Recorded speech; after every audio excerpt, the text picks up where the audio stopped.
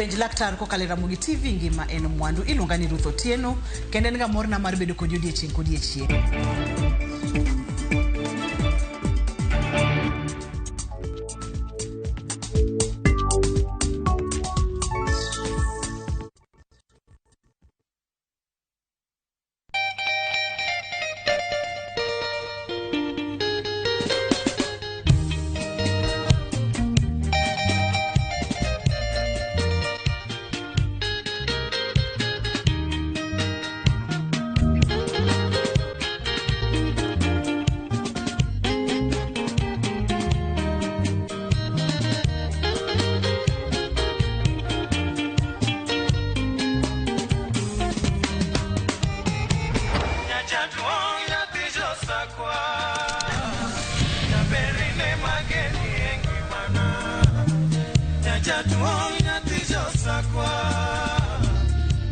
Radio Ramogi, Cartoon Jaluo. Radio Ramogi.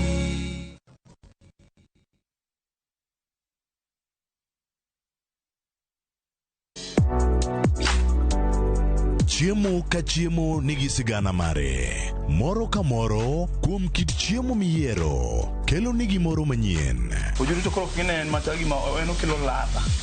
Chiemo okelo appetite. Kata bed ni en chiemo mamit manigi suya mamit kata manigi iro waduto wawinjo kitgi. Mamit.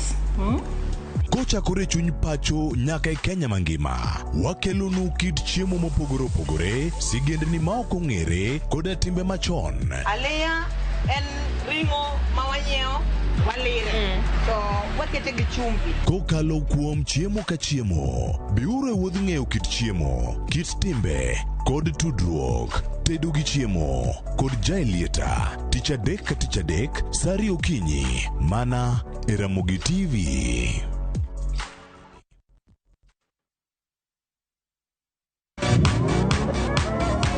Ado manyien kod talanta manyien duto romo kamoro achiel. Chakre thum mag pinywa nyaka mag pinje maoko. Mae kinde maberie moloyo ma ji nyalo winjo thum mamit. Puonj jothum manyien kendo tim nyasi ne jothum muhero. Mae en ndiri mar jothum kod kit thumbe duto. Pado manyien wuok tich nyaka tich abich saa 5 onyango.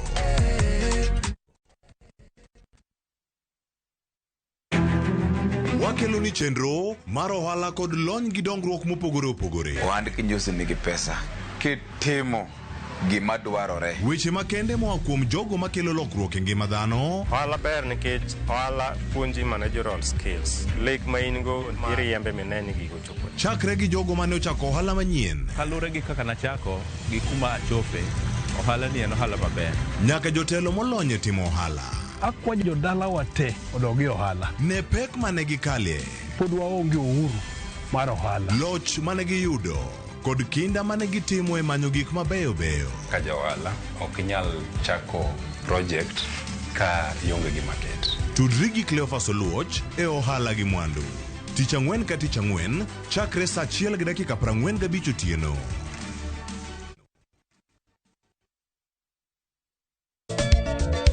Machiegni nyakoro monga joang'e chenro mar Ngoma Owake. Wuok tich akelo ni mix mokwe. Kaito tich ariyo Reggae Owake, yani tunaongea na Majar Rastafara. Alafu tich adek nyakoro monga joang'e akelo ni mana yani ngeni baka gi wasanii. Tich ang'wen is kama nene, yani kitambo zama za kale. Alafu Friday, si unajua tu Friday tutafanya namna hii, nyakora magojong Friday sukuzo wake. Sapara kidaka paga beat nyaka sapaga rio kod an PDG Papa Vic, yani ukipenda mzee kijana.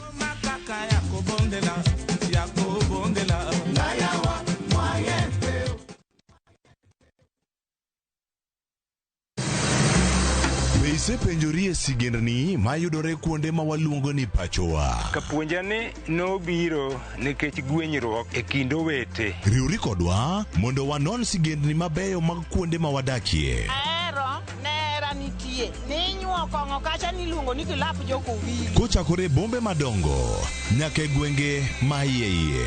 Odusenge en piny joimbo mar oganda miluongo ni Wasenge. Ng'e gigo mamiyo oganda ka oganda bedo mopogore. Nueng'o ma wan godo ka en mar kunyo goldi. Urudi. En kama ji duoge ji ok lal. Ng'e weche mane osekalo. Chon chande lweny nitie kor e gweng'. Rwako sigendni mag kuonde ma wadakie. Kiwacho ni kibedo piny e kom, kineno ng'ama lwete fuare kama mano nyiso ni jakano mulo ka pigo sechope bwo mesa. Ng'e gwengewa chieng' tich ariyo saa 3 otieno mana e Ramogi TV.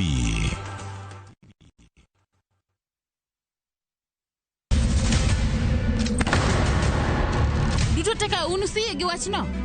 To ano ka bibet ka ikinyuome. To kata arus mare ano ka bibiro. Ere kaka inyalo timre gosipna malich kamae. Kosiparo ni nen mana kende ka. An kamoro achiel kode. To joma ni kae te bende ni kode. En chunje adek. Osiem. Hera. Koda timbe andhoga makelo chwanyruok. Koro onge kaka arus ni nyalo timo. Maye yawa. Ikri ne wuodh parineti. Sigana manyiso kaka inyalo tem paro kod lek ma ng'ato nigo. Kendo yiero nyalo loko gik moko duto.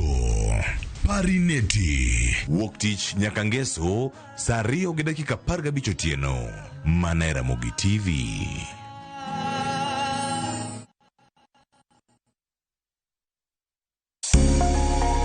Lwedo chweyo. Koro ka sana watiyo gi lwetwa. Rom gi joma oseloko kit ngimagi kendo giseloko pok margi obedo ohala. Bechgi ni malo nikech kaka yudo materials dhi mang'eny. Duto en wach chwech, pok, tich matek kendo tiyo matek. Tim giri mitimo no, kikete chunyi tikete pachi. Mamiyo lek bedo adiera. Pok opogore. Tich ang'wen, saa 2 okinyi kod Sharon Ong'ao. Kick by.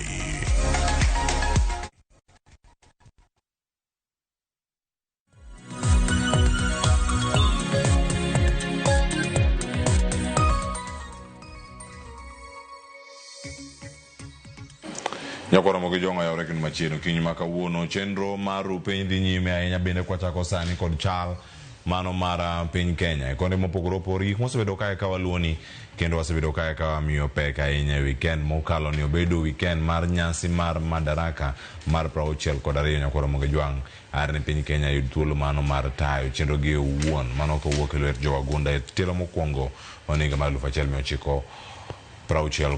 Harwakni machiegni nyinga Cleophas Luoch jakisumo kanya kwar mokeo nyaka sangwa dhibedo kaya kod 2 ka wanono Madaraka Day mano timore e kaunti ma Homa Bay weekend ni to bedo e yo machal nade. Gik mathoth ahinya mantiere kar kae twak mar jatend piny Kenya kod ogai mar ODM Raila Odinga kod mathoth bende mantiere kar kae. Amodu warang bende singo mantiere ne rowere jomatindo kasani oganda ikore ni chenro mopogore pacho kae tainya budget mibosom kachel koda kakalo paro mar chik mar omenda madhi bedo katayo budget makamano nyakora mogi jwang. To kopogore gi mago ber kod dongruok mobiro kaluwore kod nyasi machalo kama singo momed chiw kake bologi kikako nego bedi chopo gi kare. Aremi wenda thuolo mar mondo miyo moso okinyi makawuono gikono ni weekend mar gito bedo machal nade ka wachako chal mar piny Kenya okinyi makawuono kaito kod achiel kachiel e mbui te mag Ramogi TV Kenya mano YouTube kama ntiere live Ramogi TV mbui mar Facebook kod Ramogi TV KE e mbui mar X Ramogi TV Kenya bende mbui mar Instagram kama ntiere achiel kachiel ka SMS line oyaw en ari adeka auchiel nono kaito kod wasani nyaka giko mar chenro studio ma Nairobi ka antiere kaya kod okil Kamaloka Joshua Nyamori oyawre wakili kenu machiegni oyawre Cleophas amoso jokanyana mkono gintie amor mar yudo thuolo mar biro go mbaka bang' kanyo watiko celebration ma Homa Bay. Ero kamana nyakendo machiegni eno odong' matin to lal gi duondi. Nyo miel kendo wawer kabisa maduonda kodwa malal. Nenore kendo winjore. Nyakora mojonga wantiere kar ka bende wan gi wendo e studio ma Kisumu Seth Okumu janon siasa okinyi ma kawuono. Seth, Kisumu chewe machal nade kod une mood mar Madaraka. Kamano Cleophas mokwongo moso ni kwara mogi jwang kamoro mogi chako jumani manyien Nyasi mar Madaraka no dhi kondo maber. Wasebedo Migori ya juma mokalo. Gimoro Thursday kawa luorre gi president projects mano launch. To no culminate kane wane Madaraka on Sunday. Koro dhi maber, nitiere gik mang'eny ma president owinjo kwa luka. Wan wamedo mana siro sirikal kendo geno ni mbele ka wadhi maber. Erokamano ahinya. Gik mathoth pod tie kar kae mondo morangi. To mokwongo kama dano wachak rango en twak mar jatend piny Kenya mano William Ruto kane ntiere e lap mano Homa Bay Stadium mano kama gintiere kacha mano Raila Odinga Stadium ma Homa Bay mano Rosh mano ka wantiere kar kanyo mano twak mar jatend piny Kenya William Ruto, Raila Odinga kod Gladys Wanga. Kanya kama da chake nyakoro mojo kato bange amadhi nyime kotoko penjre ni ber mantiere twak gi giduto gibo chopo ya machal nade obinya nesigane mondo soka kod nyawadwa Lydia Okeyo. En odiochieng' Madaraka mar 62 mano bagi alap mar Raila Odinga e kaunti ma Homa Bay. Nyasi mano otela gi jatend piny Kenya William Ruto kendo no yora gi jotelo mopogore. Jatend piny Kenya William Ruto dwoko erokamano ne ogai mar ODM Raila Odinga kuom makruok kode sirikal manyonda mar broad based ma wacho ni osekelo ganda jo Kenya kanyakla kendo ochwalo chenro mag dongruok mbele. Asanteni sana kwa kutukaribisha Homa Bay. Tunawaheshimu, tunawapenda. Na mimi nataka niwahakikishie safari hii tutatembea kwa pamoja. Nataka nimshukuru ndugu yangu mkubwa Mheshimiwa Raila Odinga aka Baba kwa kuunganisha pamoja na mimi taifa letu la Kenya. Tuondoe siasa ya chuki na ukabila na mambo ya kisirani. Tuwaweke watu wa Kenya pamoja kwa sababu umoja ni nguvu. Ndio muimbaji mmoja hapa akatuambia one waonge wasiwasi, one waonge watch, one wachodho mana teach. Ogai madon bura mar ODM Raila Odinga oko jatend piny Kenya William Ruto mondo med chwalo omenda na sirikand kor gwenge kaka yor konyo tao chenro mag dongruok ne oganda jo Kenya. I want to invite you, Your Excellency, to ensure that devolution works. Empower the devolution. Number one, by giving more resources coming down to the counties. That is why I would like to hear today on the National Day appeal to Parliament to implement what we had put in our agreement, that 450 billion shillings be allocated to counties in this coming budget. We want to see that the governors get sufficient resources to do their work. And then they are also going to be supervised by other institutions. We want Kenyans to live in peace and in unity. Yothurwa. Unenoki wanenoni. Wija maber. Uroko welu. Governor ma county ma Homa Bay Gladys Wanga onyiso moro mare gi sirikal manyonda mar broad based ma wacho ni osenyawo dongruok kendo ok bi weyo ng'ata chien kata matin. I thank you, Mr. President, and Your Excellency Baba, for coming together to ensure that no Kenyan is left behind through this broad-based arrangement. This is how we will tackle the challenges confronting us, by having everyone on board the Kenya prosperity ship, the men, the women, the youth, the persons with disability, the elderly, the marginalized, and all 47 counties. Aye. Nakora mwijo wangu wasidu wakarka wijo kanya chelka kama gintiere. Kadi wijo sigana machielo mano kel kod volta nyambaka chaka ni winje. Wijo kanyo gavana imuchio wakarkanyo. Wacho ni gavana nutuere kendo nen oroko welo. Mano kama ni ntiere karkae. Achako kod wach ma jatend piny Kenya wacho. Wakili Nyamori. Bende wasiwasi niti. Toka wasiwasi nitiere. Bende tishwadore kako winjore. Wach ma jatend piny Kenya wacho ka entiere Homa Bay. An amor ka Homa Bay ineno ka duonda olal nikech nyo warwako ker gi Jakom Raila Odinga to gi welo manyo gibiro go gi sironyo gi mor. Mor nikech mokwongo ing'eni wan wasebedo opposition kuom higni mang'eny manyo chopo kama wachako bedo opposition ko watendo makoro an gi lwar wiya pod jowanyo ni opposition. Gima nyo chanda en ni to wadhi we nyithindwa gi nyikwawa be mondo live mana life mar opposition, life ma sirikal o marginalize jowa, life ma sirikal ok ng'i interest mag jo kanyanam. To ceremony manyo kel Homa Bay ni nyo en symbolic in many ways. Ni iyudo ka jo Kenya riwore e Homa Bay ka jo Homa Bay be nyo biro gi jo oganda ma joluo nyo biro from kamora mora. Mineno ka kata stadium nyo pong, nyo chuno no chako yaw gates mondo nyaka pap kamigo e piracha mondo ji odonjo bedie nikech ji nyo pong moingo stadium. Manyiso ni ji nyo nigi lo, ji nyo nigi mor. President kanyo loso nyo ko disappoint nikech nyo loso ukungu nyiso kuma waae kako ganda in the last 62 years and especially progress was loso e weche mag thieth, weche mag somo, weche mag other development areas, which mag blue economy. I only saw gik ma serikal timo sani. For instance, one big project ma Kenya nego e wach ma blue economy en wach mitimo Kabonyo Kanyagwan, mitimo the fisheries aquaculture center. Ma bro restock go nam. At the same time ibru punji ji which mag rech. At the same time ingen serikal timo the 10 beaches. 10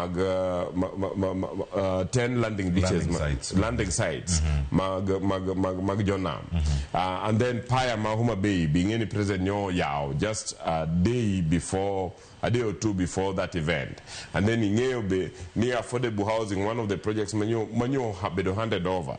Then project National Housing Corporation Chogero Homa Bay. My president nyo myuji kifungu jomada onjo mondo chakdake utego. Kama no benyo ineno kodi Kisumu more inspect project Madembele Lumumba, and at the same time nyo they oneno what is happening project Muserumo Mama Kasembo. So gimanyo monya wachiniwa wuok go gineni event ni omiyo Kenya confidence ni one on the right trajectory as a country. We made mana focus wabro chopo kama wadhi and I'm omiyo morbe kaja Raila Raila Odinga kanyo chung to wacho tijoko wacho ni openjo jowani buneno kama wadhi kama oneno no and kama oneno no ineno ka focus mare enisa nigi wuotho gi president kagi makore mana lwedo ji ariyo nyino kagi wuotho tena manyiso ni mane direction manyo miyo jopiny monego jopiny jothurwa onego dhiye. Erokamano ahinya. Seto kumuka ene sudi ma Kisumu. Raila Odinga wacho kar kanyo mana kama wakili bedo teo kar kae. Openjo kanyo ni be uneno gima neno ni. Seth, achako di kar kanyo. Kani intiere kanyo county ma Homa Bay gi alwora ma Nyanza kinde mane timo chenro machalo kamae. Ni nene yo machal nade. Imbe neno gima Raila Odinga neno chato nyaka sani paro mokwongo wi nyasi mar Madaraka kaka nobedo. Erokamano Cleophas. Nitie ga gima iwacho ga kaluo kani gima Baba Raila Amolo Odinga nyalo neno koninde lo kata kobet piny. Wan ok dwane kata kwa idho got kata kwa chung kuma bor machal nade. Omiyo ka baba wacho ni nitiere gima oneno to wang'eyo ni nitiere gima oneno mbele kanyo. To gima baba neno no wasenene ka president nyocho biro Nyaburi Oboke Rangwe Road wawe kiloso Homa Bay kanyo, Kosiga Rangwe Asumbi Water Project oweyo kiloso kanyo gi president. 500 million Homa Bay Paya obedo launched kanyo. Last mile connectivity madhie ute ma chopo 25,000 oweyo Homa Bay kanyo. 40 km Marindi Oria Bridge iloso kanyo. Koro gima baba wacho no neno no gini en ber kendo en dongruok kendo en gima dhi miyo oganda Luo dhi mbele. Ng'eni kinde mang'eny kaka wakili Joshua Nyamuri osewacho, oganda Luo osebedo mana ka gin oganda mong'e mana gi maandamano gi bedo opposition. Ni wan mondo ber moro amora obinwa wasebedo mana kwa dhi eyo. To kata kwa dhi eyo no iyudo ni ka gik moko biro to kendo ok gibi ka Luo ka gidhi kuonde mopogore. Omiyo sani wan gi opportunity maber mar tiyo gi sirikal kendo neno ni dongruok obironwa. To kata ka ne wan e piny Homa Bay ka wawuotho kuonde duto mane wadhiye, ne waneno ka jowa orwako president maber kendo nomor kabisa. Nitiere gik mang'eny mane jotendwa okwaye, to ka niwinje ka noloso nowacho ni magi biro tim. Kata December ni ka noloso nowacho ni there is a ferry miloso, idhi los gi Kenya Shipyard Kisumu ka, ma en 1.2 billion. Ferry no biro konyo mondo mi ji kata cargo mek ji osud maber nam Lolwe ka. Omiyo partnership kata tiyo mineno ka Jaluo sani tiyo gi sirikal ni en gima nonego bed ni wachako timo ndalo machon. Gima nya bedo na malit en ni wachako puonjre tiyo gi sirikal kodeko matin, lakini onge gima rach mosetimre. Wakwayo mana jowa ni wameduru siro sirikal. Dongruoge gi wadwa nobinwa, yore wa wadwaro nolosi, skunde wa wadwa nogeri. Omiyo wan wamor ka partnership motimo gi sirikal ni nitie. Gima baba wacho no wasenene, to no dong mana matin to wacho ni 10 bila break, lakini gima neno no iluongo ni 10 bila break. Cleophas kamano Seth, kama entiere 10 bila break oganda moko nigi paro mopogore, to sani gisebedo ka itimo campaign mopogore opogore. Ranyisi mar oganda pong'o alap ma Homa Bay kata Homa Bay Raila Odinga stadium ma Homa Bay. Oganda mamoko ne neno ka gima ne mana jok moko maonge sae machope e nyasi machalo kamae, ka ogeni mamoko nigi paro mopogore. Umi paro machalane ka ng'at matin mokwongo ma ja Kenya ma joma tindo mathoth ma opong'o pap makamacha yudo odiochieng'no machieng' Jumapil. Kero gi kama chal nade? Weche sani opogore. En weche mag 1 term, 2 term, moko wacho no term, half term, mid term, end term, term thoth kama gintiere karka. To magi oganda ma moko kuom gin ogolo thuolo mag chopo e alap. Seth. Ero kamano Cleophas. Adwa ni awach gimoro ka Cleophas mosebedo ka chando ji Kenya ka. Kinde ma watimo celebrations gi, ineno ga ka ji dhi ma ji pok stadium, ma ok gimotimre Kisumu kende. King'iyo Madaraka Day celebrations, national celebrations mitimo ga gi, ji dhiga e pap to ji pong'o. To ere kaka ka wan kaka oganda Luo kwa dhi wapong'o to ni mano rach, to oganda moko kudhi opong'o stadium to onge wach kendo mano ber. To mae gima ineno kosebedo ka chando Kenya ka, ni kinde moro amora ka Jaluo mor ka oganda wa nigi ber mabiro negi, to iwinjo ka dhok moro chako wuok oko ni jogo onge gima timo, jogo onge gi dich moro amora. Ok en adier. Ne wan Homa Bay, jowa nochako donjo Homa Bay Saturday gotieno, nitie nyaka joma nonindo e stadium kanyo. Ma bai gi 11-12 gokinyi pap nopong'. Ok ni jowa onge gima ginyalo timo, jowa ni gik ma ginyalo timo. To Sunday no ne en holiday, matere ni kata ng'ama dhi tich oket tijeno kando, ng'ama nigi gire moro motimo oket kando. Ne wadhi rwako president nikech gigo maber mosetimonwa kaka oganda Luo. Ng'eni pile pile ng'ama konyi, ng'ama geri e ng'ama en osiepni. To ng'ama osiepni kobiro limi, dong idhi oko kendo itimo kila kitu minyalo mondo mi rwako osiepni ni mondo ing'e niya ni ng'anyo osebedo ka konya kendo ng'anyo osebedo ka chung koda. Koro ok ni onge gimoro amora ma Jaluo ne nyalo timo kata gima jowan ok nyal timo. Jok winjo ka go dhok mar 1 term, joma go dhok mar no term go, kinono kendo king'iyo tidhi do nigi yo mlima Kenya kocha, winjo ka wach no ng'eny ahinya. Gin kinde mane gin e sirikand ni, kinde mane ber ne biro negi, sirikal ne ber ndi.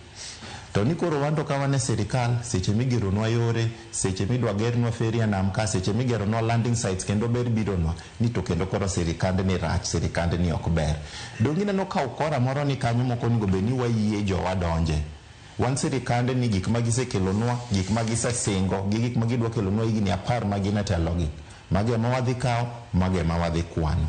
wan wawuok oko rwako rais nikech osiep mosetudo kodwa gi ber mosekelonwa kaluwo ka Cleophas. Erokamano ahinya Seth. Aduogo studio kar kae. Nyasi mar Madaraka timore ndalo manok tok ka nonro mar TIFF osewuok. Oganda ma Kaluo ma siro paro mano mar broad based kaachiel koda ka oganda ma bende kwede Wakili Nyamori kama intiere paro mar bedo e sirkal. Deponi ni gimoro manya bedo ne foreign ne jowa kata gimoro man mabor gi joma nyaka gibed mana convinced nyaka rwak gik moro achiel mondo wach ni oyo wasebedo oko ma sirkal, oganda Luo osebedo oko ma sirkal, kinde ni en mar bedo e sirkal.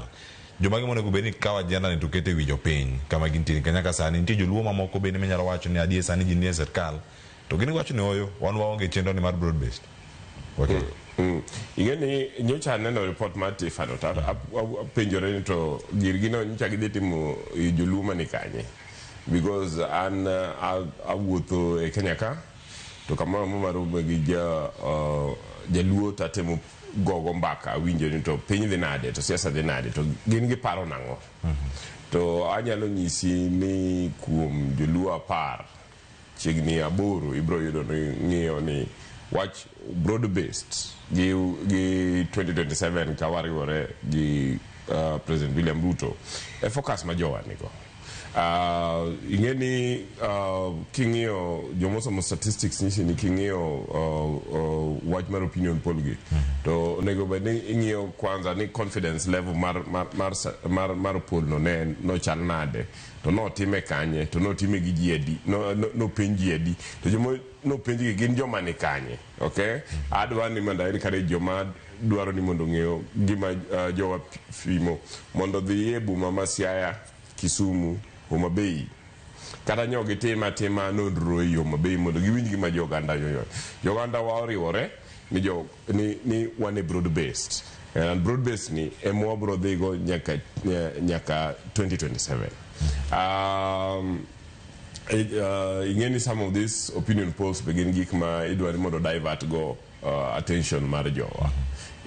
So gik ma jowa osebedo ka struggle ne mana kaka senator youth leader Oburu Odinga nowacho sani wan gi chance mar providing services mag jowa go e sirikandani kech sirikandani wan gi ministries ma key, wan gi ministry mar treasury kama ema loso budget ma itiyo go Kenya to ministry mar treasury kwa chakwa dhi e parliament wayudo ni chairman mar budget be en mana wuodwa ma wuoda lego Atandi maka gibet piny gi Mbadi to nyaka ging'ie ka kalam gwedho jaduong' Mbadi nyiso ni previously Russia, that is ni Jaramogi Odinga household ne yudo mana $200,000,000 emani county government nyalo miyo but nyaka nyong gitere level 6 sani gidhi miye I think 2.8 billion, more than 10 times pesa magisebedo ni giyudo.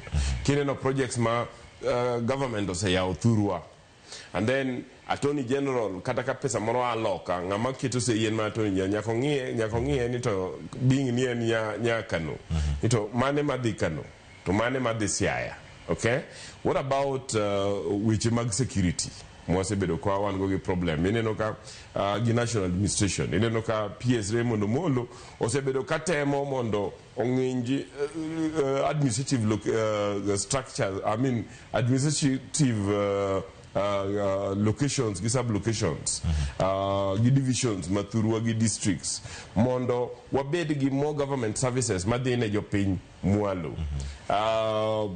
Gine energy ni thurwa energy mariembo economy ang'o ma jothurwa pod nyalo dwaro manyalo dhi ome opposition. Diponi Wakili Nyamori mos kuom ng'adi kar kanyo kama ntiere ni en ni japiny poko neno olemogi koso gin mana positions ema ntiere maloku ma nyalo wacho ni oyo positions ntiere to ofuk japiny diponi motuo ema nyaka sani ok ne ber mar bedo e sirkal. Gimomiyo nyi neno ka jowa nyomondo Homa Bay kendo girito jotelo gipamo ne jotelo nikech jowa mor ni gik ma gisebedo ka gigombo e chunygi gino ka timore.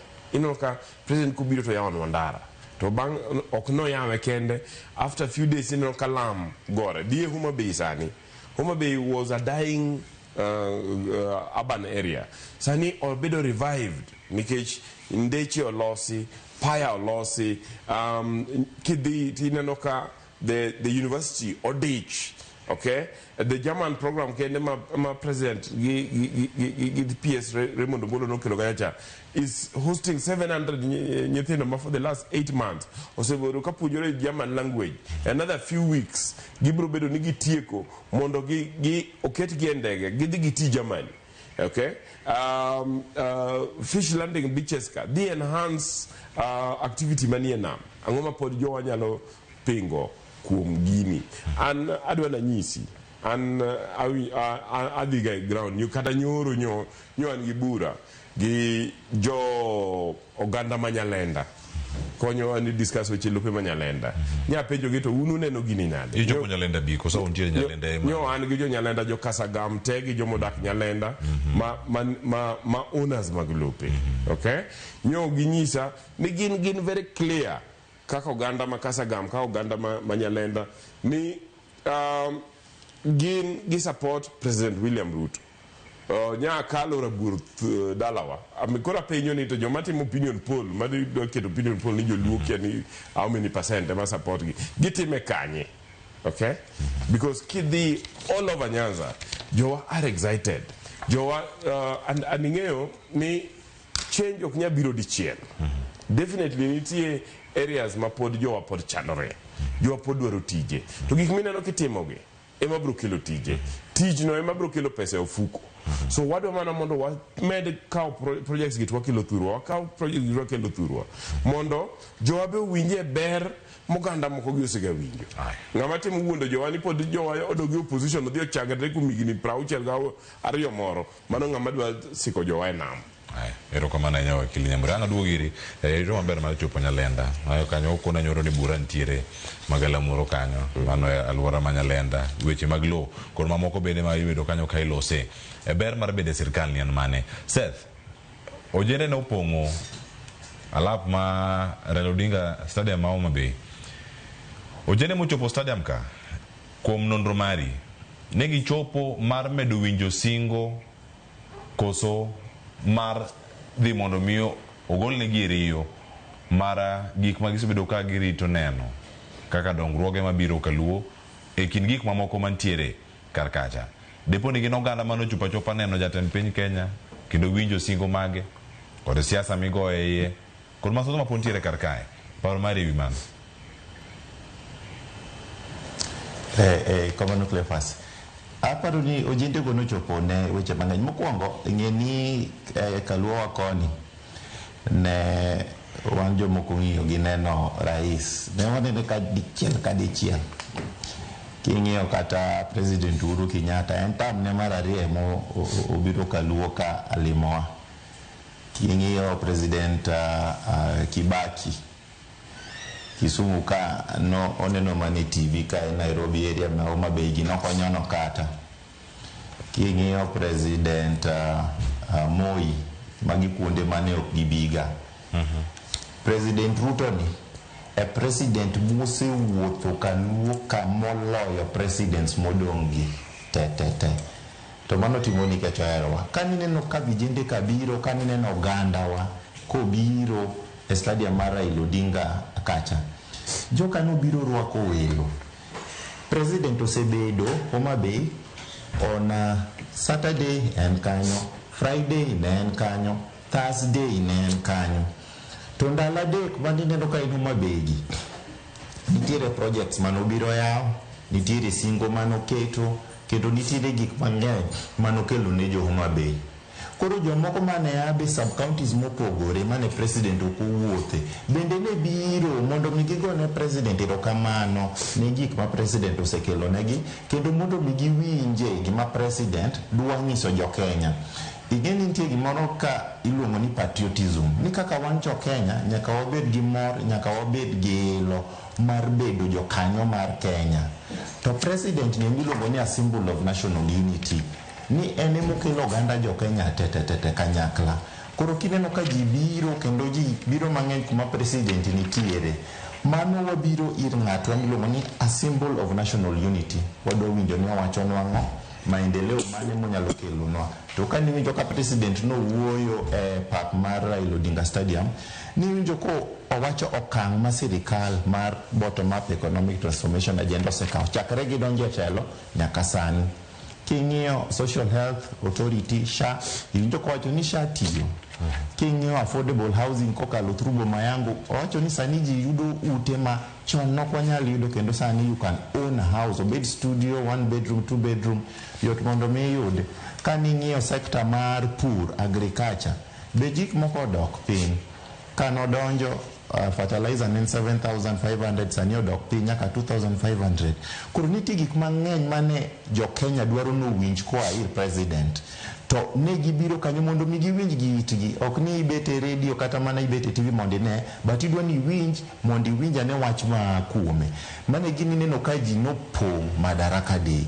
To kata ka ning'iyo the environment kata the feel good factor, wane waluso gi ji e pap, ne waluso kanyo kendo ne waluoro. Jogo ne mor kabisa gi gima president otimonegi. Kendo niwinjo ka giwacho ni chakre Homa Bay ni bed devolve kata mondo bi obed county, President William Ruto emoseparogi. August be pod odok nitiere devolution conference modhi timo kanyo. To Cleophas nadana achaka wach gimoro. Ng'e ni successive governments mosebedo godo osebedo ka marginalize kendo neglect area mar oganda luo koni. To mano osebedo mana ka timre nikech siasa ma wasebedo ka wagoyo. Koro ineno ka sani jowa nigi siso kendo gin gi mor kendo gin gi chuny mar bedo e sirikal kendo giti gi sirikal. That is why ineno anytime ma president obiro, kinde ka kinde ko bag function mora mora, iseneno ka ji wawuok e rombgi duto te mondo mi gidhi kendo giwinj gik ma president wacho. To katieko wach Tifa Paul mani wacho cha, ayie gi wakili Joshua Nyamori.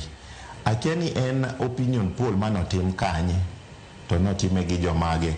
Nikech kiwuotho kaluo waka, tidhi yudo ni ata malo machopo gimoro 97 kata 98% mek jowa omor gi gik ma President William Samoei Ruto osebedo ka timonwa.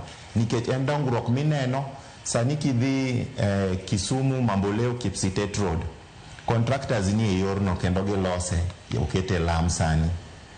Kidhi e yo madisori ilose. Matire ni President Ruto kowacho ni adhi timo, to make sure ni gima wacho no otimo. To mani gima pok osebedo ka timre kaluo waka. En dongruok ma waneno, en ber ma wanyalo neno. King'iyo yawuotwa moket e sirikal, lemo momigi, gin lemo madongo kendo gin lemo mosebedo ka kelonwa pogruok.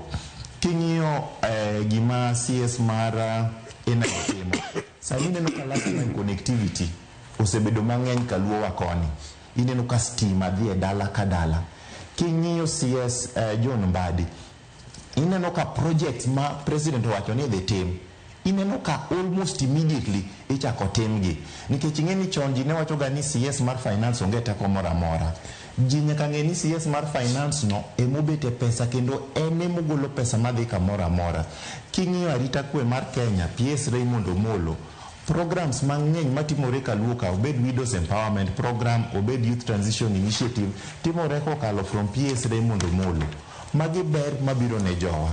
Koro kineno ka ji wuok oko ni ji dhi rwako president Cleophas, we jowa wuog oko, we girwak president. Wan ma wang'e mor kendo wan ma wang'e ber ma president osekelonwa kaluo ka. Erokamano ahinya. Nitie jogo ma nigi ng'ur mopogore opogore kendo ma gik moko mosebedo e mbui. Wakili Nyamori, gin weche ma wacho ni ero idhiro kod jogo makedo sirikal tesre. Kendo gisebedo ka giwuoyo, giwacho ni sirikal medo mana golo singo e wi singo. Chenro gino bende lugi yo machal nade. Kowach ni landing sites idhi loso chiko, madek kuom gidhi bede e kaunti ma Homa Bay. Nitie chirni ma igero, nitie mano yaw rangwe, bago mag kuonde mag uso rech. Ikin gik mamoko mantiere kar kae. Chenro go lugi yo machal nade gi jotendwa. Bende gintiere kod teko no, mano mar luwa di jatend piny Kenya nosingo landing sites manyien adek e kaunti ma Homa Bay. Otim gi yo machal nade nikech gikere Kisumu nyaka Busia mantiere alwora mar Nam Lolwe. Gitime nade sani ka gidhi kode nyime.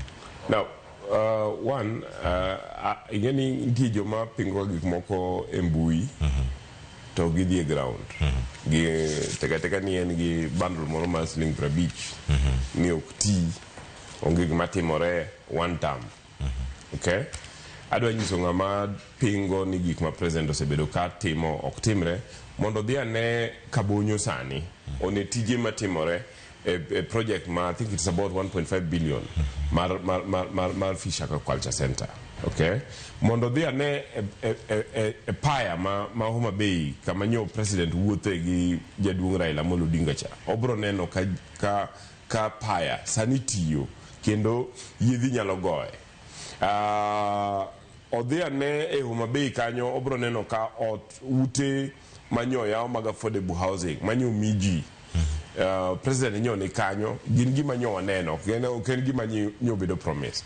President nyo dimo ya uchiro sama nyo ya uchiro nyo tiyo minyalo paro gi wango rech gin gi jaduong' Raila Amolo Odinga. Manyiso ni that is a project that is going on. Kidhi dir Homa Bay tiro ka Homa Bay en lam lilo. Okay, mano ken promise mago gik matimore. Okay, President nyo dhi Ndhiwa more launch project Mandewa mano is a new project madhi chakore. Fangano Ring Road. Anything is going on. It's all over social media. Ngamadwa neno mondo dhi one. And so give worth all over. President nyo 10 months ago, President no demo launch Lumumba. Ngato na yenya wacho ni maybe mano ne promise ok dhi timore. President nyo do kuno oyudo ka odno oseger mochopo gorofa chiegni gorofa 4. Manyiso ni tich osebedo ka tiyo president wacho ni owuoro kaka jo Kisumo dhi mbele gi tich because ok en ni jomoke magero gino nyithindwa gi wuotwa gi nyiwa emoyudo tich kuondego magero gigo suppliers ma supply kuoyo and other things ema supply ema yudo pesa kuondego and mama ma nudo nyuka kata uso chapat gi dengu ndondo bath kamigede no ema benefit from those projects. So gigi gin gik ma are ongoing. Okay? Unlike situations machon mani wacho ni wabro timo numa tok timre. Okay? So I do not see contradiction between gima president wacho gi gima timore ground. Adwa na ayie gi owadwa ma Seth kum gima wacho ni jothurwa nigi ilo jothurwa nigi mor. Okay?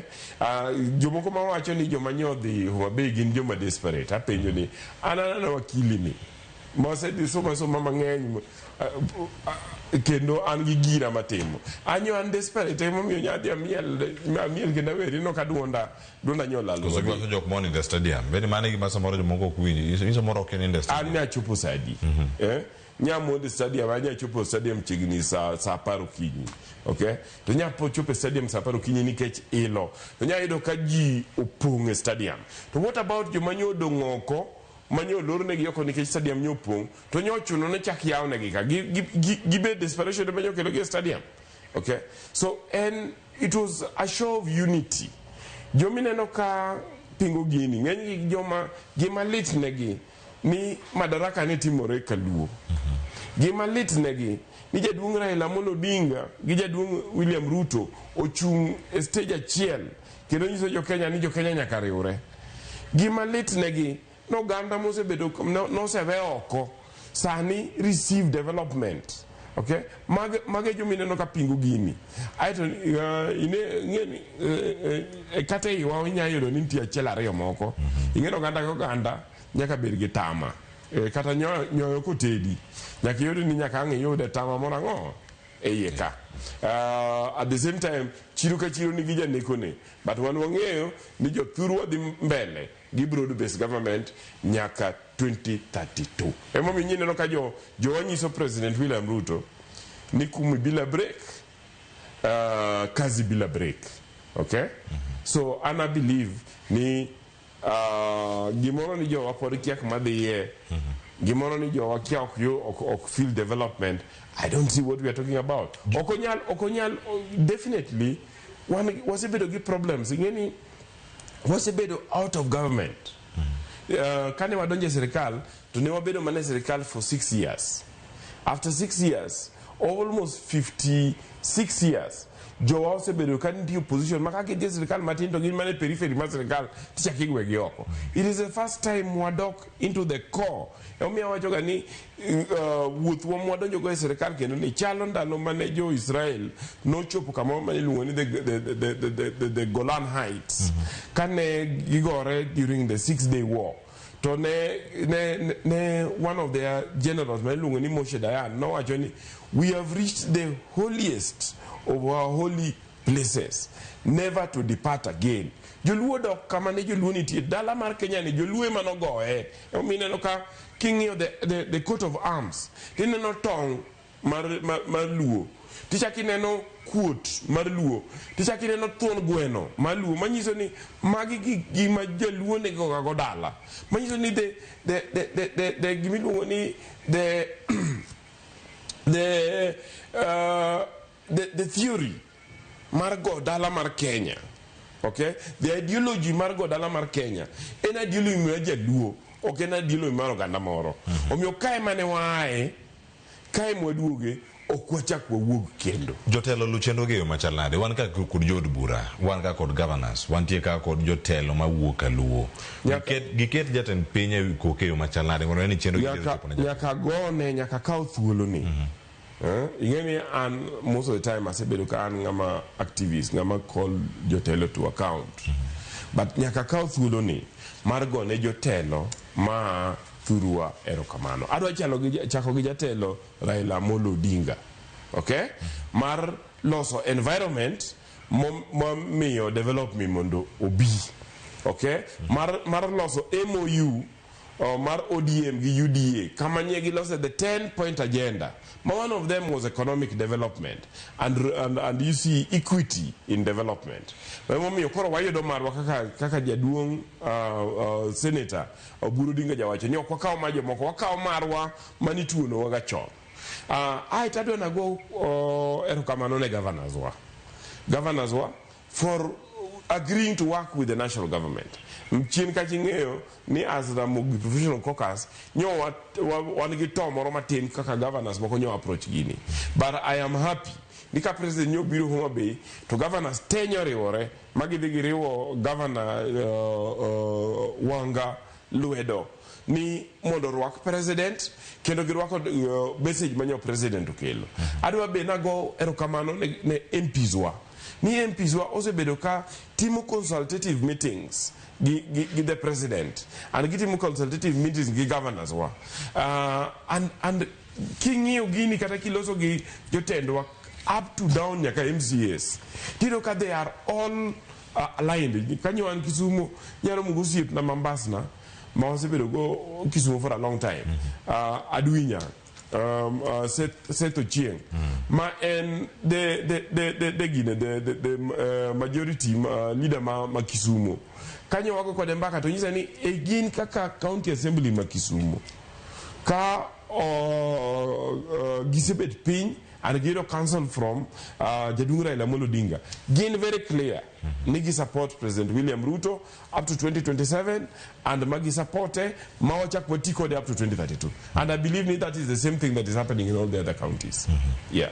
Ai, erokamano ahinya. Mano kama ntiere karaka dongi thuolo madakika adek kende kama wabedo ka warango penjo ka wakili banana winyane au kawuok kuom Seth singo thoth ahinya mantiere nitie chenro moseket madhi nyime to kindegi duto thuolo madakika adek madongo kar kae dukane ni onego rangi yo machalade ni adieri gichopo yo machal nade mano kama gintiere kar kanyo Seth kae to bang'e wadhi yweyo toka ka iseduoko mano jotelo olugi gi nade ni gi adieri chopo ne japiny oneno ber kata tok singo makamagi. Ero kamano Cleophas, aparo ni gik mang'eny ma president osewacho ni biro timo waneno kosetimore. Kod ing'eni ok en ng'ama wacho tok tim. Ineno kata revival mar sugar industry, ineno ka sani kembewa osebedo list, ineno ka nowacho ni odhi tieko gopa Niang'i wa kazi, ineno ka mago osetimre. So aparo ni one of the things manyaka bed ni timre ni consultation nyaka bed kinde ka kinde. Oningo bed ni kapo ni nitiere project mowach ni dhi tim to pok ochopo kare.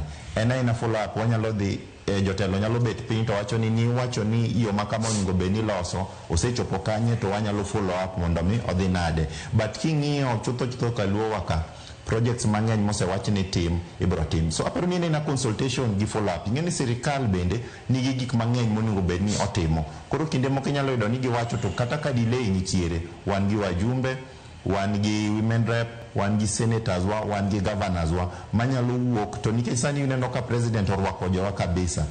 Ginyalo wuok to gidhi neno the minister in charge, ginyalo dhi neno the PS in charge mondo mi gi confirm ni gini timore nadi. So ena constant follow up nikech president kosewacho ni ma gima onego bed ni timre to ng'ama nigi pesa monego tim godo mani nudo mambadi mano gima onego bed ni bedo followed up to timore mapiyo. But okapar ka nitiere any project kaluowa ka ma president osesingo ni odhi timo mapok otimore, either gin ongoing gichiegni tieko kata ichakogi kata gin diere kanyo, but projects wa mano singwa kaluowa ka gin projects ma gin ongoing. Cleophas agonero kamana ahinya. Sa oromo daga achiel kendo romo sario mar okinyi makona ng'ado kod mathoth koting'o nyaka chenro mago mag singo ma ochiw e yuto mag nam kata yuto mag nembe blue economy. SGR bende oseng'enya kwara moge jwang' ka chopo kaunti ma Kisumu kakalo Kisumu kadhi Malaba kachiel koda ka chenro mamoko mapontiere karkae apeni migero kendo mikongo mathoth pontiere karka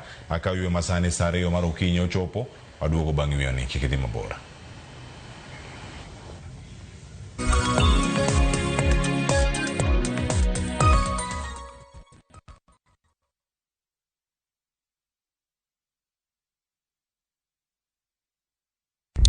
Saa zingine mambo kupata bila plan. Gas ndio imeisha, landlord akuache upumue, mtoto ni mgonjwa na bado ni mid-month. Usijibox kwa noma. Piga *531# and sort your emergencies with my Mobi Civil Servant Loan. Iwe usiku au mchana. Kama wewe ni civil servant, sasa uko sorted. Dial *531# and get up to 20,000 shillings and pay from your next payslip. No paperwork, no guarantors, no drama. Ni wewe tu na simu yako. Register now and see your limit in seconds. Build for Kenyan civil servants. My Mobi. Iko sorted.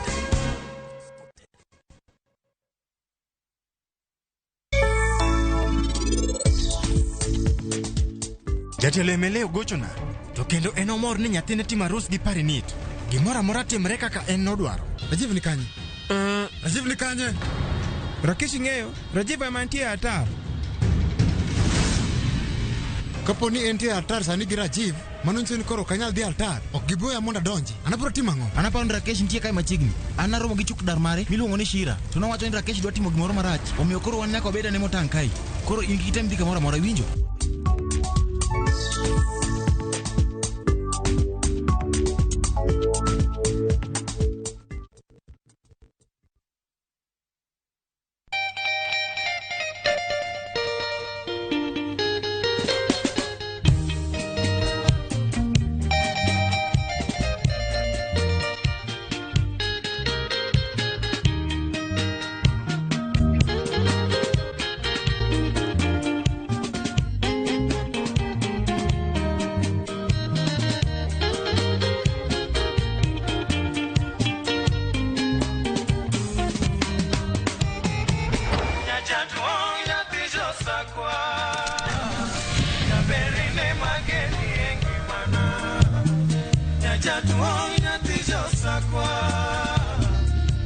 Radio Ramogi, Cartoon Jaluo.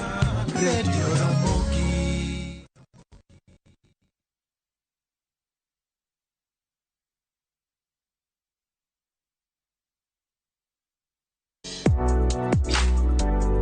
Chiemo ka chiemo nigi sigana mare. Moro ka moro kuom kit chiemo miyiero kelo nigi moro manyien. Ojuri to koro kine matagi ma eno kilo ladha.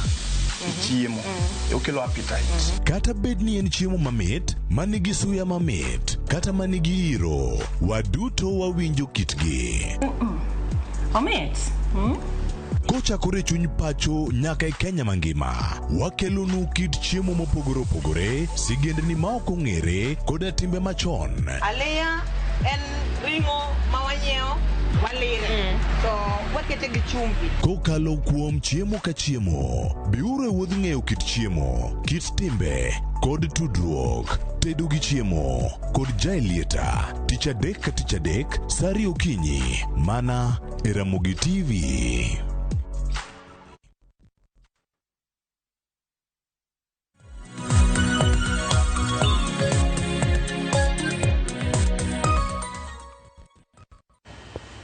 Nyakora mujwa macheni kendo en mor baran podi kete karkada iko sekala ngwen tok sari maro kinyi makawuono chenro maru pendi nyime ka wacho ni kideni waduka wakala ne otimo kare adek ma wacho ka warango kaka piny Kenya ringo kendo kontiere kodika e chenro warange e chenro ni maru piny kinyi makawuono okikona nyingi wacho ni wana wawe tugo okay wacho kane aya wacho ni oganda wa wacho ni wawetugo kodwa ni Raila okwadwa ni wan juluo ni wariure gi Ruto aya orote nino kendo koro kisome kendo kapok iore inaka wamba wanyasome koni wacho ni mosna wadwa no ber ahinya mano ukeu game Nyamori wan jokano wan kodi ana Juma wuod Alendu erokamana ahinya machielo bende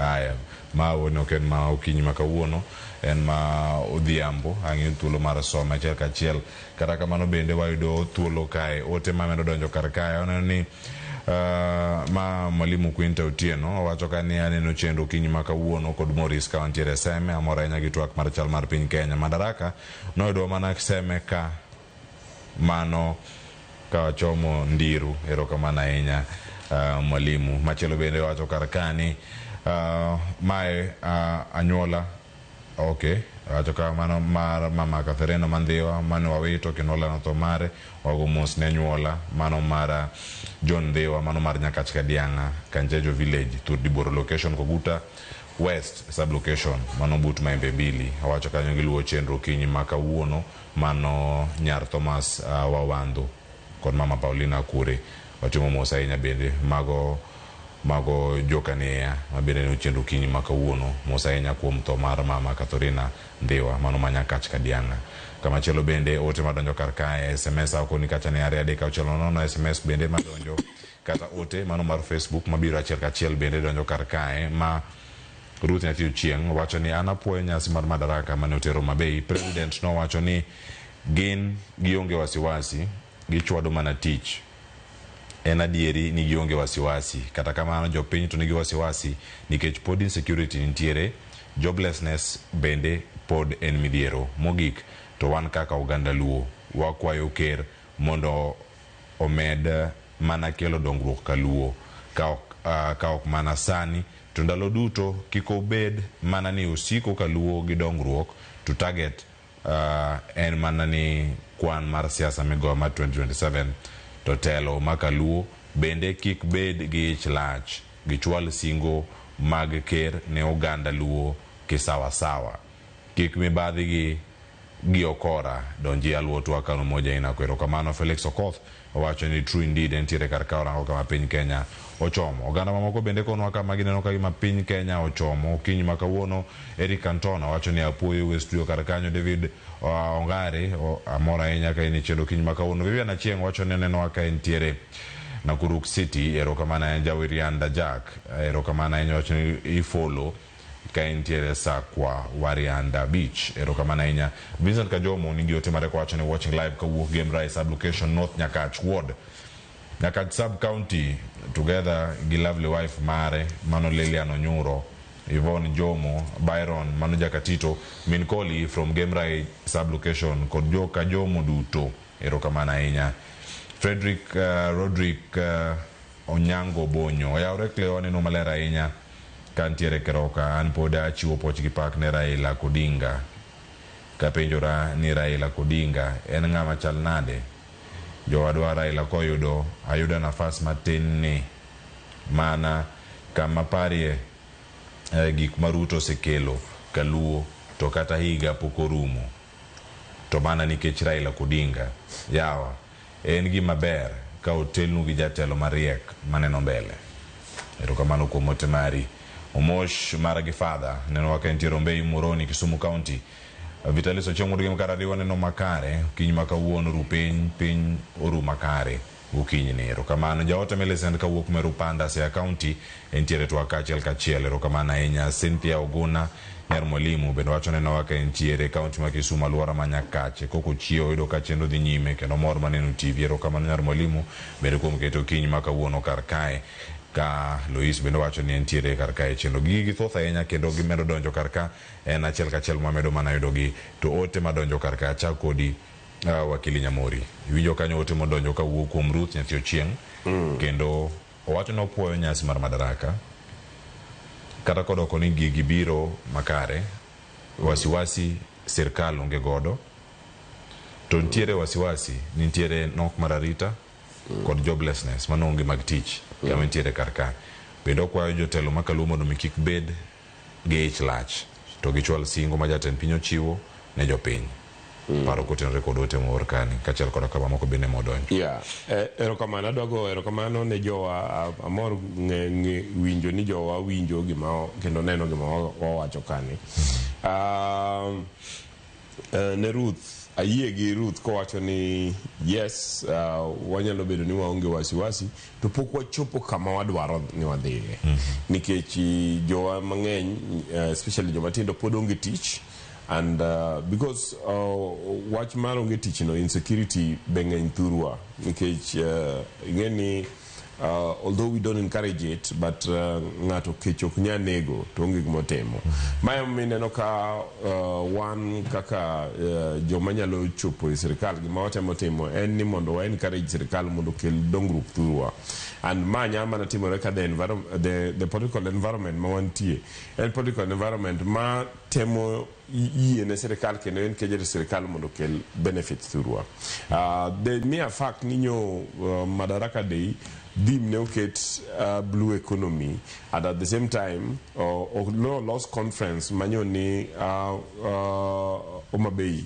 for 3 days nyomyo jowa thuolo to gi gimigep mi upogore ma sirkal motudore gi blue economy mondo discuss what blue economy especially kako affect Lake Victoria and gima koro dwarore ipenjo ga mokwongo ni to ang'o ma jotend wanyalo timo mondo lugigi en ni mondo report moa e conference ya gik manyo president owacho wamed mondo wa engage on those issues wa engage the various ministries gi departments and agencies mag sirkal ma connected gi blue economy mondo wa make sure ni everything manyo ji winjore no timre mondo timre ka en gima dwaro ni mondo dwar pesa oko watem mondo wa mobilize pesa manyalo oko mondo watem wakelgo dongo thurwa ana believe Cleophas ni kawariwore kaka wariwore ni kako oganda ni oganda wariwore kamoro achiel and jo oganda wa oriwore gi sirkal and oganda wa omedo bete sirkal kendo omedo sikore i sirkal to aneno ka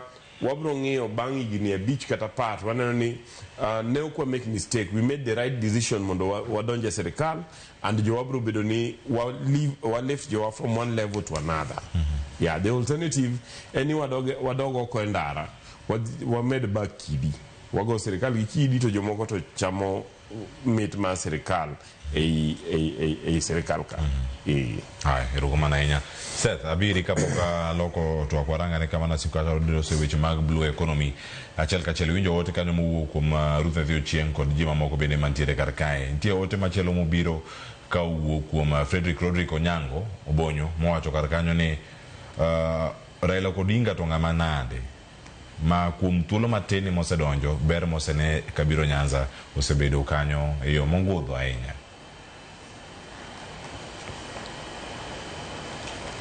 Erokamano Cleophas. Aparo ni kata kineno messages madonjo gik ma jiwachi neno ka ji nigi a lot of positive news about sirikal gik monego bed ni timore.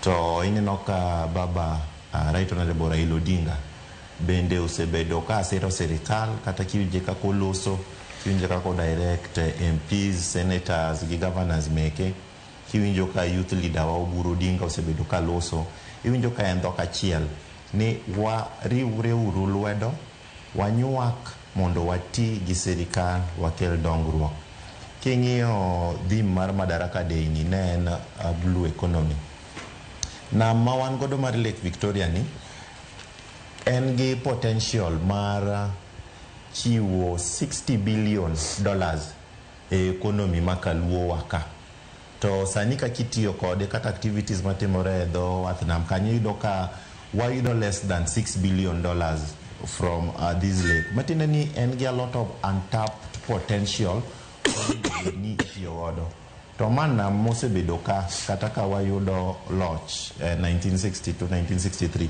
nam ne nitiere ka, lakini en by design kendo en gima ong'e ni area ni nobedo neglected. Koro kata wan gi nam, wan gi kuonde mang'eny ma ji nyalo time tourism, wan gi kuonde mang'eny ma ji nyalo time fish farming. Nam ni nyaka gi potential ko bedo tikode maber mar producing hydroelectric power kokalo kuom auche mabiro kanyo. Mago poko tim. So amor ka at least wachako conversation around blue economy, kaka wanyalo revive economy mar area mar dho nam, activities minyalo tim kata ka en tourism gi investment minyalo kele dho nam Lake Victoria, mondo jomodak e dho nam, jowa makaluo ka kata joma nie pinje mek Busia, Lake Region Economic Block ka oyude maendeleo kendo mi oyude ber mora manyalo wuok koni e Cleophas. So it's a good thing moving forward ni blue economy sani iwuoye wiye. King'iyo waziri mar blue economy CS Joho en wa e dho wadh chumbi kocha ginene Indian Ocean. So en ng'ama nigi winjo mar kaka onego bed ni tiyo gi lakefront kata nam, the marine resources ma wan godo, mondo mi okel dongruok kendo mondo mi okel tich ne jowa. Erokamano. Kendo sani nyakoromo joda winja ne sigana lose ka chieng' Jumapil kaeto bang'e ang'wayde ne thuolo mar chwalo twagni ka wadhi mana nyime achiel kachiel kod singo mano chiw mathoth mabedo wasemulo kar ka wadhi nyime kod twak machalo kamae bang' winjo sigana ni. Gani mar Madaraka oger e mise mar yuto mawuok e nembe. En mise mane omi thor wach mar nembewa mwanduwa.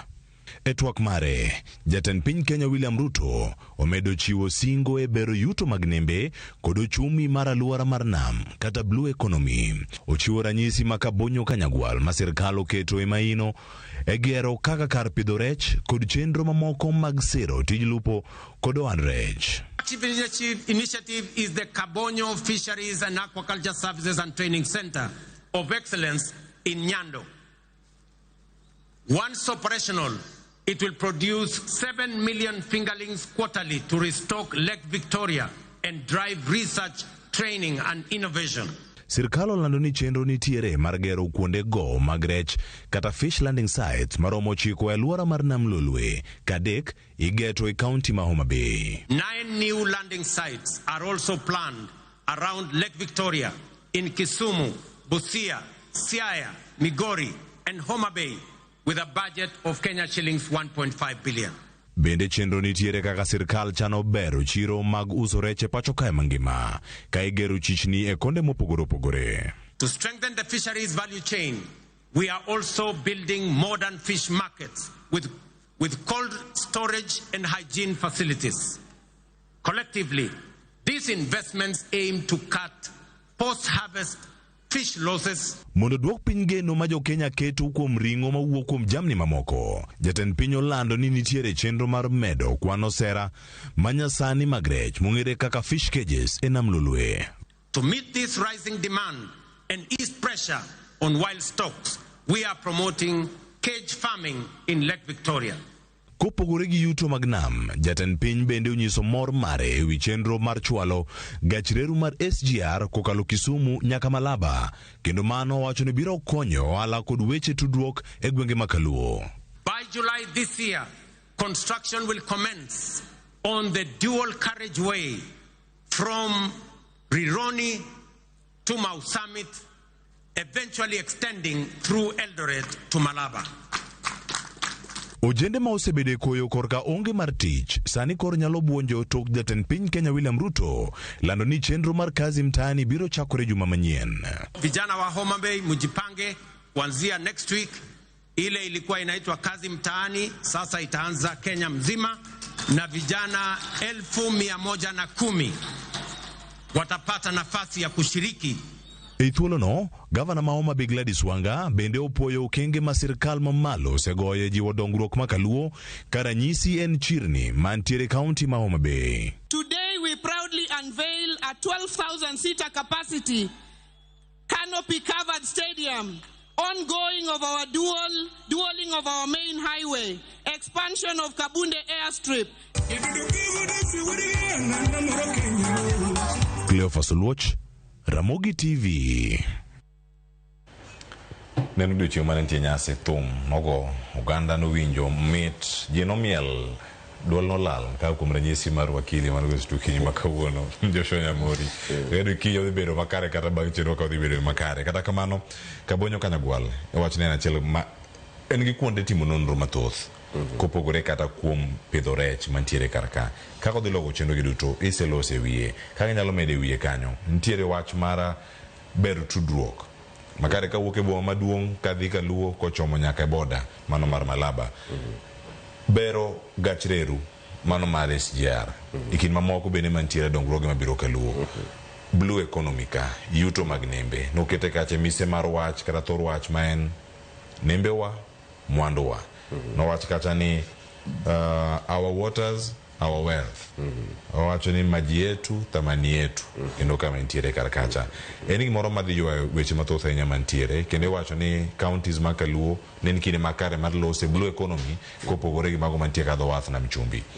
E thuolo moyudo sani bende nembewa nyalo kelnwa yuto mwanyalo rango. Setho wacho kacha ne en gi tekre mar golo mwandu mathoth ahinya. To bende wasechope potential machalo kamano maneno ne dieri nembewa dhiro uchumi maro makaluo kaka chai nyalo bero ni tayo jogi mantiere alwora maga Kericho, Bomet e kin counties mamoko mabende nigi gino ma igene.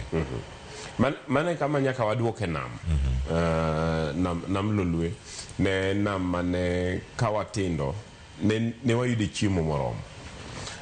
Tingeni rech mang'eny tindo lal.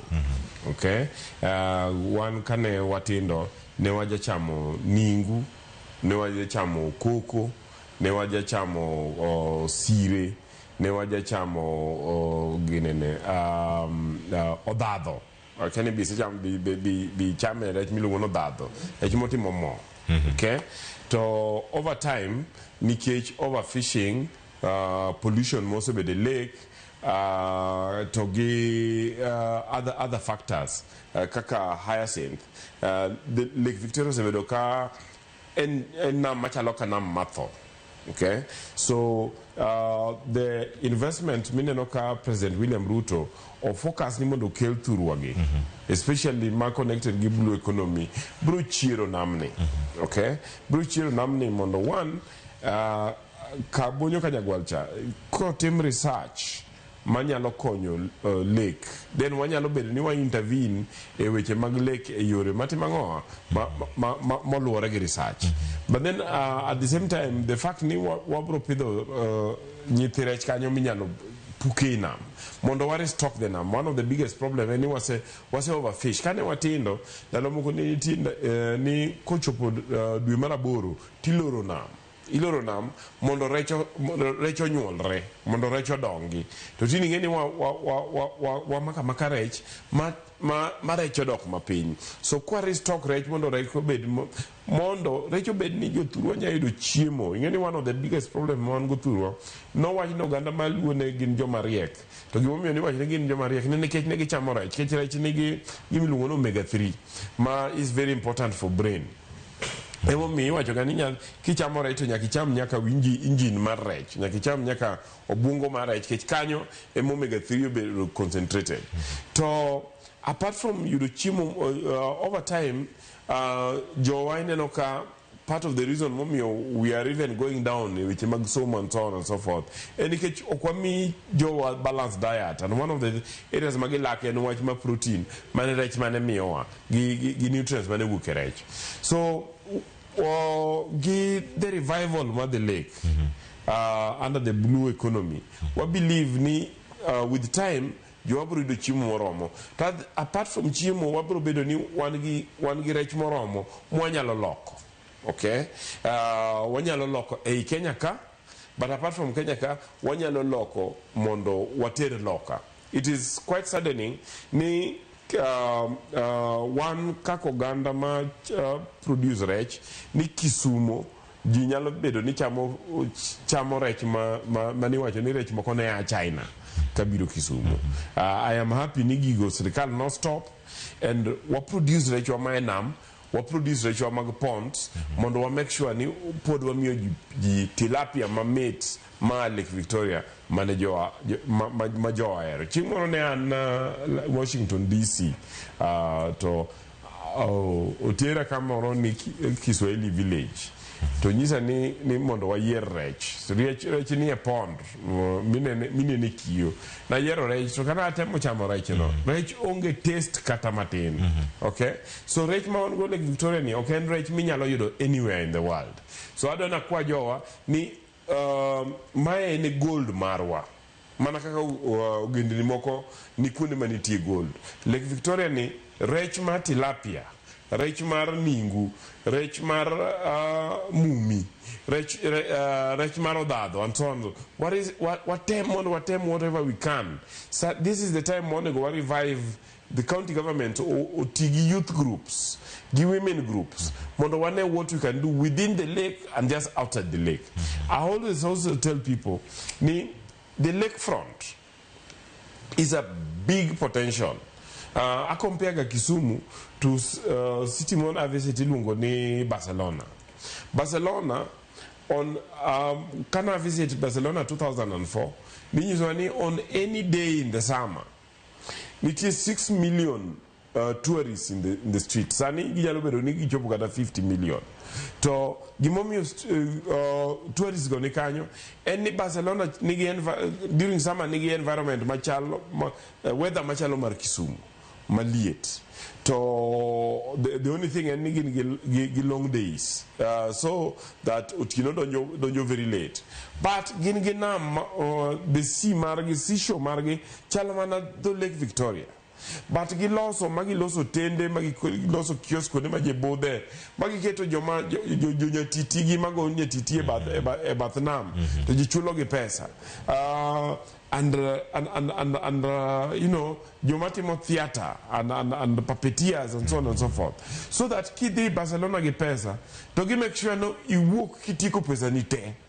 so we revive the tourism man Lake Victoria kane watindo ne nitie Nyakech the Impalas ne baya dir town kacha aoyae to tourists ne biro miyudo ka tourists biro gi vans gichunge ndara ka gineno ka Nyakech chikore ndara ka gia kanyo to gidhi e nam gidhi neno kaka dho nam chal kwanyalo timo mano then a number of youth masani iwacho ni is involved in security because of gionge tich to gidwaro chiemo gi will be very busy ka giyudo gik magitimo kuonde ka and imagine ni wachako waloso na donam active chakre Seaport nyaka mwalo mooro what is it that we cannot do yuto magnembe mano kama gintiere kachel Seth machiegni joma tindo nigi thuolo mane tiyo kod nam Market yo kanja tan piny Kenya omedo jiwo tiyo maga fish cages ogana mathusu bedo kod kar kacha wan gi kod kembe moseketo fish cages magenam mabende moko kuom gi ng'egi to wacho ni moko sedo lal mathoth ahinya wacho ni rech otho e cage te ng'ato ywago milion achiel gi wiye 1,500 gi wiye olal kendo wacho ni madho mana pi motelo network ma jatend piny Kenya jatend migawo mochune weche mag yuto mag nembe kachal koda kamano medore bulo jo no loso ka intiere county ma Migori kendo gino mano lose odogo kano nyaka Homa Bay uko kanjo kumako netgi kikuwangi kiwangi imiyo ng'ani gi machal nade nitie jogo mawito ngima gi kalore kod stress magin godo gogo mane ntiere godo wang to komiye moro bende magi yore moko minyalo rit godo yuto mag nembe e kindwa kaka oganda matiyo kod nam ahinya mar bero yuto Cleophas, ngeni nam ma wan godo ni pige aya oche ma kuonde moko. So nitiere kinde ma kata kiwuothe dho nam koni to nam jagologa tik moro matiende ni pi mane nam no ok en pi man kare. To mano thothne ae pollution make rivers makelo pi e nam. To aparo ni president wa useneno ka en very keen on environmental conservation. Matiende ni oningo bed ni pi ma malo mabiro donje nam. Oningo bed pi maler kendo pi makodonje nam to ok ni biro chacho ginene environment mar nam. So aparo ni that is one of the things moningo bed ni watimo ni kata kapo ni nitiere gik moko mopidhe e tie aochego kapo ni nitiere effluent moko kata ginene pi marach miolo e aorago to ningo beni en pi mosebedo treated mondo ka ochope nam to kiko interfere gi the ecosystem, marine ecosystem mar dho nam. Apparently that is one of the things monego beni watimo. Secondly, vijende wa mang'eny nigi tiegruok gik mopogore. Nitiere man sani Kenya Marine Institute nigi campus ne moro Kisumu ka ipuonjo gi wach nam, lupo, riembo yie. Wan gi Coast Guard ginene Kenya Marine Academy bende mapuonjo mana wechegi. So the lake region kata king'iyo nam is one of the untapped resources ma wan godo koni. En untapped resource makaponi vijende wa nyalo tap into it to nyalo miyo dongruok moro medre koni. To it's important mondo mi awach momineno ka sani koka joge wachiyo kata sani koka ineno ka sirikal temo keto mise mar neno ni nam area ni oketo potential mang'eny. Cleophas, king'iyo coffee, king'iyo tea, tiyudo ni kuonde mipidhogie jogi osebedo ka make sure ni iga ka iga number 1 prices mek gik magipidhogo ni malo. Number 2, nitiere okenge moseket deliberately mondo miyo chai mipidho kata majan mipidho kono oyud market, obed processed value addition itimo mondo dhi e pinje maoko. To magi osebed kitimo at the exclusion of one ma wawuok e dho nam, ma wan number 1 gima wanyalo yudo maber koa e namen rech, gi number 2 area wa makaluo kwa kane watimo gimiluongo ni cotton farming. Ineno ka Kikomi bende odhi olwar modhi kamano. Number 3, neno ka kata sugar cane farming wa bende bang' bedo ni nam osebedo no matek yude yuto. Sugar cane farming bende nineno kodhi obedo no matek, ma en President William Ruto emoduogo mo rejuvenate sugar cane farming. Koro seche moko yudo kata ka wabet piny tiwinjo ka the former deputy president Rigathi Gachagua wuoyo to kendo bayo dhoge. Iwinjo ka gino ok morwa kaka oganda nikech wan kuonde monego bed ni wayute. Ok debed ni ber ne ng'ato kok dhi mbele. Ok debed ni ber ne ng'ato ka president kelonwa maendeleo e dho nam ka to ng'ato neno ni mano rach to gin korgi giseketo kenge kendo girito industries gi kendo girito gik mamiyo gi mwandu. To wan ka President William Samoei Ruto wacho ni adwa keto nu fish landing sites kendo adwa keto nu storage facilities. Ng'e ni chon ni kaw rech Kisumu to fish processing plants mane wan godo ni yudo mana yo Thika Kichimo Central. Kuri penjri kaka rech nyalo wuok e nam Kisumu, Homa Bay, Busia, kata Migori titero yo Thika mondo bed processed. And nikech there was that neglect marwa makoni. So sani at least waneno ka sirikal owuok oko, sirikal keto nu okenge mondo mi watigi area mar nam. To en an opportunity mondo vijende wa bende ong'iya neni bende nitiere skills mwanyalo medo, bende nitiere somo moro mwanyalo medo manyasani mondo mi watigi nam mondo mi wakel godo dongruok. Fish cage farming is one of the ways. Adgo siye mangi fish cage farming. Iwinjo ka giwacho ni nitiere yuto magiyudo maber e dho nam nikech pi ni kanyo. Fingerling sani wan gi Kabonyo Kanyagwal Fisheries madhi restock 7 million fingerlings quarterly. Ng'eni mano en rech makokele nam to gi environment mar nam poko bedo polluted dhi increase amount of rech ma wan godo e dho nam ka. Koro nitiere those deliberate steps ma jowa bende nyalo wacho ni ooyo kaka sani sirikal oseketo mise mar neno ni nam wanyalo yudo godo konyruok kendo wanyalo yudo mapato wa koa e dho nam. Bende vijende wanyalo chako ng'iyo ni kopogore gi courses moko mane wasebedo ka watimo, bende wanyalo chako ng'iyo courses ma deal gi marine industry manyalo konyo mondo mi wabed ujusi gi utalam mang'eny ma wanyalo yudo godo mapato wa e dho nam. So mago gik monego beni kendo vijende watimo wa expand skill set wa mondo wane kaka wanyalo benefit koa e dho nam ma wan godo sani. Pero kama na inya Seth ensa ariuso kadeka prade kodade kata kawiyo masana aduok kod twak ka warango weche mamoko pod manotimore chieng' Madaraka Day. Enya twak mane Raila Odinga obedo godo muono ne okwane jomatindo koso nochopo kama chal nade wachane Madaraka mane nitiere mor kod ilo to kinde ko bende nitiere dweni mar 6 miwacho ni oganda mathoth bedo ka paro oganda mano wito ngimagi maromo 60 tok ng'anyo ma higa mokalo mar dwe mar 6 tarik 25 kanyo manokelo lal mag oganda moko bende ne owito ngimagi. Aduoko kako twak makamano ng'awinya ni gima Raila Odinga wacho ka nitiere stadium mano mar Raila Odinga stadium ma Homa Bay kik idhi mabor.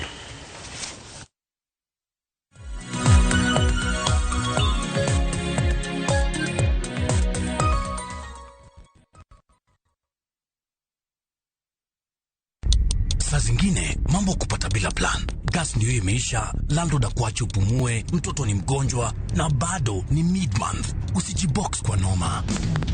Piga *531# and sort your emergencies with my Mobi Civil Servant Loan, iwe usiku au mchana. Kama wewe ni civil servant, sasa uko sorted. Dial *531# and get up to 20,000 shillings and pay from your next payslip. No paperwork, no guarantors, no drama. Ni wewe tu na simu yako. Register now and see your limit in seconds. Build for Kenyan civil servants. My Mobi, iko sorted.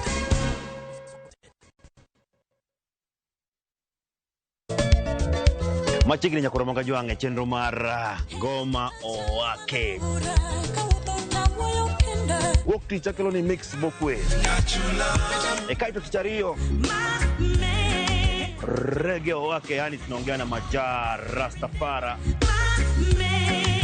Alafu tichadek nyakoromoga juange akelo ni mana yani ngeni bakagi wasani. Tichangwana is kama nene, yani kitambo zama za kale.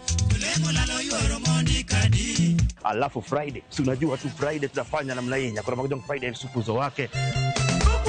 Sapar gina kapaga beach nyaka sapaga rio. Kod An PDG Papa Vic, yani ukipenda mzee kijana. Makaka yako bondela, yako bondela. Nayawa mwayete.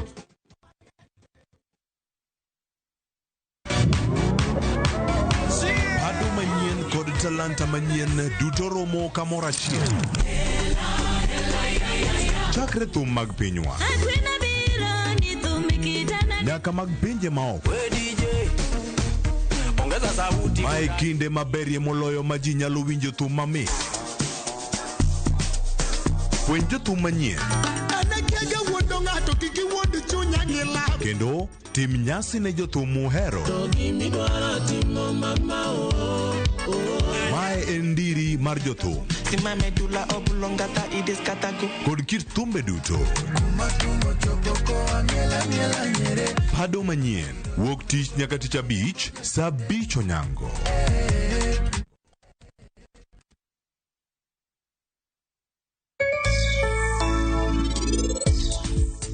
Rajiv ni kanye? Rajiv ni kanye? Rakesh ng'eyo, Rajiv amantie atar. Kapo ni entie atar sani gi Rajiv, mano nyiso ni koro kanyal di atar. Ok giboya monda donji. Anabro timo ang'o?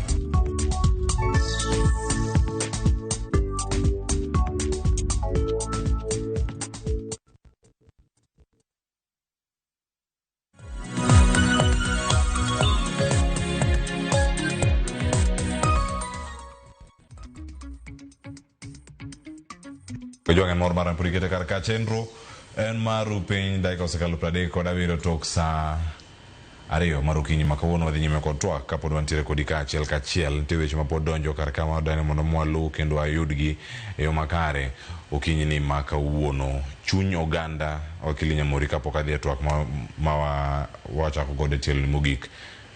Chuny oganda moko nyalo gore kotene kod weche gi mag lupo kata yuto kawuok e nam. Gogo gintiere godo, giketo gogo e nam, mago net magi lupo gogi, kilowa mopogore opogore, imako gi kod jo fisheries tiwang'o gi. Tok migi alternatives. Ma osekelo luoro kuom oganda moko matemo yudo yuto ma ikawuok kuom nam. Ma moko owito mwandu gi chuth. Mana kama gintiere luoro makaluo. Mana achiel kuom yuto magi mag nembe. Nitie ohala kachiel koda ka gik mathoth mitimo ma chuny ji jogore ga ahinya. Sirkal biro kod paro machal nade mar neno adieri oganda yudo confidence, chir mano mar timo ohala. Kagine sirkal ni kodwa kendo sirkal biro rito mwandu ma ontiere godo ok bi kethogi. Erokamano. Ingeni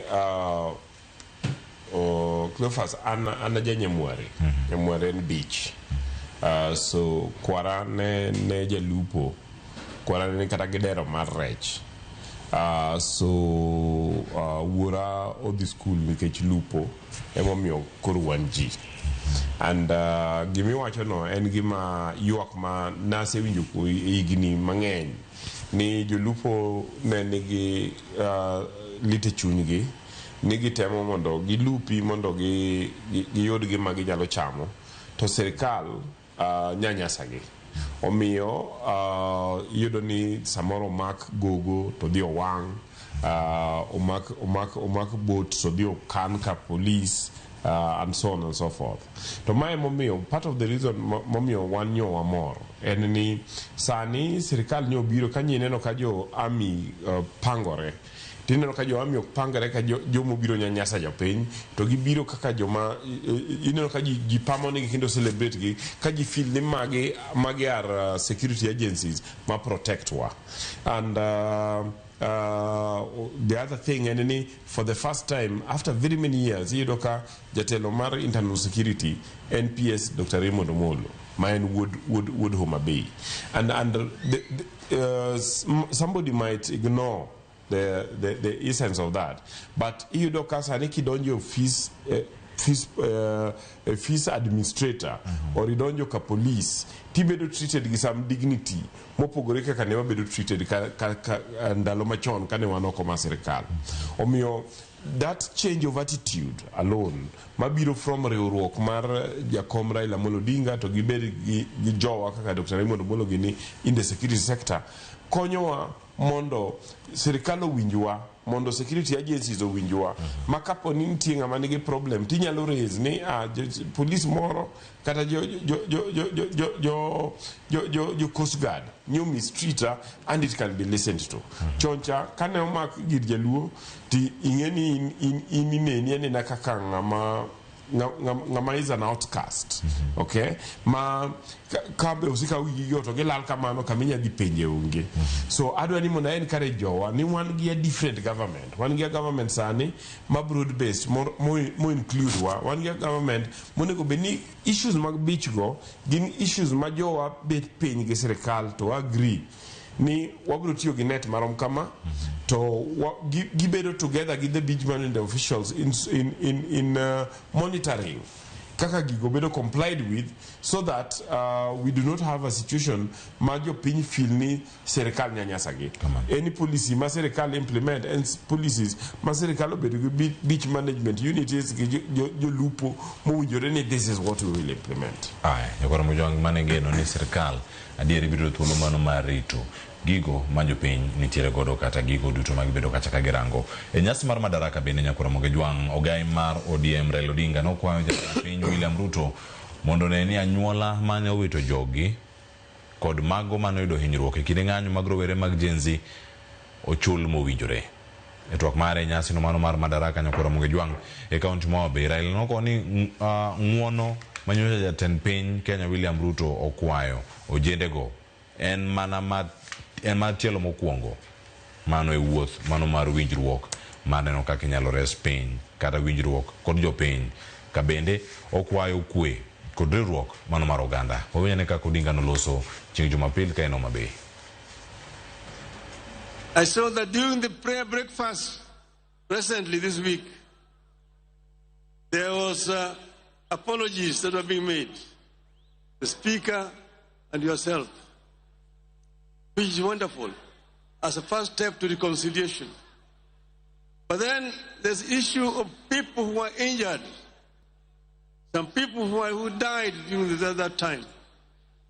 I want today to say that we should do compensation to families of those who died and those who are injured, so that we can have a closure to this chapter of our national history today.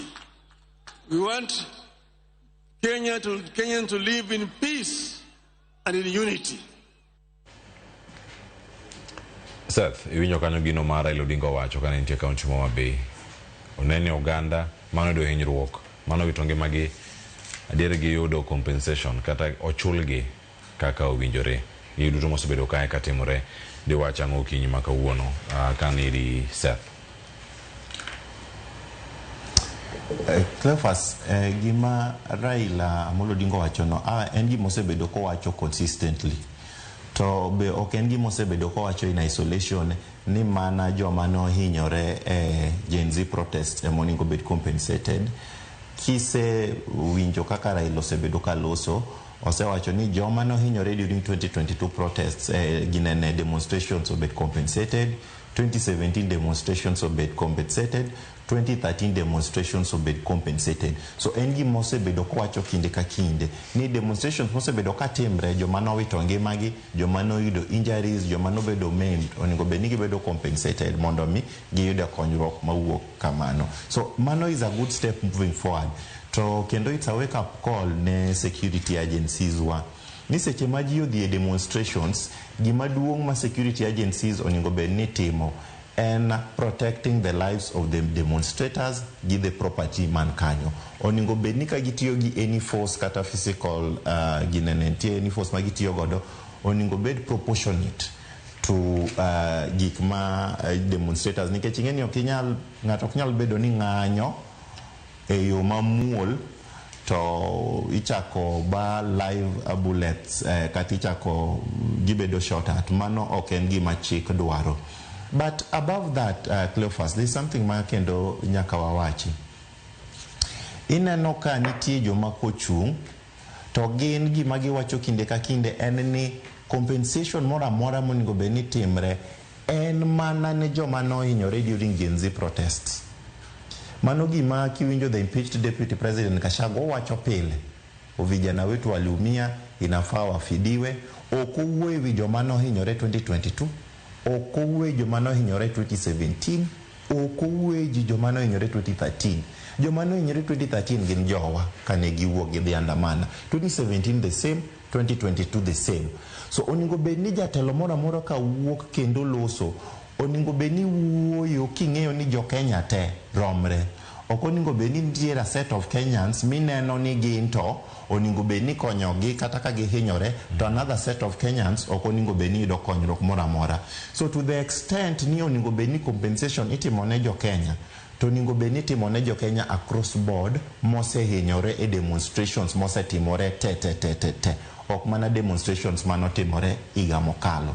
To kendo kata king'iyo demonstration motimore higa mokalo katieko Cleophas, iyudo ni at some point nochako kaka innocent demonstrations, mana joma wuok oko gi simbe gitimo demonstrations.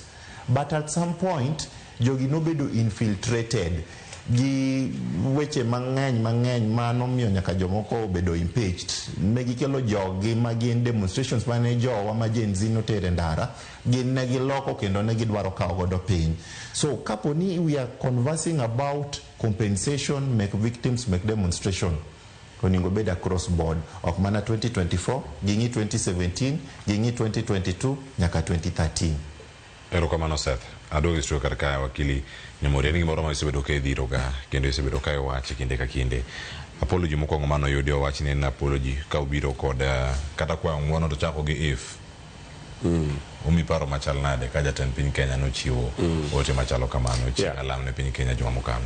Gima nyalo wacho mokwongo en ni ayie gi Seth ni problem mar violent interaction between jo Kenya ka demand for their rights to kod security agencies ok en gima nyochakore nyoro. En gima nochakore chon. En gima nochakore actually ndalo colonial days. And emomi ineno ka up to now families mag jo Mau pod ywakga ni gidwaro ni mondo gibed compensated for the gine violations manotimnegi ndalo emergency. At the same time, kidi down the history tiyudo ni 1969 nenitie chigni over ji 100 manoting'o nyaka nyithindo gi mine manonegi Jaramogi kama sani waluongo ni Jaramogi Oginga Odinga Teaching and Referral Hospital kane waluongo ni Russia. Kane president mokwongo Kenyatta nobiro yawo kanyo. At the same time, kidi later tiyudo ni the Wagala massacre manotimore in the 1980s. Tichaki yudo ni 1982 during the coup, innocent people manonege streets. Kide Sakwa, to one of the big families Masakwa ilungo ni Okach. Okach no negi Narubika. Okay, nyithinde gin Mbesena. Then Kichaki Ibiro ichopo during the Ndalo the 1980s. Nenitiye weche ma Kenya mano nege jo mang'eny jo Kenya nobedo tortured mokono negi.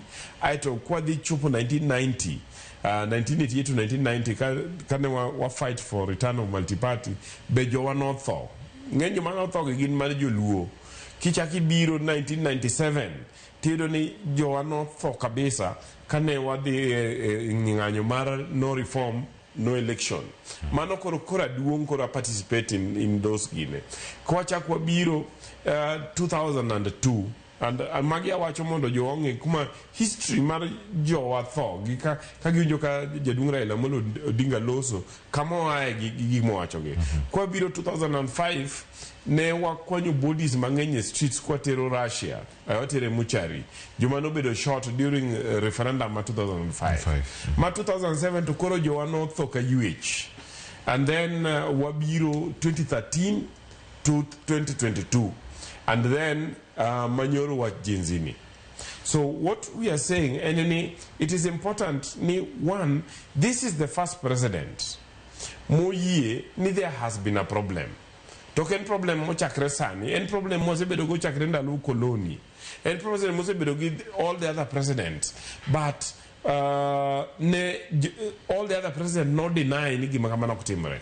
But this president acknowledge, because he acknowledge to on behalf of himself and the government, and taking responsibility for all previous governments, or apologize for Jomanya Belni or say ignore, kada Joma Jogi notho.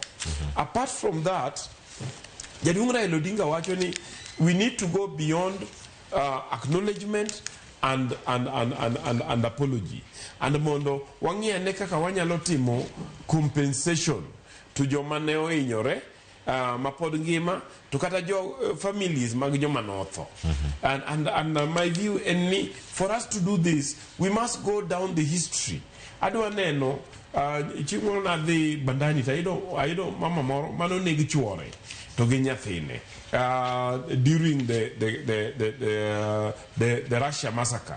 Na dhi chimoro aromo gi family mar mindi moro ne nitie mane kansela Kisumu niluongo ni Daya ne en mana dho Kibuye kacha nyathine no yawo mana drisa mondo ne gima timore mana kama tintie hospital mabut Kibuye no to chwad bunde gi drisa kanya motho. So we need to discuss this mondo kel gi oko mondo government ongi resources on how to compensate in human rights language when reparation. It might not necessarily be nyaka mege pesa, but inyalo timne gima mondo mi gibedi gi dignity. Jomane odak in poverty because jogino negi during that time mondo kony mondo yud employment mondo yud gima gitimo mondo gichak live a life of dignity. Joma poni nigi injuries nitie after 2005 one of the things manatimo and then collecting details mag joma victims. One of the women mapod once in a while ayudo shows mandozo go no go bunde ondinge ka ma bundo okalo through pelvic bone nemo walk the other side. Okay, no bedo permanently disabled, and so we need to look for those cases mondo wa document gi mondo wane kakinyal kongi gima tamora eni ni wacho ni watim mana compensation masani to wawe machon kiwinjo jomoko kaka loso tineno ka gin gidwaro ni mana compensation ma 2022 to wawe the historical one. We must deal with the whole history mar human rights abuse in Kenya, and we have a government, the broad-based government, the Mose. Apart from ye, we reform the systems, and there is a police reform is going on right now, and so we can also acknowledge at least President also called the police reforms. Manocated the former deputy president, the former deputy chief justice, and Mano lead task force, mutual report on what needs to be done. Mono police be humanized. I was involved in, and I talk about this Katieko. I talk about this very passionately because I've been in the streets as a Miss Bullet. Okay, so there are things that I have seen. I have gone to Muchari 2007, 2008 to Akwando Buddhist Magijo Manonegi. Okay? So it is something that I would want to see resolved. But we resolve it in a way, mabro miyo jowate dignity, to bro miyo jowate feel ni gini otimne jo Kenya te.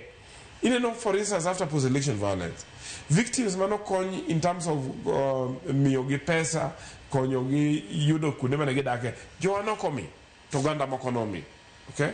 So these are the changes that we must make sure we handle these things once and for all, and we build a new nation. And the chance Mawango Kakoganda Mar Kenya and this broad-based government, both two leaders are speaking the same language. We must put an end to this history. Compensation kata chudo ni. En gimoro ma iparo ni onyalore kata kochaki jenzima iga mokalo kata kidok nyaka chien kamwa lose sani sirkal ni kamare Odinga ne lose ndalo mochiwo ka wacho ndalo ko ben ndalo 22 ben ndalo marom nade wacho ndalo 22 sani odong mondo mi ochop tarik 25 mano ganda jo Kenya makwan gi romo 60 mane dweni mara uchiel libedo kata ka itimo rapar mare. Every victim mar police overreach nigi ratiro mondo be compensated. Okay? But what I refuse is the idea ni wangi manaji prauchel gi kende. Okay? One get thousands of Kenyans, and especially Uganda Maluo. What about Joamoseto later? Manoseto earlier on. So what we are saying, let's document. Wangi records mag serikal, records mag civil society. Waneni, what is it? Eregi mose enyore. Then eregi mawanya lotimo negi as a nation. And this compensation, okay, serikal ma compensate gi. Anyone as a nation will come together mondo wa dignify jogi.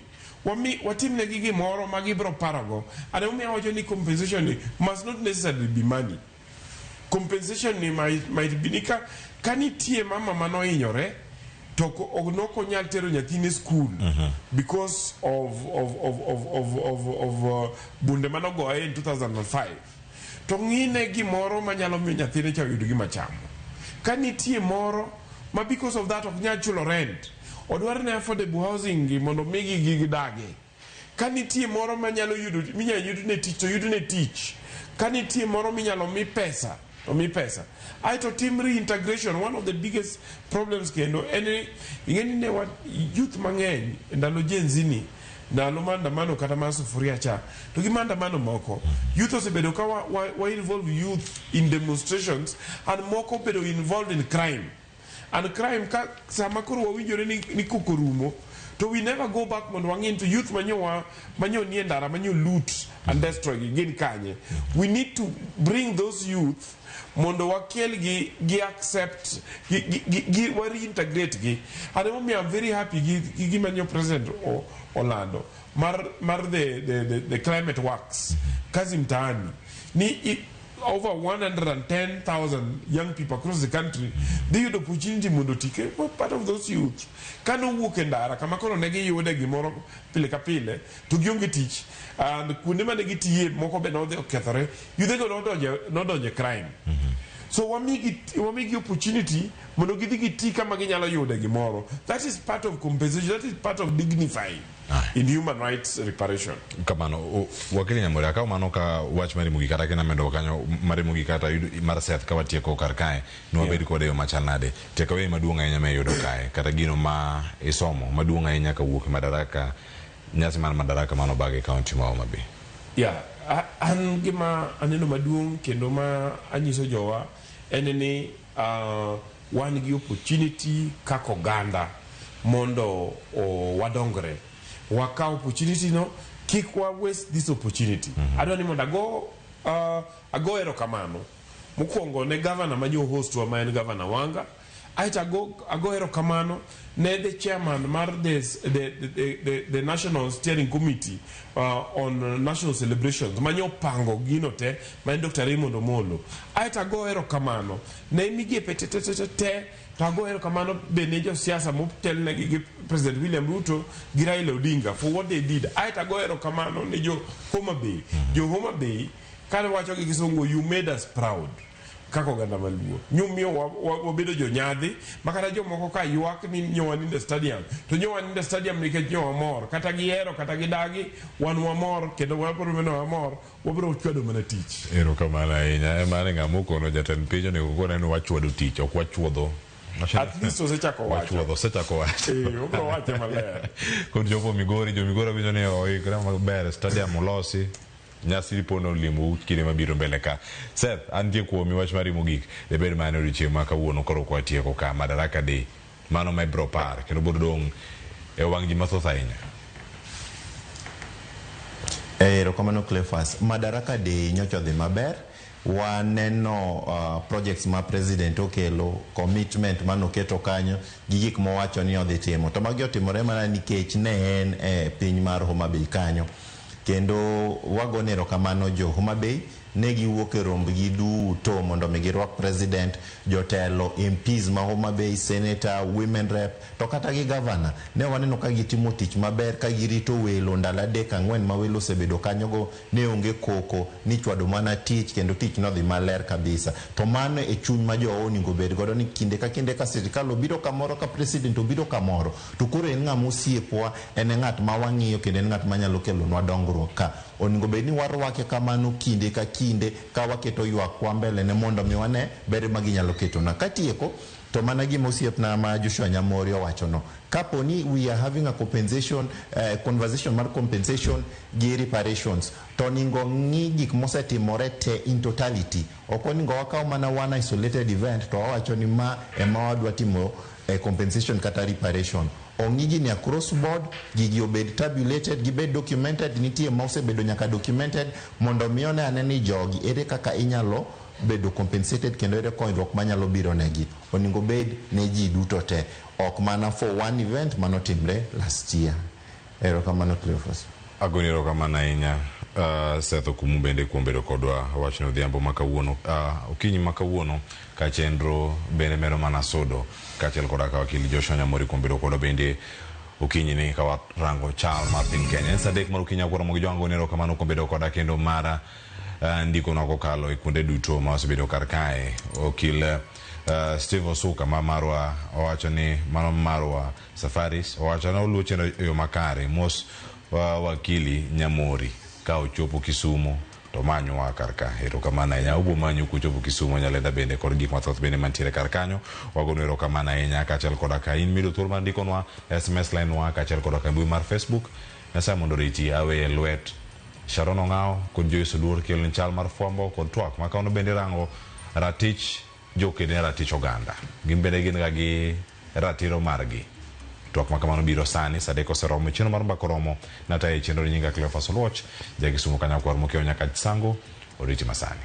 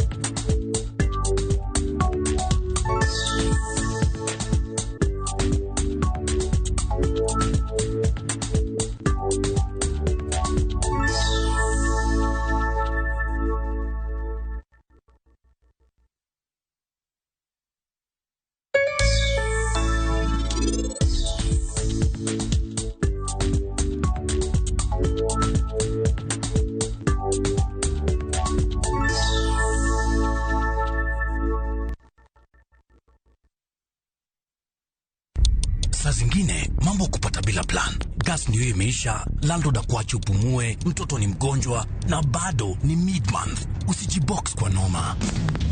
Piga *531# and sort your emergencies with my Mobi Civil Servant Loan. Iwe usiku au mchana. Kama wewe ni civil servant, sasa uko sorted.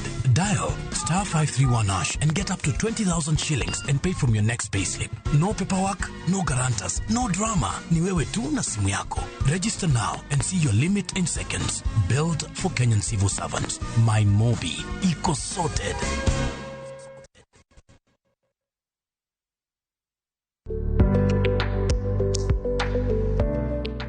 Kastambi mang'ur mokalo ema nyalo miyi puonj maberie moloyo. Bill Gates.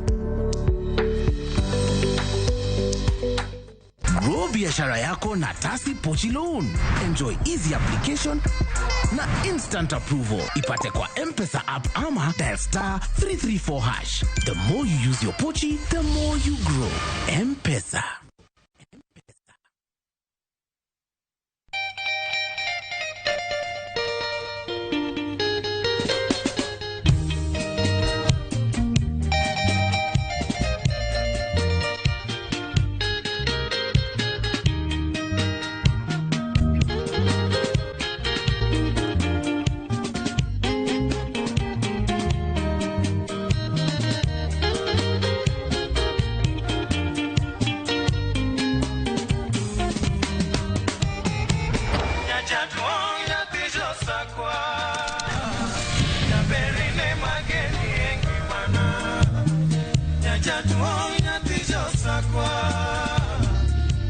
Radio Ramogi, Cartoon Jaluo. Radio Ramogi.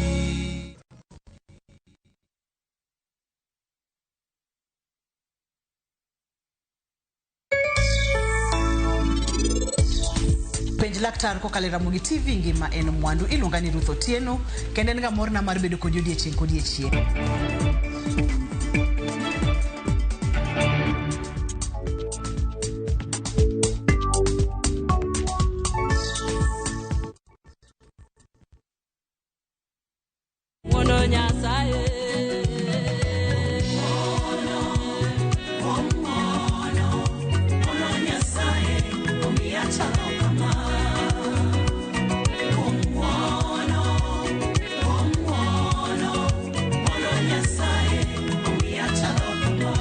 Rosemary Ogonya, nimoni udwenda ni kaka sikiza kodni, di *812 *784#. To parie niya, Ramogi TV en audio wer duto te.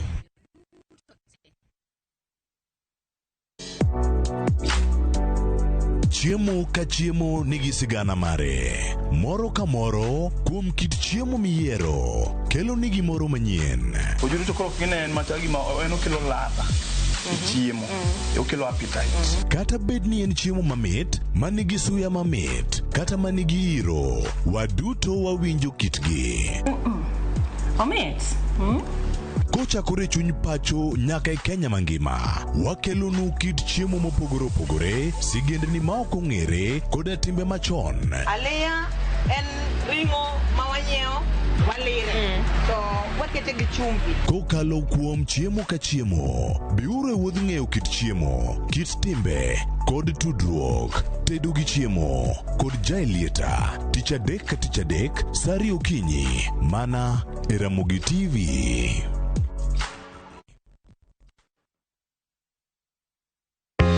Jothurwa, be usebedo gi gombo mar ng'eyo kaka cham wuok e kodhi nyaka chop kaka chiemo e mesa? Dibed ni dwaro chako pith makelo omenda, kose dwa chako pur mana mar chiemo e dala? Wakelo ni yore mag chako magi duto e chenro mar pur gi ohala. Pur manyasani kendo manigi okang' mamalo to kelo yuto mathoth. Piny olokre dhi e technology kendo puro kenana pur kaka ni manyachon. Kuonde kwath osedok matin. Tinyalo bet gi dhiang' achiel mar grade, tikete ot, tiyomone chiemo to chiemo. Pur mchele ber kendo nyalo teri mabor. Ngimani be nyalo lokore gi higa 2 kende kitiye yo morere. Pur gi ohala kelo ni jopur kendo joma olony e weche pur. Chieng' tich adek, saa 1:45 otieno, kik bai.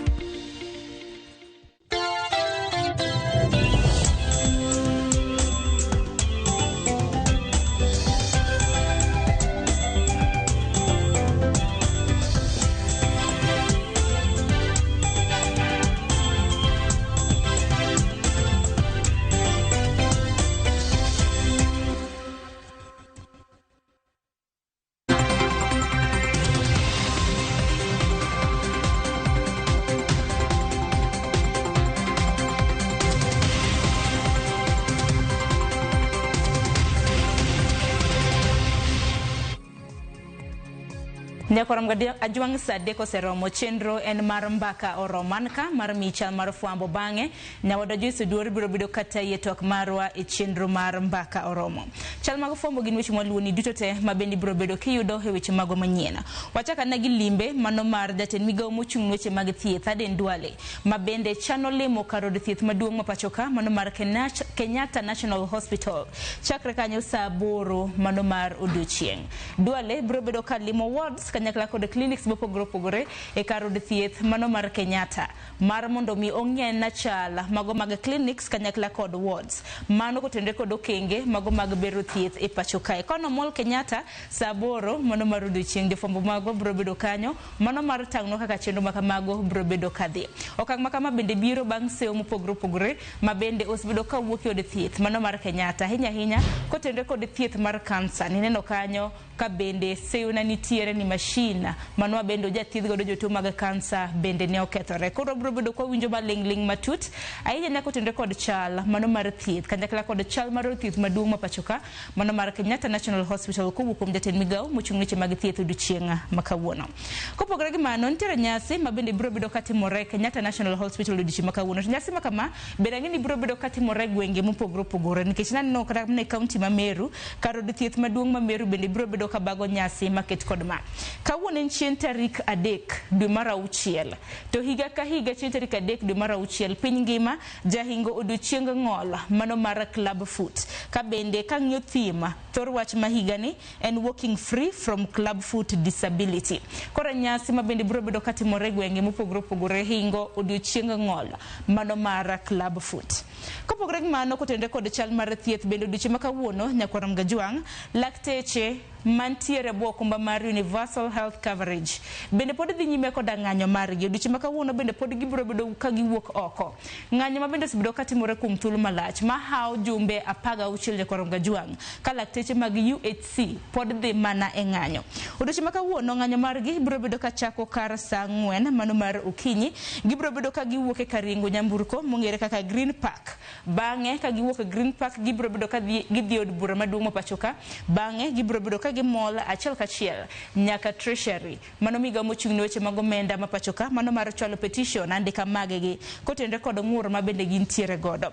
Nyaka sanya Nyakoram Gajwang' kaluwore kod nonro mabende notim mabende kaneno wakilo ni nonro mar gazet Okinyi makawuono. Yangore nitiere ghost workers kata mana jotije manyawawa maromo 3,000 ma osebedo ka yudo omenda maromo siling' milion 1.5 e dwe ka dwe. E kinde gogo Nyakoram Gajwang' kiwacho ni nitiere ghost workers 3,000 mana 500 kende e mosebedo katiyo ne counties mopogore. Koro 500 gole 3,000 manyisi ni nitiere jotije mana 3,000 gi madirom 300 kama mago mag UHC mosebedo katiyo mabende chulo siling' 50,000 e dwe ka dwe. Gidwaro orak mungirore, gidwaro mar mondo mi bernegi chal mano mar thieth kanyakla koda yuto marge. Wang'eno biro bedo kwa luoni duto te chal mar thieth odiochieng' makawuono.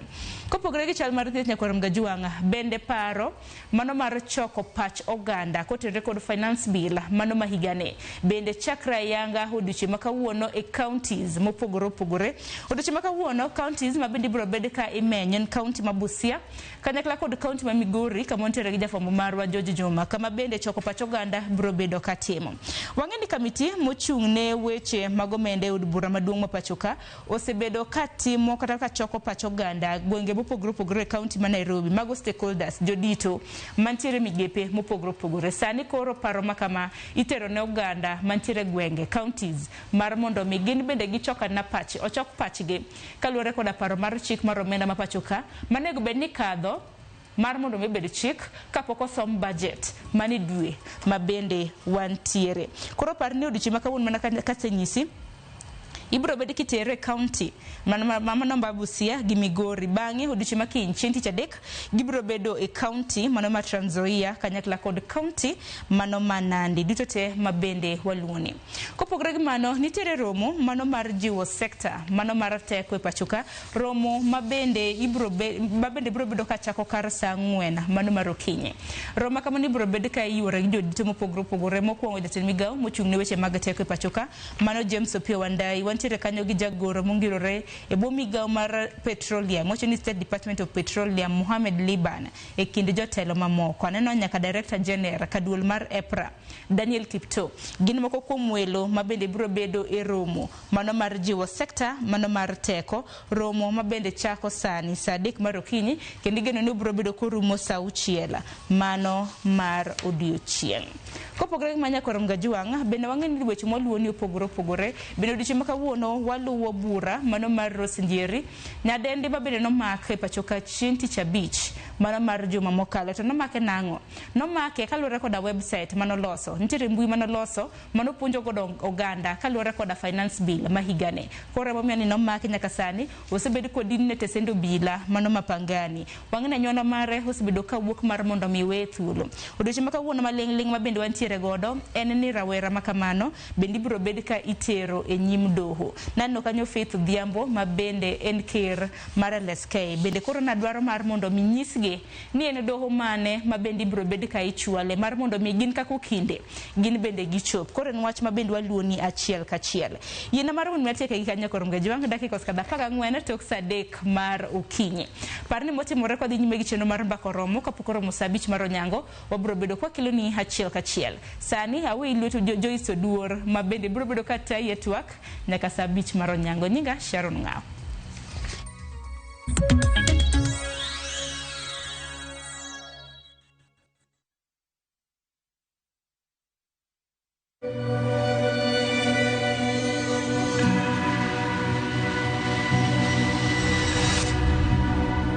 People come to me and they say they get discomfort when they have ice cream.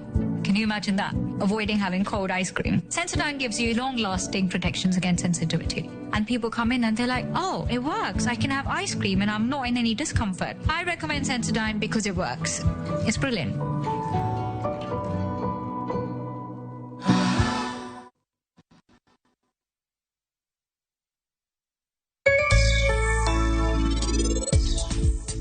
Rajiv nikanye. Rajiv nikanye. Rakesh ng'eyo, Rajiv emantie atar. Kapo ni entie atar sani gi Rajiv, mano nyiso ni koro kanyal di atar. Ok giboya monda donji. Anabro timo ang'o?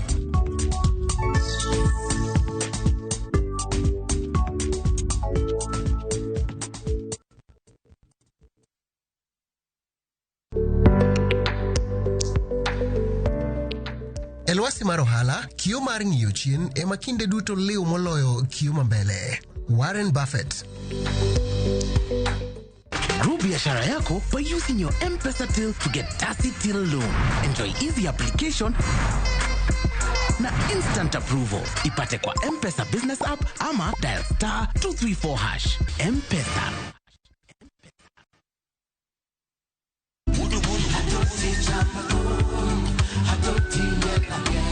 Woktich ka woktich wakelo ni don ya wotonagi. Kabinet chario kati chario nyakumunga juang en odiochieng' mar yuto mari.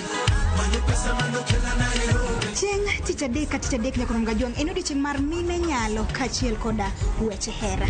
Awendo kachopo tich ang'wen nyakumunga juang wakelo ni kama nene yani TBT kod thume mamit mokalo.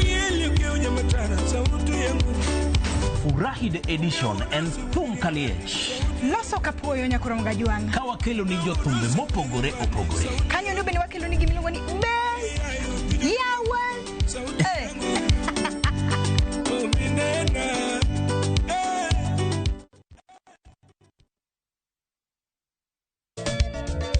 Machigni nyakumunga gajuang e chenro mar Goma Owake. Wokti chakelo ni mix bokwe. Ekaito kichario. Reggae wake yani tunaongea na Majar Rastafara. Lafu tichadek na kwa mwakajuang. Akelo ni mana yani ngeni bakagiwa sani. Tichangwene is kama nene yani kitambo zama za kale. Alafu Friday, si unajua tu Friday tutafanya namna hii nyakora magojong Friday supuzo wake. Sapara kidaka paga beach nyaka sapaga Rio kod an PDG Papa Vic yani ukipenda mzee kijana. Makaka yako bondela na yawa mwaye.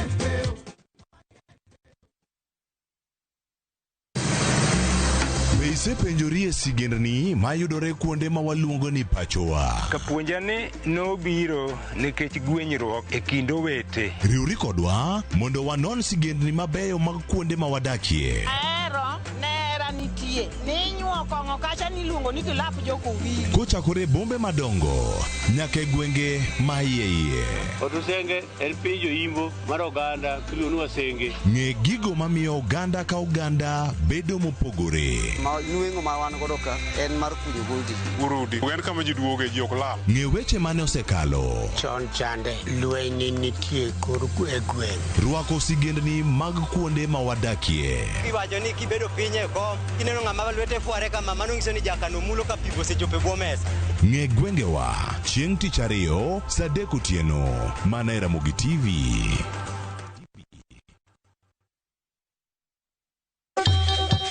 Ang'o mosetimore ne joma ne ochweyo ogandawa? Adhi primary Kangonditi Primary School. Gin kanye sani? Amobilize kaler te, ne wago poro to gibiro wasombo kidi to watero kacha jite e secondary kacha. Waromo gi jodgi to wafwenyo sigandgi magimopondo. Siasa ka ng'amo ywaye maduong' kata e siasa en Daniel Arap Moi. Ng'e ranyisi mabeyo mane giweyo. Ne japiny opogore kata ng'ama ne nie duond loch. Ne neno ni kopo ni Kenyatta dhi, Tom okawie thuolo ni mondo tano a pinyni kaluwore gi mwaseneno kuome. Ang'o magitimo sani? To kata kamano, be pod gin kodwa. Nakedo ne wach sukari ma jobunge jonjo kod Guot nochaka ni bwana sukari. Gin kanye kod Walter Nyambaga tich ang'wen saa 3 otieno mana e Ramogi TV.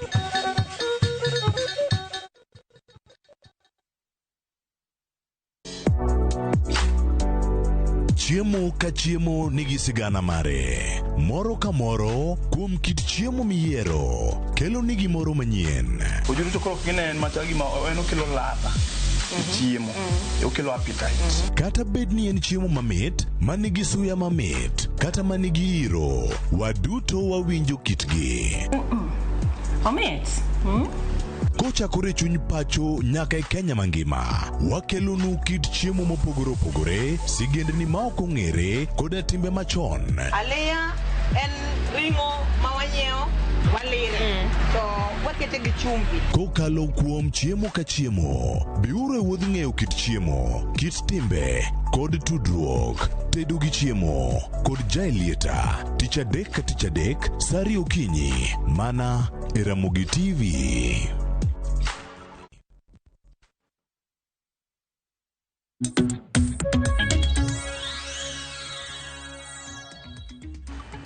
Nyakora Mugejong dakika en 21 tok saa 3 mar okinyi machiegni e twak mar wecheno mar mbako romo okinyi makawuono matai nyinga Joyce Oduor. Okinyi makawuono Nyakora Mugejong pon wach modwa twake otudore kod ratich joked ne ratiro. Kinde mathoth waneno ka joked ne ratiro wuok oko kendo gikedo ne ratiro mag oganda e gwenge mopogore opogore bede pacho kae kata nyaka e pinje maoko. Kata kamano jogo makedo ne ratiro mag oganda koroch ratichgi ginto ng'ama winjo be ni wuok oko kendo kedo ne ratiro margi. Magibiro duto kotudore kod gino mane owacho dichieng' manyoro kata sigana mane Boniface Mwangi kachiel kod nyawadgi Agatha Atuhaire nolero malit mane gikale e lwet apisas mane pinyno mar Tanzania kama e dwe mokalo ne gidhi e pinyno mar Tanzania mar mondo mi gichung' kamoro achiel kod jaket sirikan Tanzania Tesre mano Tundu Lissu mabura mare ne iwinjo e nyim doho kakoro Tundu Lissu ne omak kod ketho mano mar ndhogo sirikal mano mar pinyno mar Tanzania gino miluongo kanyo kod dhongere ni treason kendo e pinyno mar Tanzania koyudi kod ketho mar treason to kum mare en nek mane momiyo joked ne ratiro mag oganda mawuok e pacho kae kachiel kod pinyno mar Uganda nowuok oko mar mondo mi odhi ochung' kanyakla kod Tundu Lissu. Kata kamano kaluwore kod sigana mane giyango odiochieng' manyoro ne gikale malit ahinya e odiochienge 3 mano makgi kod kata mano makgi e pinyno mar Tanzania. E kinde ma magi duto timore, gilieko ni sirikal mano mar pinyno mar Kenya kachiel kod mano mar pinyno mar Uganda nokotimo gimoro amora mar konyo jopinygi mane koro kale sand malit ahinya e lwet apisas e pinyno mar Tanzania. Mane momiyo Okinyi makawuono nyako Ramogi Ajwang' abo bedo kod welo ariyo mar mondo mi wago mbaka makamae mondo wang'i ane ni to Boniface Mwangi kaachiel kod Agatha gibro bedo ka giyudo ratiro margi e yo makare, to gibro bedo ka gitimo ang'o mar mondo mi ratiro ochopnegi e yo makare. Parni riwruoge mamoko kata grube mamoko makedo ne ratiro mag oganda mano moriwo gai machon mar doho Will Mutunga nyaka sani koro gidwaro ni jatend piny Kenya mano William Ruto, jatend piny Tanzania Samia Suluhu kaachiel kod jatend piny Uganda Yoweri Museveni odonjnegi kaluwore kod kit sanda mane Boniface Mwangi kaachiel kod Agatha okale. Okinyi makawuono antiere kod welo ariyo, wendo na machielo mano Salim Odeny ma en okil ka bende en jaked ne ratich oganda obo bedo ka otudore kodwa e kinde mwadhi mbele kod twak marwa. Kata kamano gi e thuolo ni antiere kae kod Frederick Ojiro, apisa e kedo ne ratiro mar oganda mano ka Vocal Africa. Oyawre Ojiro ichiwo nade Okinyi makawuono kendo machiegni twak. Oyawre ahinya. Yes. Machiegni twak Okinyi makawuono. Agoero kamano kendo amoso nyikwa Ramogi ni oyawre uru kuonde ma untie. Machiegni. Ero kamano. Nyako Ramogi Ajwang' mana kiseneno mane wendo ma ase bedo go de studio Okinyi makawuono. Imbende kamora mora ma itudri kodwa bed thuolo mar chwalonwa ote, paro, penjo mora mora kokale namba mar ote machuo kariade kauchiel nono. Facebook ibiro yudowa achiel kachiel Ramogi TV, X @Ramogi TV. Ka an bende inyalo tudri koda e Facebook page mara ibiro yuda Joyce Oduor, mbui mara mar X ibiro yuda @JoyceOduor_. Odiochieng' manyoro jafwambo marwa Cleophas Oluoch ne yudo thuolo mar chopo kama Boniface Mwangi kaachiel kod Agatha ne chiwo sigana margi kotudore kod sanda mane gikale e pinyno mar Tanzania. We winjane report makamano e kawadhi mbele kod twak marwa. Jokedo ne ratiro oganda ariyo Boniface Mwangi mawuok e piny Kenya kod Agatha Tuhaire mawuok e piny Uganda otwak e thuolo mokwongo nyaka ne wegi thuolo tok kane ondhigi kod sirkand piny Tanzania. Ka gitwak gi ute fwambo odiochieng' makawuono pacho kae gilero kaka ne omakgi ka giwuok e magawa mane gintiere nyaka kama ne olornegie.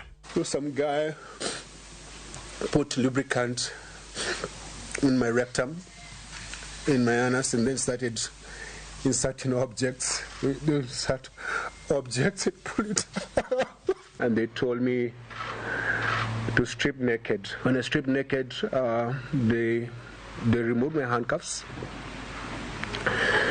and then I was grabbed by about 4 men. And they also ordered me to strip naked. Now, I was afraid. You know, many people think I don't get afraid. The rest is everything they did to Boniface. They are inserting something in your anus so bad. Bende gilero ni ne oketgi e udi mane ni machiegni kendo ne ginyalo winjo gimora mora mane timore kaka jowetegi bende ne ywak gi rem. I first got afraid when they blindfolded us. I think I had a moment of like almost a panic attack because always my fear was being tortured. I always thought, I wish the day they get me, I have like poison and I swallow it so that I don't go through so much pain, so much humiliation. So I was afraid when they picked us up, and then I told myself, there's nothing you can do. Mwangi kod Agatha ne ochopo e piny Tanzania mar yuoro e bura mar Tundu Lissu, jatend kweth maketo sirkand Tanzania tesre mane otere doho mar duoko penjo e bura mane omak kod sirkand Tanzania. When we went to Tanzania, we went there as friends of Tundu Lissu and friends of Tanzanians. I'm an East African, I have an East African passport, and I'm allowed to travel freely within the region, because that's the deal we are. Like we're a regional bloc. I did not go to that country legally, and I did not commit a crime, and that's why they did not take me to any court.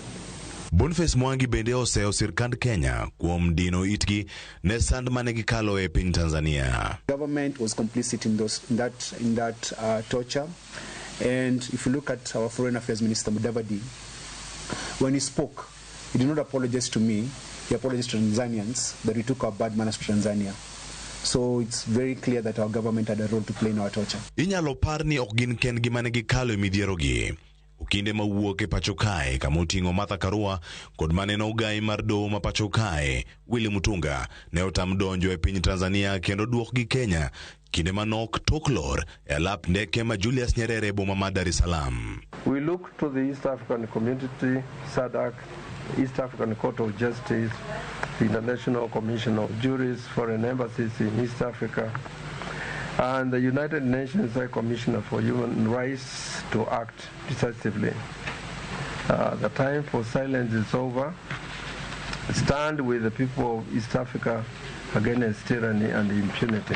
En ywak makoro oweyo pek tich ne sirkal mar Kenya, Uganda kod Tanzania ka bende ibiro non gigo ma joked ne ratiro mag oganda. Yuago ni midhiero manojukogi e pinyno mar Tanzania kendo ibiro kawo okang' mawinjore. Cleophas Oluoch, Ramogi TV, Nairobi. Ojiro karwa kitwako kinyi makawuono ang'eyo ni in kaka achiel kuom joked ne ratiro mag oganda mwantiere gode pacho kae ni sewinjo kata ni winjo sigana makamano mabende ne olero odiochieng' manyoro kod Boniface Mwangi ka achiel kod Agatha. En gino malit ahinya kakoro wawinjo ni dhano notimne gigo gik manotimnegi odiochieng' manyoro, kit kaka ne gilero sand mane gikale ka achiel kod lit mane gikale kabone ne giwacho kanyo ni ok ena physical kende to nitiere kata internal injuries moko mabende gintiere godo kaluwore koda kit sand mano sand negi godo. Nyaka sani gin kaka jogo makedo ne ratiro mag oganda ka achiel kod in achiel kuom jogo makedo ne ratiro mar oganda. Bende paro ni chik nyalo kawo kore adiera mag yud ratiro margi? Erokamano, gima adier makende en ni nitie chik matayo pinywa kaka Kenya, nitie chike matayo East Africa, kendo nitie chike be matayo wa internationally. To nitie nyaka bende kuonde minyalo yudie ratiro mege jogo mohinyi either locally, regionally and internationally. Iwinjo ka jatelo machon maru court Willy Mutunga wacho nitie nyaka the East African Court of Justice. Koro chike nitie kendo kuonde minyalo yudie ratiro gi bende nitie. Shida ma wan go en ni jogo ma otelonwa politically i pinje mege East Africa gi gin jogo ma onge ubinadamu. Ye chik to nyalo betie to ka ionge kod ubinadamu, utu ama humanity, kanye kama problem chakre. To mara riyo bende enini ka jogo motelonwa kaka presidents motelon East Africa gin kod record maricho kendo giamua ni gidwa riwre karachiel mondo gitim gigo maginyalo timo kata bed maricho manadi bora ni gibeti telo. Mano shida mara riyo mawango. To shida mara dek enini kata mana institutions of justice mawango within East Africa ama internationally. Bende it is so bureaucratic. Process no bende involve a lot of things. Kori neno ka ngendano okpoko kao ondamo ilago mondo olura tichigi under those frameworks. But gimada watch kapok wadhi mbele kod twakeni. Enini gimotumre ni Boniface Mwangi to kod Agatha okochakre kawuono. Kiwacho no kochakre kawuono matene no osebedo kotimore to timore mane pinje kamano timore kono kose Kenya ka bende dipodi jo Kenya mang'eny mosehinyore lwet jomoko ilwet ipinje moko within East Africa. Wanyalo Paralamin Kimathi kano dhi Uganda kakae no kawe bokane almost 1 year gisand mapoko daro yudi kendo no tere mani chula moro. Wanyalo paro jo Uganda kano biro kakae Besigye is the most recent. Nyaka activist moko bende no ogol Kisumo gisan mapoko daro yudi. Besigye even as we speak now Besigye ni kanye mawakili ko yeno nene familia ne ko yeno nene chiemok miye i wacho ni gikalo i hinyruok mopogre physical mental koro enani koro case mar Boniface Mwangi to kod Agatha koro en mahundu irang'any mamalo kabisa kendo en mahundu ma itime gi madharau mapok daro yudi. Nwach ki iwinjo gima Boniface Mwangi wacho en testimony mamare. Kendo king'iyo Boniface Mwangi kod Agatha onge ng'ama duondwa kaka ni mano gima gipanga mondo giwachi. en adier makende to jogo ma believe ni Boniface Mwangi kowacho adier mondo ging'iswa adier mopogore kod mar Boniface Mwangi nikech ene mane owacho ni otimne gigo kendo kaluwore kod kit kata kaka noyude nikech iwacho ni en nok obedo deported nikech kata kwa kinde mane ogolo statement mane nowuok e pacho kae tarik 18 mar mondo mi odhi owinja buch Tundu Lissu mane winjo bed ni winjo tarik 19 mano dwe mokalo to wacho ni en negin group maduong' tiyudo ka nitiere joma moko mano bedo deported back to Kenya kata kamano ginto nojwange mana e tong' mano mar piny e tong' mar pinje gi piny Tanzania mano nyiso nang'o kanyo bende no choch ratiro margi nikech adiera joma moko to nobedo deported ndege oduoko mano nyiso ni mokwongo wakwongo ywak ne sirikand Kenya ok wakwongo ywak ne sirikal Tanzania wakwongo ywak ne sirikand Kenya nikech ang'o goma ywak ne sirikand Kenya en kane Boniface Mwangi gi osiepene dhio Tanzania sirikal ma Kenya nong'eyo kendo giwacho ni ne giluwo yo mar adiera nikech Boniface Mwangi bende wacho ni e kinde ma kata ne ochopo e airport kacha nopenje gimomiyo biro Tanzania nokoriambo owacho adiera ni en to biro chung' gi Tundu Lissu bo chiwo nyaka oboke ge duto ne gin mag adiera ma bende was a public trial, a public process waywak ne sirikal ma Kenya ni ka ja Kenya oyudo chandruok i piny mawoko en jukumu mar Kenya mondo okaw ndamo mokwongo kendo mapiyo mondo ng'en ja Kenya man gi chandruok cha ratiche okethi to oduogo i Kenya iyo maber kata king'yo chieng' mano mak Boniface Mwangi giri sirikal ma Kenya noling nene ywak kuom jogo makedo ratiro mar oganda gi familia mar Boniface Mwangi giri eka koro sirikal ma Kenya chako loso wachno mar ariyo ere gimomiyo ka Boniface Mwangi ne gini situation ilachande statement mege sirikal ma Kenya ne chal ka gima ng'iso ni Boniface Mwangi rejo manokoso kendo sirikal ma Tanzania ne timo mana tijgi to kwawe mano to kapok wawe mano wawe ang'adi matin kapok idhi e wach machielo in kaka jaked ne ratiro mar oganda e tiju mar kedo ne ratiro mar oganda ununtiere pacho kae kaluwore kod sirikal kata gino mane jatend piny mano ma Tanzania wacho ne wacho ni onge kaka nyalo yie mar mondo mi jomoko wuoge e pinygi obi oroch arita e pinywa tich mar kedo ne ratiro mar oganda kaka ina ja Vocal Africa kendo thothne itie pacho kae owinjo bed nukedo ne mana ratiro mar jo Kenya kende koso yienu mar mondo mudhi nyaka gwenge mamoko kaka Boniface giri koro nowuok pacho kae ka koro gidhi nyaka pinje maoko nikech kata kaka ni winjo kaka jotend migepe noloso mabende ochung' ne tudruok kod pinje maoko Musalia Mudavadi noloso ka gimodok ne sirikal ma Tanzania gino mabende jopiny noko kawe yo makar aparo ni kancha wantie i Madaraka Day nchi winjo achiel kuom the welo manogweli paro ni miyo moro kanogolo his speech noloso sana about weche meg ratiro mar oganda to kod justice noloso sana about historia mar jo Afrika kendo nochako wacho ni piny igero kod mbaka to kiny igero kod kedo koro wan wawacho ni statement mar president ma Tanzania was a political statement to nen statement ma odwa mondo okwedgo jogo mofil ni nyalo chung' kod dhano ihinyi pinye gimomiyo wacho kamano en ratiro mar oganda are universal. They are universally declared human rights. To ratiro mar oganda bende onge kod boundary. To ratiro mar oganda bende gichal kaka gin Uganda, kaka gin Kenya, kaka gin Somalia.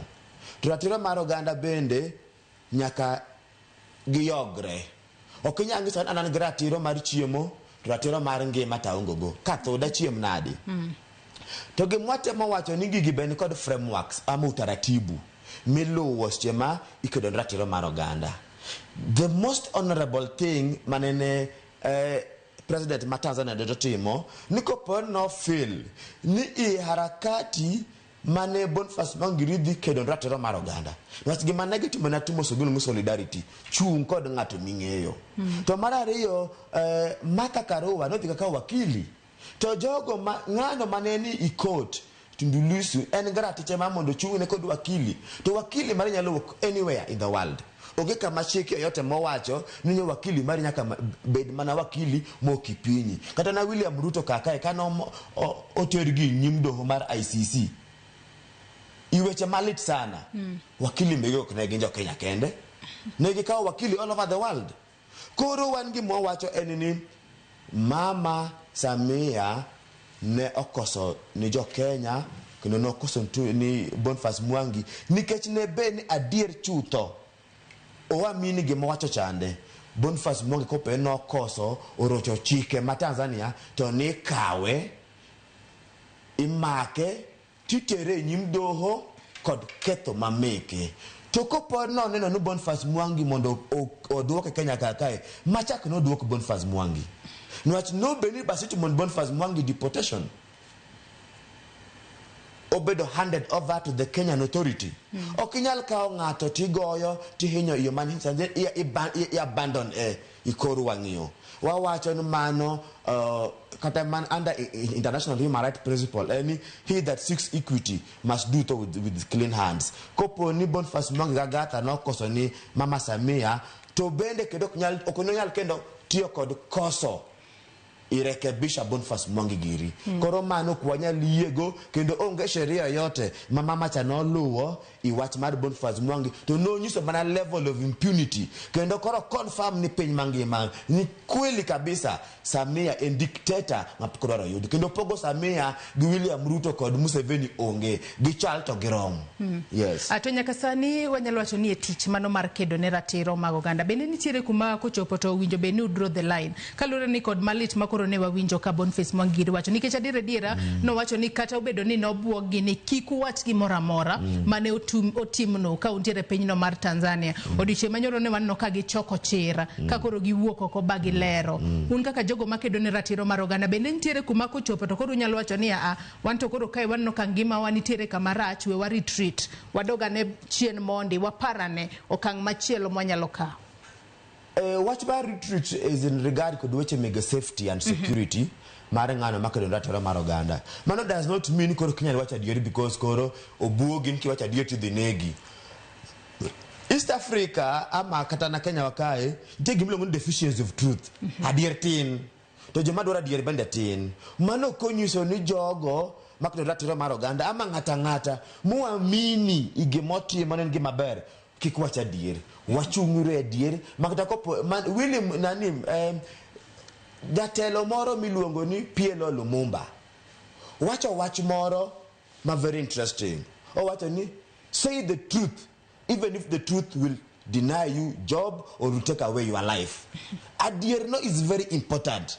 Nwach adierno e magero piny koro anayeg Boniface Mwangi kabisa kod Agatha kuom chungi adier kendo wacha dier kopo na dier ne mabro ka onge mawa we jogo ka onge wa because pinyni be ngama bro dake milele bende onge. Adier no is important kendo adier ne manyalo konyo piny adier managers yo wacho ni William Ruto I wach mar finance bill omiyo finance bill no witu oko adier no nyalo minegi adier no nyalo mitwei one last year December no wachungi adier iweche megi abduction dong no wachungi adier to not mwanade no go amalit no terwa police cell to bang 1 day 2 days jogo mani William Ruto abducted no duoki koro adier no is important regardless ni consequences mage mi be pitia sami wacha dier koro support asilimia 100% Boniface Mwangi to kodaga ata gi jogo te makratiro mar oganda ichungi adier makende. To nyaka sani kinde ma ukedo ne ratiro mar oganda nikech adiera wasebedo ka waneno ka jogo makedo ne ratiro mag oganda makore ahinya koko pacho kae nyaka pinye ma nyalo bedo ni gina chin nade mage ma ukale ahinya nyaku temo mar mondo mi uked ne ratiro mag oganda ahinya nyate pinje mago mag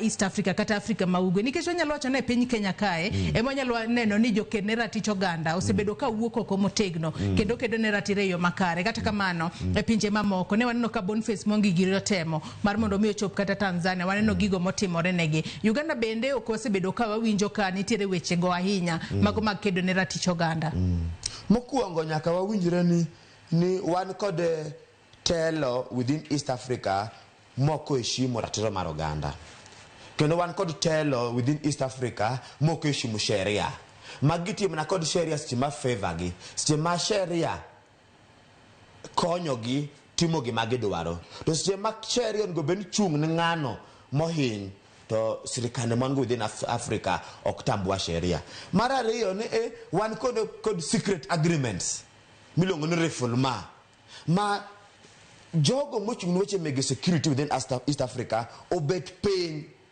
boloso secret laws ama agreements magi wacho ni kopono tieno laws about kuoma tomre penya to ringo biro Uganda makna go ikilnago ama lalna kode kendo wanyalo mi examples mege jogo mo osebet ka kedo ratiro mar Uganda e pinjegi to giringo gibiro e pinje moko mege East Africa to olal kodgi yomoro malit sana. Wan kod Tekla Michael mukao kuma Ethiopia malo kae, wan kod kaka Besigye nokaw gi jogo mopogre ma kata mana mak mar Boniface Mwangini wan gadier makende ni William Ruto emochochea mak mar Boniface Mwangi adiera intire kod ranyisi ni tiere kanya nikech adiera gigi duto mar mondo mi koro kaune gi chik nikech kata kaka grube makedo ne ratiro mar Uganda motel ne kanyo kod William Mutunga ne giwacho ni gidwaro ni jatend piny William Ruto jatend piny Tanzania Samia Suluhu kaachiel kod Yoweri Museveni odonjne gi kaluwore kod maundu mosebedo katimore ne ji e pinje mag East Africa, Kenya, Uganda kaachiel kod Tanzania. Gimomiyo wacho mano en ni mokuongo ne bed ni nyathi William Ruto emotimo ni maundila no Tanzania dikoro Ruto podoling dikoro serikal podok chap ni manyaratiche mano nyiso ing'e silence mineno my so loud ni ngiso complicity kendo ngiso ni state interest iwechegi omiyo wa challenge William Ruto gi serikal mare ni kopone ok ni usika e nyerok mar Boniface Mwangi wogwoko mondi challenge wa to the contrary. Angomo mufil ni negi usika ni gedo ngano mara is one joten migepe mano Musalia Mudavadi loso kaachiel koda jagoro mongirore mochung ne tudruok kod pinje ma oko dong negi loso to gin gi symbolize sirikal kose mano ok noromo jatend pinje negi giloso to negi wachango mokuongo negi hujumu Boniface Mwangi kage wachana piny ka piny kod shikegi ni wan tabia marichogi wawe mana Kenya ka mara ariyo oknegiloso nyaka chaman samana ne familia mega kina Boniface Mwangi gijogo makaratiro mar Uganda osukuma gi ochochia gi mondo gilos mano ngisi something to mara dek be wangayo ni Boniface Mwangi osebet rang'any mamalo ka siemo serikand William Ruto kod tabia ma William Ruto gima giluongo ni past records mega William Ruto ma wa feel ni because Boniface Mwangi osebet ka penjo tabia mar William Ruto kod sirikande William Ruto noti kod nafasi ni maloso kod nyawadgi mondo punish go Boniface Mwangi to wawacho ni if we are wrong to William Ruto mondo challenge wa because the growing belief and understanding and ni William Ruto no ng'eyo kabisa kendo gimong'eyo ni before citizen ma Kenya tumni gik mane tumnika nyaka serikal ma Tanzania no penjo serikal ma Kenya wan kod adier makende ni maundu manotum ni Boniface Mwangi kendo kaka no bedo framing omumiyo no gole to duok jomoko nyiso nitie communication manotimre kod agreement manoket communication nyalo bedo ni ne kin ga nikech kata kaluore kod statement mane Boniface Mwangi ogolo diche manyoro no wacho ni kit kaka arita e pinyno mar Tanzania ne ngise ni en achiel kuom jogo mano wang'o od bura ma pacho kae no chich ni nyalo bedo ni nitiere tudruok moro e kin jogo mochung' ne arita piny Kenya kod Tanzania nyalo bedo ni nitiere tudruok moro makoro seche moko keto ngima oganda jo Kenya kata kamara wachete kulingana kod statement mar Boniface Mwangi to kod statements mege jatelo mar foreign affairs their body language kod gik mane Boni wacho gigo weche go communicate kendo nyiso ni gigo te manotim ni Boniface Mwangi kane pokotimne serikal ma Tanzania no ogomba ka serikal ma Kenya iweche go kendo wan gadier ni ya ni kata mna statement mar jatelo Musalia Mudavadi kod nyawadgi Seng'ei nyiso nigeo kod haja mar defending ja Kenya kendo nero ngino moro gisana emomiyo nene gipielo nwa iwach emomiyo wan wawacho ni ka William Ruto ok no bedo involved gi sirikande imahunde ma Boniface Mwangi okale owuog woko mondo omiwa evidence ni adier obende okumo. The only justice ma mokwongo monyo wanya ido kuom sirikal mar William Ruto ni eno mondo wogwoko mondo okwedi mahundu mane Boniface Mwangi okale to eno won onyisra nyisi ni justice koda dier mondo timwa penjo ni ne bed en wuod William Ruto ama nyathi Mudavadi dobet kama mane penjo mwa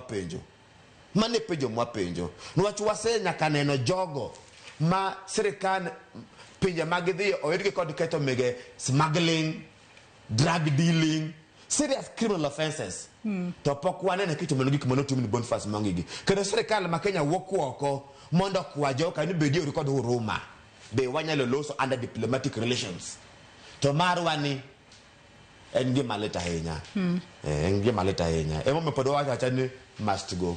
Ruto must go. Adwa ni wawinja ne kaka Willy Mutunga beneno loso dichieng manyoro kalo ne na achiel kuom jogo makedo ne ratiro mag oganda. Wang'eni Willy Mutunga ne en ogai machon mar doe pacho kae kinde mokalo chien noloso kotudore kod gigo matimore e pinyno mar Tanzania. We wawinja ne mondi. We got there at 2:30 a.m. and that's when we were detained. From 2:30 a.m. to 3 p.m. We were not told why we were detained. Walikuwa wanasema kuna changamoto. Hapa Afrika Mashariki tunapiga hatua nyingi kurudi nyuma sisi katika masuala ya demokrasia na haki za binadamu. Why would a whole state have a list or mark activists coming into the country to stop us from attending Tundu Lissu's case? So I'm asking what Samia is scared of. Haya, mano Willy Mutunga, Hanifa kachiel koda Halifa kinde ma gin bende ne oduok gi pacho kae kalore ni ne otamgi mar mondo mi kik gidonje pinyno ma Tanzania mondo gidhi giwinj bura mano mar Tundu Lissu mano higa mano dwe mokalo dwe mar abich. Gi thuolo ni anyisi ni wendo na machielo Salim Odenya ma en okila ka be ne en jaked ne ratiro mar oganda bro bedo ka tudore kodwa ka wadhi mbele kod twak marwa. Salim Odenya oyawre kendo machiegni twak ichiwo nado kinyi makawuono yawre mosenyikora mogino yawre uru achiew maber anyasa yaw na piny mos kuom chopo moleo at least iwacho ni better late than never pok wadhi mabor ahinya. Watoko tudore kod ratich jokedo ne ratiro odiochieng manyoro ne wawinjo kaka Boniface Mwangi kachiel kod Agatha ne ochiwo neno margi kata ne gikale maleta ahinya mano kotudore kod san mane gikale pinyno ma Tanzania. To bende wawinjo kanyo ka Mutunga, Hanifa kachiel kod Halif gin bende ne gilero kaka ne gibedo deported magiduoge pacho kae kaluwore kod Boniface Mwangi gin giwacho nok ne gibedo deported kata kamano nojuangi mana etong mano mar piny tong mar piny Tanzania kachiel kod pinjegi kalore ne Boniface Mwangi ne ojuang e tong mano mar horo mano ma yudore yo Kwale kocha mano tong mar piny Kenya kod Tanzania. To Agatha bende no ojuang e tong mar piny Tanzania kachiel kod pinyno mar Uganda. Mago nyiso nango in kaka ukila kachiel kod jal makedo ne ratiro mar oganda. Mokwongo adwa ni mondo awach ni akwede okang' mamalo tim ma piny ma Tanganyika otim ma Tanzania otimo nikech Tanzania ok nyalo wacho ne ok giyie oganda mamoko mondo wuo kuom rocho ratiro matimre e piny Tanzania. Tanzania oseng'ere kaka piny mano bede ong'ala mambele e konyo pinje mamoko e kedo kod loch mar wazungu e pinjegi mondo gikony pinje mamoko mondo miyo yud lokruok, especially in the Southern African region. King'iyo piny machalo kaka Mozambique, Angola ok dine giyudo independence ka onge Tanzania. Zimbabwe, Namibia, South Africa ok dine giyudo independence ka onge Tanzania. Tanzania ne ng'ado boda madonje pinjego mondo chiw support gi kony makende mondo mi pinjego oyud lokruok kendo giyud independence. Kata nyoro ka Nyamino biro makoche piny Uganda nokawo intervention mar Tanzania mondo gidonj kuro mondo gikel lokruok ni jo Uganda. Ok ginyal time ni pinje mamoko to gin giwegi kaka githiro ratiro mar oganda gi Tanzania to gigeng'o joma moko mondo mi kik donj kuro mondo mi ong'i ni ere kaka githiro ratiro jomoko and ere kaka ginyalo konyo kanyo mondo mi kwe kod rito ratiro obedie Tanzania. Koro kanyo to kayiera kodgi and ayiera ni jowado manyodonje piny Tanzania. Tundu Lissu ok en ja Tanzania kende, en ja East Africa kende en wakili man go ng'ala mamalo kabisa wach mar okil e piny Tanzania. Koro ken ng'ama onego kaw wach ne mana hivi and mondo mi jo Kenya donj kuro wan pok wageng'o gi nyaka nene ka gidwa biro ka kirocho ratiro. Taneno ka chal ka gima nitie trend mag pinje mag East Africa gi mondo mi kik ng'ato wuo sama ng'at machielo rocho ratiro kecha bang'e na biro rocho ratiro. So okaler koro kanya wuoyo kiketho ratiro ma jomoko. Ng'ama kelo trend makamae. Aparo ni en na riwruoge gi mag pinje gi the heads of states gi ne ker mag pinje gi nikech ng'ato ka ng'ato neno ka backyard ni pok yweyo maler. Koro kinyal wuoyo laru mar ng'ama chielo to bet okodi pok yweyo. Koro mae makelo ng'ikruok ni. Nikech onge ng'ama jachir marito ratiro e East Africa ka manyalo chung mawachi ni gimitimo nok ni kare kendo wabiro kawo ni okang. Kata sano kene ka ginene jatend doho machon Willy Mutunga laktar wacho ni mondo ket sanction e East Africa. Ng'ama biro keto sanction no? Onge ng'ama nyalo keto sanction no nikech East Africa piny ma diwach ni ler. To nyalo bedo ni penjo ni sanction no tiende nang'o nikech wacho ni sanction no winjo bed ni kawo ne jatend piny Tanzania Samia Suluhu, jatend piny Kenya William Ruto kaachiel kod jatend piny Uganda Yoweri Museveni. To gino otego moko miketo mondo kuom ranyisi nyalo bedo otego ma dhi kuom weche mag ohala kata yuto kata weche mag pesa kata yore mag wuoth kuom jotend pinjego kod weche mopogore minyalo ket ni vikwazo nok inyal timo makata mae. But koro pinje mikwana dego be gin pinje man go ng'ala East Africa ka kiwacho Uganda, Tanzania, Kenya kiloro ni jotend pinjego ere piny machielo ma koro dhi dong East Africa ka to ng'ano ma dhi loro nigi kech ng'ama loro nigi ni bende nigi weche mochido e pinye kumentie. So I think that's the challenge and therefore odwaro sanction moyo East Africa moloyo to koro Tanzania. And Tanzania, asebedo Tanzania for quite some time. Ang'eyo ni police kata ma Tanzania are very brutal. Moingo police mara mora East Africa ka. Very brutal. Chon kane wadongo ni wuondo wan kidonjo Tanzania, ndo police bro wacho tafadhali naomba nikushike. Mano gima onge kuro. Police ma Tanzania is very brutal and gik ma Boniface Mwangi gini wacho ka gin gik ma chodo chuny. Gin gik ma hinyo chuny, kineno gik ma jowadu okale. Mana ni onge makosa magitimo ni golo gi hotel, pok gichopo kata e court. To kata dine gichopi e court. Court en go ng'ala mare makende. En gi environment ne ma weche ne timore. So there's nothing ma Boniface Mwangi gi jowadgi ne dhi time court mane nyalo hinyo Tanzania kata hinyo Tundu Lissu kata ng'ata e Tanzania kata sirikal ma Tanzania. Yes. Atonyalo wacho ni gin chike mage mago mag piny Tanzania kata mago mag piny ngima makoro no rochi ne Boniface kaachiel kod Agatha kinde makoro no makgi gi thuo nikech onyalo wacho ni ne gibedo detained kendo osandgi kapod antiere kuomi odeny kaka okil. Gin chike mago ben mano mar piny no mar Tanzania kata mar piny no mar Kenya kata mano mar piny ngima makoro ne oroch kuomgi kaluwore kod statement mar odiochieng' manyoro. Nitiere conventions mang'eny kaachiel kod treaties ma pinje osesign mamoko monyuando nyaka Tanzania, Kenya kod piny mamoko osesign. Achiel kuom gima duong' ahinya ma kiyudo katiba marwa ma Kenya kata en gimiluongo ni inalienable right ma cannot be limited. En wach mar right and freedom against torture. So ka jogi nyobedo tortured, there are international conventions and treaties ma Tanzania bendo sechweko okay. Ni onge ng'ama inyalo sandi. At least mano en yo ng'ala ma pinje duto yiere ma ose attain gima waluonge law ni jus cogens. Tiende ni pinje duto se yiere ni ma gima ok nyal timore. Freedom against torture. Koro kanye gimako jogi to gi torture gi ok en gima ni kare. There is an element mar gimiluongo ni the right and protection of human rights defenders. Boniface kaachiel gi nyawadgi ma Uganda gin human rights defenders. Gin joma kedo ratiro mar oganda. To joma kedo ratiro mar oganda gi riwruok mar pinje UN nyosechwoko kendo nyaka ritgi gin bende. Kech gin ma cheko state ging'iyo ni piny owacho ok dhi ahinya maketh ratiro mar jopiny. Ka koro gin be isandogi, koro ng'ama kedo ni ji be isando, then it means ni wachope ng'ala mamok ni kare. To kata piny Tanzania wuon be nigi teko ma ging'iyogo ni katiba margi protect ng'ata man kuro. Kichope wach mar right ibo ng'iyo kata katiba ma Kenya. Kochope right koro kwach ni every citizen. Be koro kwach ni every Kenyan. Iwacho ni every person. Nyiso ni kata ng'ano ne en ja Uganda kata en ja kumanadi to se yudre Kenya ka katiba wacho ni every person ng'ata man kama en dhano kata America ratiro ma ja Kenya nego ni mobende en go o enjoy ratiro no except ratiro ma koro weni ja citizen kaka every citizen can vote mane ma koro is limited to ratiro ma moko kaka ma freedom from torture inhuman and degrading treatment mako kin gik ma ng'ata enjoy koko de citizenship. To nyalo wacho nang'o matimore piny no ma Tanzania nikech kata kalore kod statement mar Boniface odiochieng' manyoro wacho ni kinde ma kata koro ne imako gi no wacho ni odwaro okil mare tadiera mano Tanganyika Law Society ne ochwalo negi okil kata kamano ne chopo kuma koro obila bugo nyako kil manyaka okinde bende koro wuok kanyo. Wanyalo wacho ni bende okinde nitiere kod duol e pinyno kaka nitiere gode pacho kae kapok wadhi e yweyo mokwongo. Aparo ni Tanganyika, Tanzania, both Tanganyika and Zanzibar, and especially Tanganyika. Aparo nitie ni pod gin e okang' moro mane wa ae chien. Especially gineno ka Tundu Lissu move ne kabisa en wach mar katiba.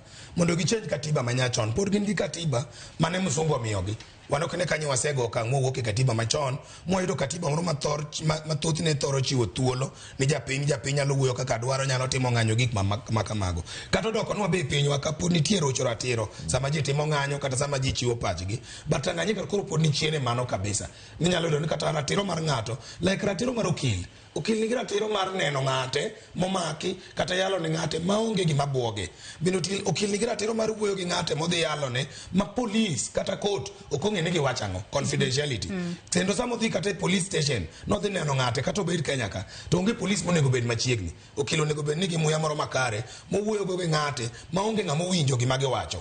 So kapo ni igeng'o okil no kilo kanyal chopo kuoma client ne, then inyalo neno kaka pod gin ni okang' man chien kabisa mar rito ratiro mar ji, nikech mano gi threaten nyaka the issue mar fair hearing and fair trial. Nikech ka okilo kenyal bedo go ere kaka idhi bedo tried e yo mafairly. So I think ni mano kaka okilan bende okanyal yiera gi mano ni mano gi ketho ratiro mar joma odonji ni gima en Boniface, joma nyo maki ma Boniface Mwangi gini kachiel go kinde magine magimiyo license mondo practice in Tanzania, kendo koro ka gichako giloro nigi police threaten gi, then it means they are not in a free society. And I call out CCM negi wacho ni gibiro rule for 1,000 years. And CCM I think is a monolithic party in East Africa, not even East Africa. Aparo ni kore Africa kako weyo ANC enie chama makoro se rule gaminga. Koro gise rule aminga ma wigi ogalre makoro gibet kuom ji giparo ni gini Tanzania. And chieng' moro koko timre gano chieng' moro CCM no pudhe e loch e ka ja Tanzania no bed gi thuolo makare gini lok katiba kendo gibiro bedo gi yweyo magisegombo gaminga. Yweyo mokru mineno ka jokopere wajacha. Aya adana ko yeyo madunde nyakor moge jang metolo ote magi kokale yore waduto te mag tudruok mano moriwo nyaka namba mar ote machuo kari 36000 apo bedo ka somo ote magi bang' yweyo mwaka ogi sani kikidhi mabor.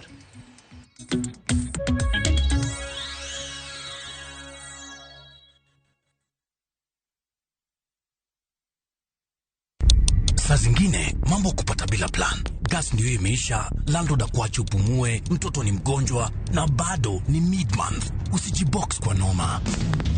Piga *531# and sort your emergencies with my Mobi Civil Servant Loan, iwe usiku au mchana. Kama wewe ni civil servant, sasa uko sorted.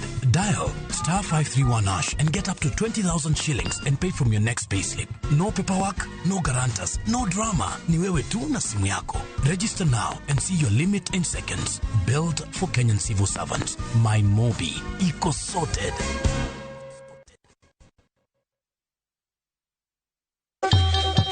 Ang'o mosetimore ne joma ne ochweyo Ugandawa? Adhi primary Kagonditi Primary School. Gin kanye sani?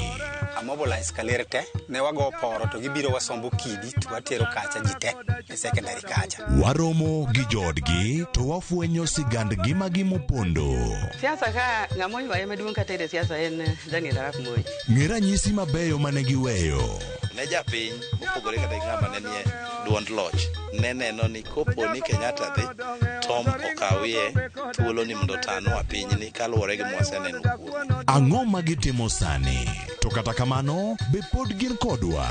Nakedo ne wachukari ma jobunge jonjo kod buot nochaka ne bwana Sukari. Gin kanye kod Walter Nyambaga tich ang'wen saa 3 otieno mana e Ramogi TV.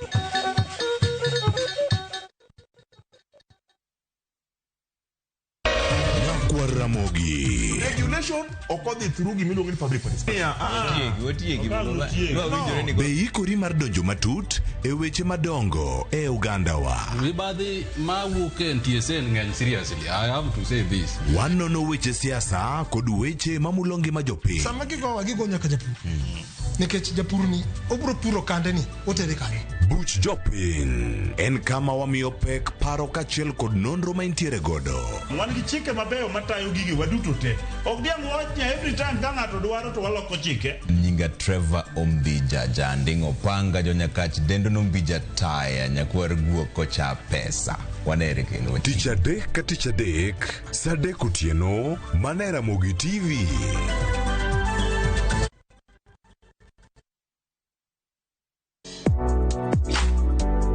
Chiemo ka chiemo nigi sigana mare. Moro ka moro kuom kit chiemo miyiero kelo nigi moro manyien. Ojuri to koro kinen matagi ma en okelo ladha. Chiemo. Okelo appetite. Kata bed ni en chiemo mamit, manigi suya mamit, kata manigi iro, waduto wawinjo kitgi. Omit.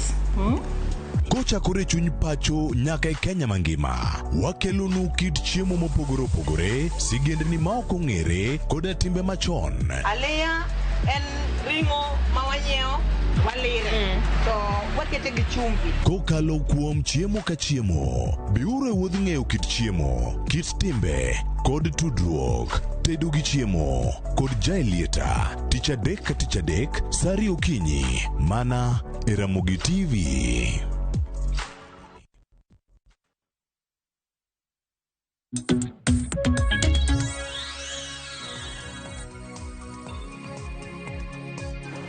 Machiegni kendo nyakwara Ramogi Ajwang' mar mondo mi wadhi mbele kod twak mar chenro mar mbako romo kaponi kitudri kodwa gi sani watwak utudore kod ratich jokedne ratiro. Antiere kae kod Salim Odeny okil kendo jakedne ratiro mag oganda kachiel kod Frederick Ojiro mano apisa e kedone ratiro mag oganda Vocal Africa. Bed thuolo mar chwalonwa ote magi duto abo bedo kasomogi e kinde mwadhi mbele kod twak marwa. An bende inyalo tudri kod achiel kachiel kokalo yore ga duto te mag tudruok mano moriwo Facebook page mara ibiro yuda Joyce Oduor, mbui mara mar X ibiro yuda @JoyceOduor_. Kwadhi mbele kod twak marwa Ojiro kaduoke twak okinyi makawuono kaluore kod gigo mane otimore ne Agatha kachiel kod Boniface Mwangi. Bende nitiere kaka inyalo chok ranyisi kata evidence moromo makori nyalo pedhi mar mondo mi oter godo kata odonjne godo sirikal mano mar pinyno mar Tanzania. Kalo nyaka sani koro wach ni nitiere kata East Africa Court of Justice makori nyalo chwale bura makamae mar neno ni jokedne ratiro ariyogo mano sande pinyno mar Tanzania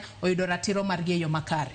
Yes, donge ing'eyo ni mondo isaste na trial proceeding nyaka bedie evidence kata mana witnesses manyalo wacho maging'eyo ama maling'ling ikosa ma miwakni. To adier makne ni Boniface kano duogo Kenya kakae to nene odhiyo hospital bino chiedhe kendo nitie notim proper documentation, medical documentation igigo manene otimrene.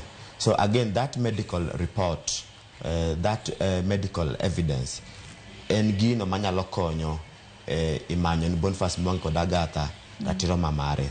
To mar ariyo bende en ni gise nyaka golo nyinge jogo ma ne gishuku ni ema ne gin behind irocho ratichgi.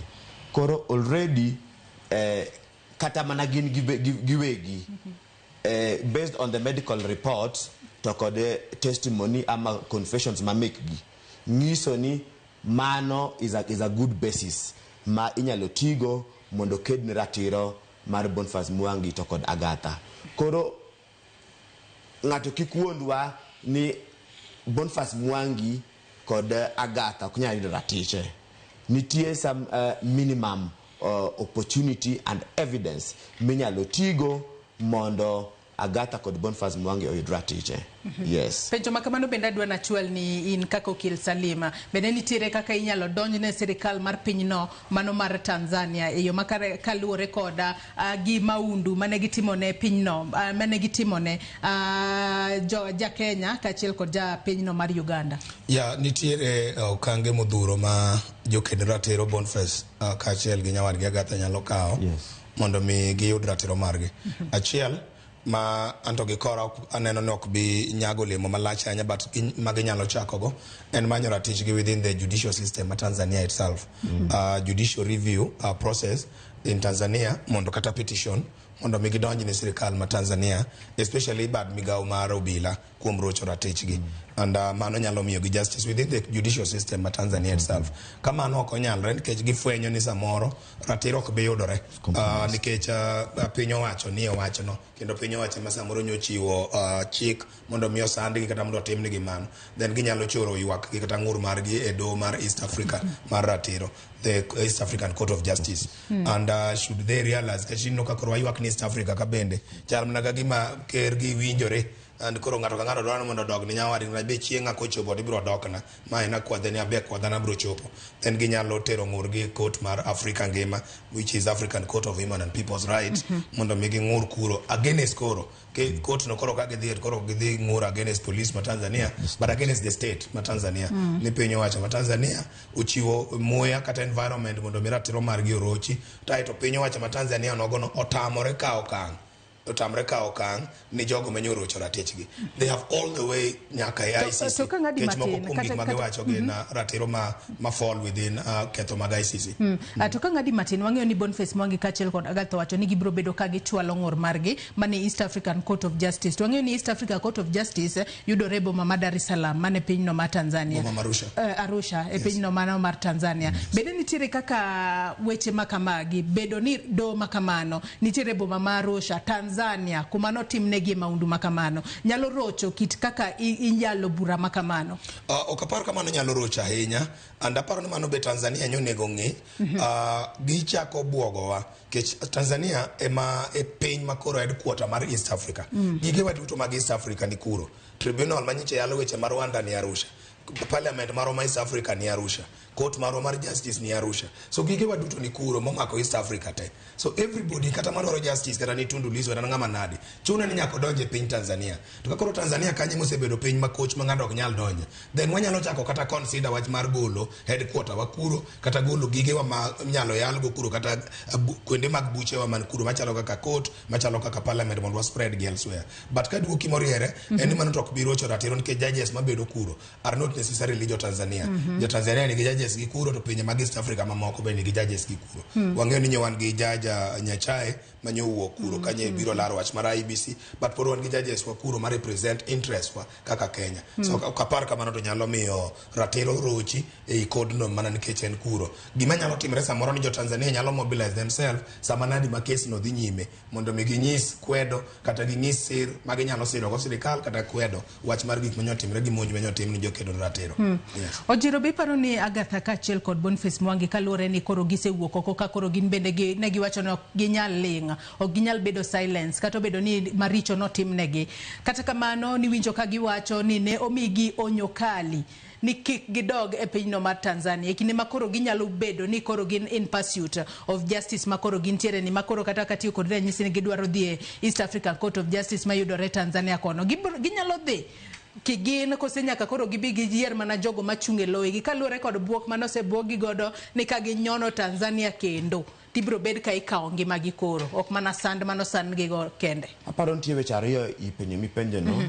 One en nyiso ni nitie trend ma jotelo ama the East African countries leadership osekawo mondo gi silence go jogo ma penjo matek. To kiwinjo ka security agencies ma Tanzania go ongoso gin kuwacho gima notimore ni to wabro nyiso jopiny ama piny mangima gima nwatimonu. It's the same thing ma police ma Kenya kae nyiso jogo magi abduct. Nikiwacho kama nwateri kod gik manwatimoni to we will come for you ama wabro expose maundu manwatimoni. Koro mae nyiso ni indeed reful mama wacho chande ni secret agreements between states in engi marili. But having said that, enene jogo makedo ratiro mar oganda ama jogo madwara dier okongo beni uso ngi luoro to gikawo luoro no. Emelo ka Boniface Mwangi giri kata ko pod no siem wangi nki ko wach gi manwatimonu gikawo hatua makende mondo gi overcome luoro no to mondo gichungi adier. Mano wach ma very important mondo wangi. To mara dek enine sama idwaro ratichi to nitie institution of justice ma oketi kendo oyangi ni nyalo konyi yudo ratichi. Regardless then Tanzania nitie mechanisms mopogre minyalo tigo mondo pod Boniface Mwangi chop kacha mondo giyud ratichgi. Ginyalo timo application mondo giyud visa kaka nyalo dhi kaka kanyo, ginyalo tiyo ma wakili mekgi to kopo ni Tanzanian authority pod influence nyaka the judicial process matumre Arusha. gima wang'eyo ni the issue mar Boniface Mwangi kod Agatha, it cannot be left to be only imanye on a legal process. It's a political issue.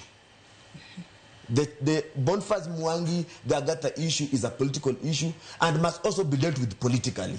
Yes. Koro, emomye Boniface Mwangi nochoni, Gibro engage with various mechanisms. Mondo gimany go ratechigi. And one of them riwinjo karaka kosiep na Salim ko wacho ni William Mutunga no wacho ni jotend East Africa ge beno deal kod gi politically. Sije mokori kumogi timo engagements ama the safar mano ngiso ni koro okwado na deal kod issue ni within the legal frames, but other mechanisms mabe wanyalo tiyogo mondo wachni oyudratiche. Moro bende enni wati wanjo East Africa kendo yienwa wuotho within East Africa to nitie mechanisms kod protocols monego bed waluwo. To ka adier Boniface Mwangi no luwo chike mani idwaro mondo gichop Tanzania, to then Tanzania authorities timogi kamano. Wabende Kenya wanyalo penjere to kan ang momiyo wanya yieni Tanzania High Commissioner mondo podo bed Kenya kakai. There are some of the fundamental questions monego bed jo Kenya penjore. Nwach gin negedhi in good faith, gidhi timo legitimate thing, lakini gik manotim nigi gin gigo mokode oratechigi. Onego ben koro jo Kenya bende koro wachako penjre koro penjogi ni ang momiyo nyaka wanto koro wawe Tanzanian officials mondo pod operate Kenya kae. Salim bende chako wacho penjo moro ni ka Tanzania ema host some of the very important institutions makonyo kendo tayo weche meg ratiro mar oganda East Africa mangima, to Tanzania koro behave kamae. Ongo ben koro den koro wachako penjre penjogi ni do we still need to have the East Africa Court of Justice still based in Tanzania, and do we still need to have katamana parliament mar East Africa monopodo be Tanzania? These are issues makoro now goes just beyond the legal questions but also now political question. Emomiyo wawacho ni mbinu yoyote ma onego tigo mondo Boniface Mwangi oyudratechigi, it is important. No, what apart from Boniface Mwangi, nitie other cases mabendo so exist. Emomiyo wan wawacho ni nyaka bende koro wa think revolutionarily about this issue. Thomas Sankara wacho ni a little element of madness is important for certain things to be done with clarity in future. Aparo ni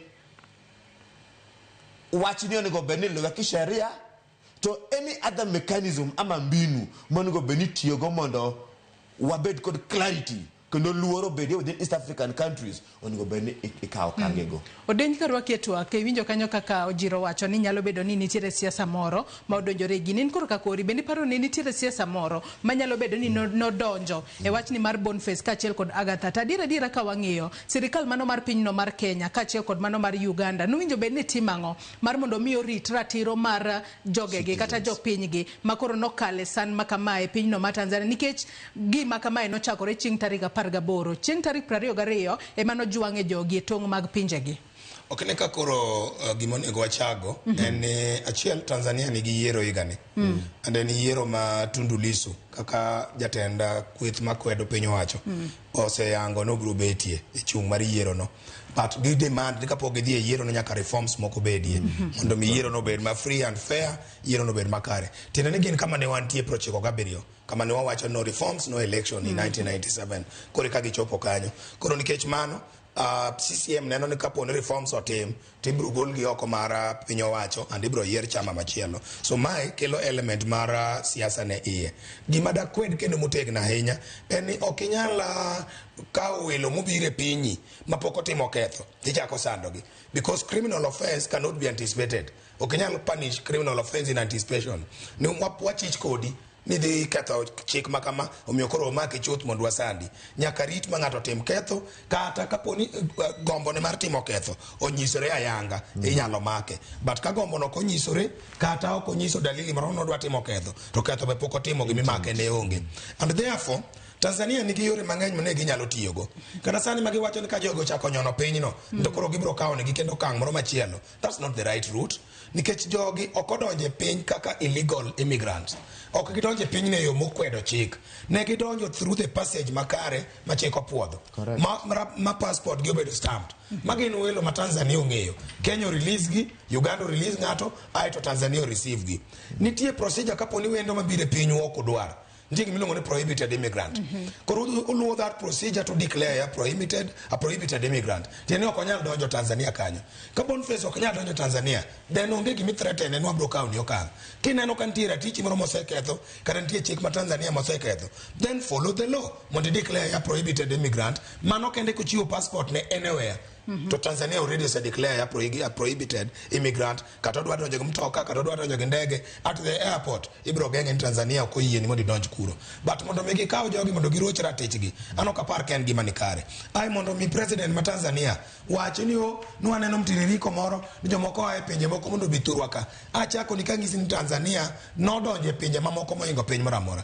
Tanzania okonyo pinje mamoko. Kata Mandela at one point kadwa travel. Had to travel using Tanzanian passport. Mondo travel oko mar Africa. Ma Tanzania manyerere mo organize ne mondo Nelson Mandela with passport. So gini ochalo gi gima ne timore America kinde mag kwedo ginene rangi mar jorotenge. Ka Martin Luther King Jr. on the southern side of America. Depending what are you doing in Birmingham? To watch an injustice anywhere is a threat to justice everywhere. Kurukaniti injustice in Tanzania is a threat to justice in Kenya, is a threat to justice all over Africa. So kwanya ling kaka ne waling 94 kagik moko timre Rwanda minego ji aito bangi ti chungi chayawa ni pinje mamoko dak nu gole duondu sama ne ketho ratiro mar ji Rwanda. We cannot keep quiet ka ratiro mar ji ka Tundu Lissu iloro ni for so long ma oko charge gi offense e court ni poditere kon nyimi joka jaji wacho nyoro ni justice delayed is justice denied. Koko dwa charge ngane will set him free. Ke jokunya detain for 2 months to poku charge poku ngisa ni ketho mane mengo mundu kele mbele na officially mondo hearing ochake. So kwanyal keep quiet kama gotemore. Kanya getimo manani Boniface Mwangi poto kwa biling gach mago ginowetewa. And gimupogo boundaries gi magi colonial. To ang'o ma sirikal mar Kenya kaachiel kod Uganda winjo be ne timo gi sani mar ahinya nyaka lure ni sani koro noseroch ratiro mano mar Boniface kaachiel kod Agatha. Of course chal gi gik ma Willy Mutunga wacho ni one kaponi japinyi owuok modhi e piny machielo ok otimo ketho kuro ratiche orochi chalo gi nyako moro manyine no nywa manyo manye ni e pinje ma oko manyo ng'adne buch nekni. It now takes the country itself. Koro ken familia mar Boniface Mwangi kata one, the state should actually demand accountability and explanation on gik manotim ni their citizen. The Ugandan state, the Kenyan state onego demand accountability from Tanzania. Ni citizen wa who is a law abiding citizen ne nie pinyu ang'o motimre ang'o o allege no timne gik makamagi ang'o motimre to kang mane musekawo kata twa mane mukao mondo make sure ni justice oyudre ni citizens wa. So Kenya and Uganda as a state unego kao kangno against Tanzania, demanding information, demanding explanation, and demanding accountability on their citizens. Manyoti minigi rochra tichgi aluora margine eloka machielo mara border. Yes. Nchigi midwa medo jiro. No, angima anyalo wacho edini jotelo majo siasa meg East Africa osenyiso ranyisi negiriwore mondo giroch ratiro meg Uganda modak e pinjegi. To mano nyiso mana kata kaka statements magi wacho kod kaka gi behave kendo gi respond gik magi feel is a threat to their survival. Emomiyo ana wacho the East African people one wa onge kod to between us or among us. We are one people, we are one community. And jukumu mar the East African community members, jokanyo, ordinary people, professionals and everyone mondo wariure wabed one thing. The way me wacho mondo wariure weche mego hala. Wariure bende weche mege kendo ratiro mar Uganda, kendo wariure bende weche mege chung kod adier. Emomiyo wawacho ni to mar ariyo en Kenya is a shining light and hope for the entire East Africa. Kenya pod nyaka dhi mana mbele, the young people, the human rights defenders, the activists, professionals, nyaka pod wadhi mana mbele mondo wa influence which emigratory mar Uganda kod adier in all the East African countries. To kata kopo ni wabedo targeted against by these regimes moko believe ratiro mar Uganda, kikwa oluru, kikwa luoru, because bado mapambano. mano gima dara Atomene nitiere kaka jogo makedo ne ratiro mag oganda inya to mago mawuok e gwenge mag East Africa kotudore kod maundu makamae makoro notimore ne joked ne ratiro mag oganda. Iwacho ni wach kedo ne ratiro mag oganda onge boundary moro amora Ojiro. Odeny bende paro nitiere kaka jogo makedo ne ratiro mag oganda nyalo riwore kata nyalo nywako lwedo e chung kamoro achiel kod Agatha kaachiel kod Boniface. Yes, I've said that, and waseneno ka Kenya ka mano osetimore.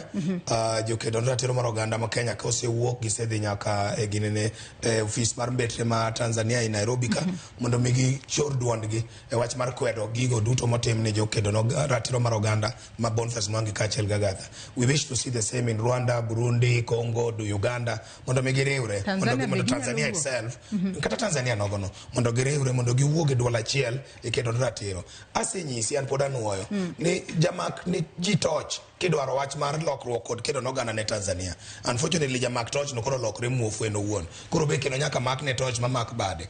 To koro kendo gore gi joma mako bade gi joma mako ne toch mondo mi oyud yo moluwo. So Tanzania no play a very big role in terms of democratization of Africa, in terms of liberation. Those struggles kata pinje mano choose mondo their armed struggle. Tanzania still supported them with resources, moral support. Ka koro gibe sani koro ginyuore magilokre muofu ni gin giwegi. Then aparo ni riwruok mag joma kedo ratiro mar oganda should come together mondo mi owach ni koro wabiro kanyakla wakwedi okang' mamalo gi Tanganyika timo giket pressure e pinjegi mondo sanction miwacho go ket ne Tanzania. Maybe ka nyalo medo kanyo bende en ni jogo makedo ne ratiro mar oganda osenyiso ranyisi mar tiyo karachiel. Kami example election manokalo chande kanene Museveni otamo Bobi Wine timo campaign kendo yudhene ni mako ka ihinyo itimo nadi wan wakao ranyisi mokuongo dun wadhi bwa occupy embassy, the Uganda High Commissioner embassy, High Commission in Kenya, and within a few days jogo manomakte Uganda nogolo. Mara reyo bende human rights defenders kod professionals ma Kenya kakae osebet ka tudre kod jogo makedo ratiro mar oganda to give them solidarity, support which mopogre. Ncha kanye ni neno ka Mariam Sarungi ne dwa bedo abducted bateka kai.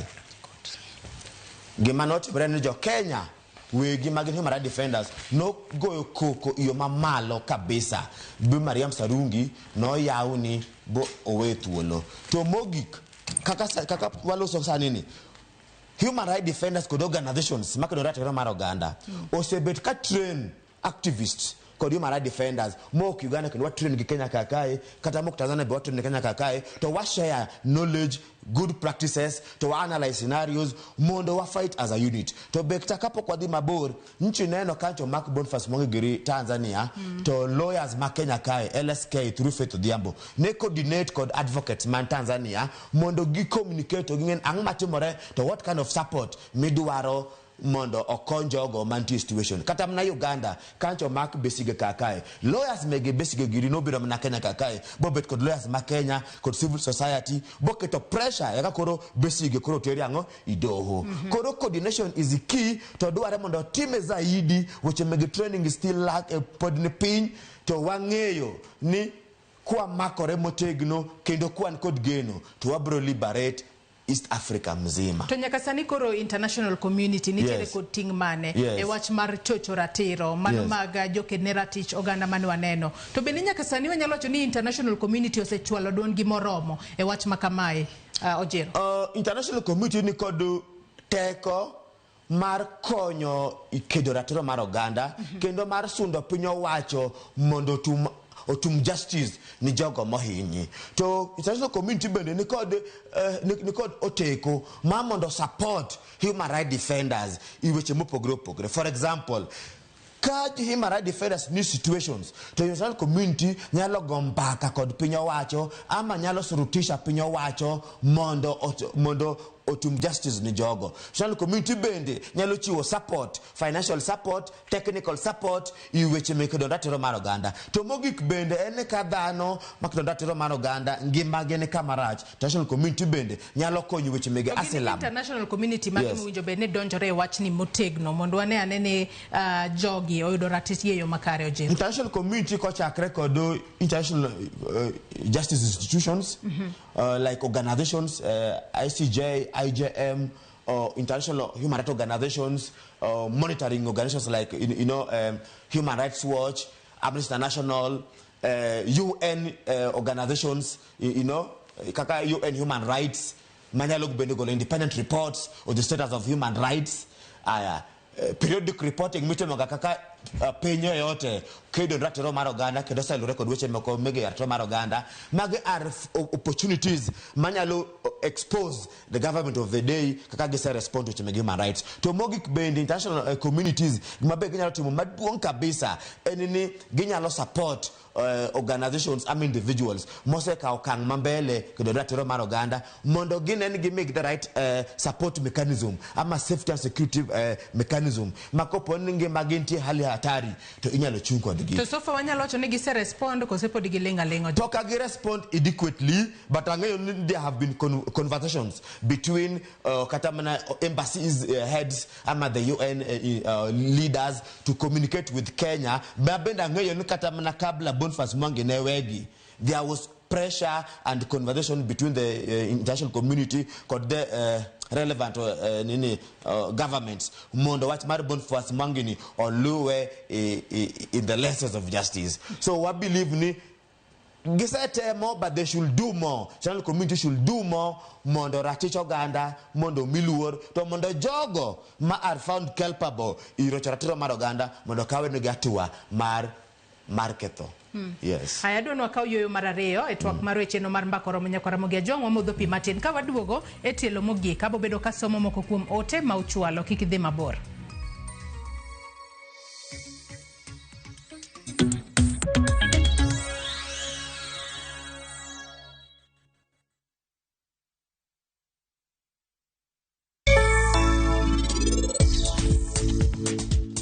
Jatelo emeleo gochona to kendo enomor ni nyathine tima rus gi parinit gimora mora timre kaka en nodwaro. Rajiv ni kanye? Rajiv ni kanye? Rakesh ng'eyo Rajiv ema nitie atar. Kapo ni entie atar sani gi Rajiv mano nyiso ni koro kanyal dhi altar ok giboya mondo donji anabro timo ang'o? Anaparo ni Rakesh nitie kae machiegni anaromo gi chuk dar mare miluongo ni Shira to nowacho ni Rakesh dwa timo gimoro marach omiyo koro wan nyaka obedane motang' kae koro in kitem dhi kamoro amora winjo.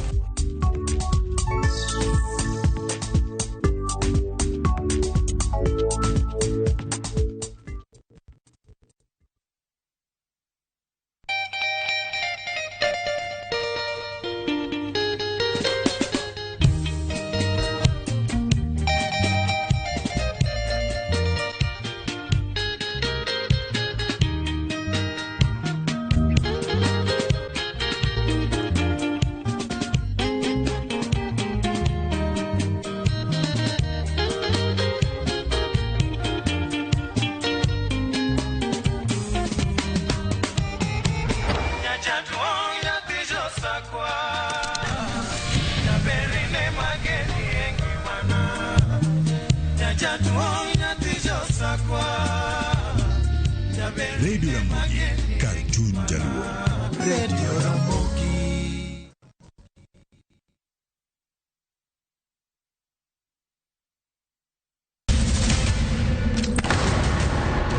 Duto teka unusiye gi wachno. To ano kabibet kai kinyuome. To kate arus mare ano kabibiro. Ere kaka ini nyalo timre gosipre malich kamae. Kosiparo ni nen mana kende ka. An kamora achiel kode. To joma ni kate bende ni kode. En chunje adek.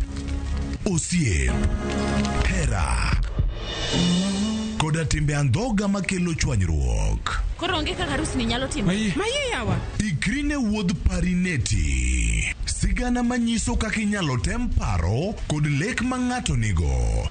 Kendo yiero nyalo loko gik moko duto. Parineti. Wuok tich nyaka ngeso, saa 2:15 otieno. Mana e Ramogi TV.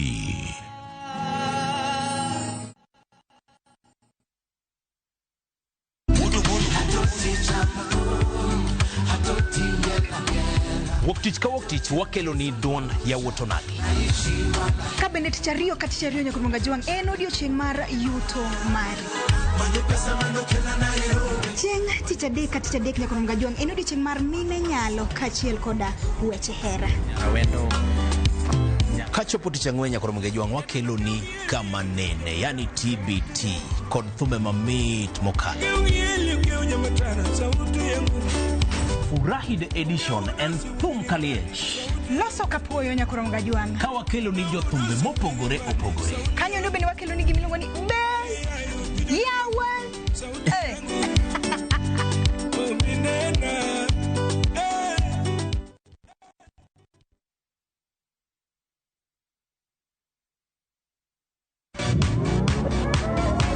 Ado manyien kod talanta manyien duto romo kamoro achiel. Chakre thum mag pinywa nyaka mag pinje maoko. Mae kinde maberie moloyo ma ji nyalo winjo thum mamit. Puonj jothum manyien kendo tim nyasi ne jothum muhero. Mae en ndiri mar jothum kod kit thumbe duto. Pado manyien wuok tich nyaka tich abich saa 5 onyango.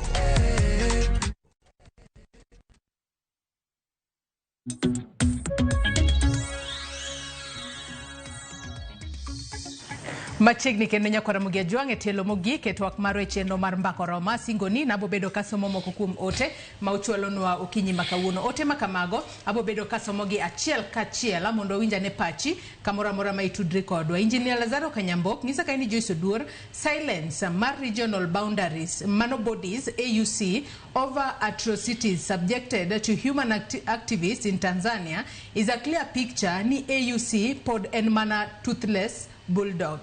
Odhimele gocho ni dhano okber kabedo subjected to such kind of cruel treatment mane jogo yudo in this era. Otherwise, jowa bende nyaka ng'e their boundaries. Onge president manyalo bedo comfortable koda ng'ato kaka Martha Karua mosebedo kata presidential candidate kod Maraga ma former chief justice e pinye ni gibiro timo activism nigi show solidarity kod opposition. Mano Engineer Lazaro Kanyambok mar Kariobangi Jamaguye Kanyada East. Kamana inya Vitalis Ochieng wod game karariu benengisa kai ni Ramogi TV lera kendo aluo twaka wacho ni rito ratich jokedne oganda en gima bera but telo moko osebedo kanyanyasagi ma ok bera kendo gima dwaro ema gima duoko wa emudho ka gik moko timore. Ka gik moko timore maricho kuomgi okang' malong'o mikao bende onge. Koro gini kaber onego non matuta ma ng'ini shida ni kune. Odhi mbele kocho ni ok ber ka waneno gik moko aina gi timore e Afrika. To gi Kenya wani lit sana. Isandogi ma ok ber. Ote machielo awacho kanyo ni ok ber ka waneno gik moko aina gi timore e Afrika to Kenya wani lit sana isandogi ma ok ber. Ote machielo kwa nyalo mana dhi ote machielo.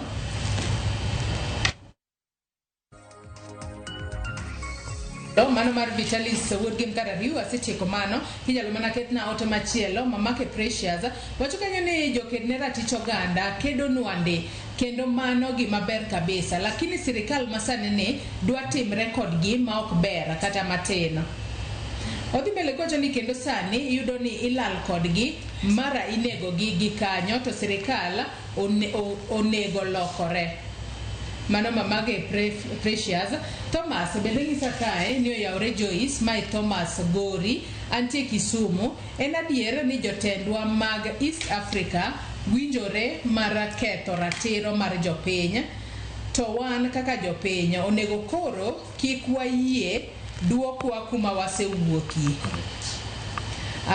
Odhi mbele towacho ni to en adiera ni sirikal nigi lwedo e ndicho mar jowa mane otimore Tanzania kaluore gi kaka gisebedo kaka giloso to maslai Musalia Mudavadi nyaka kwa jopiny ng'uono gi tama mane otiyo godo.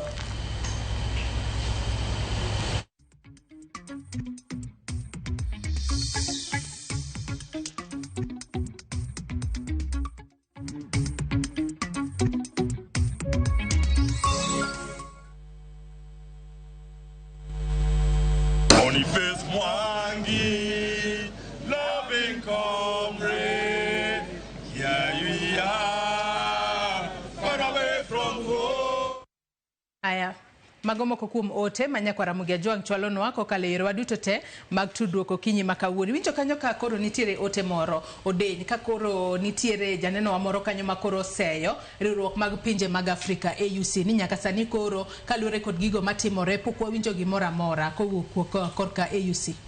Aparo no gine ne otimo wach ma joluo wacho ni chayo gweno di chayo gwang.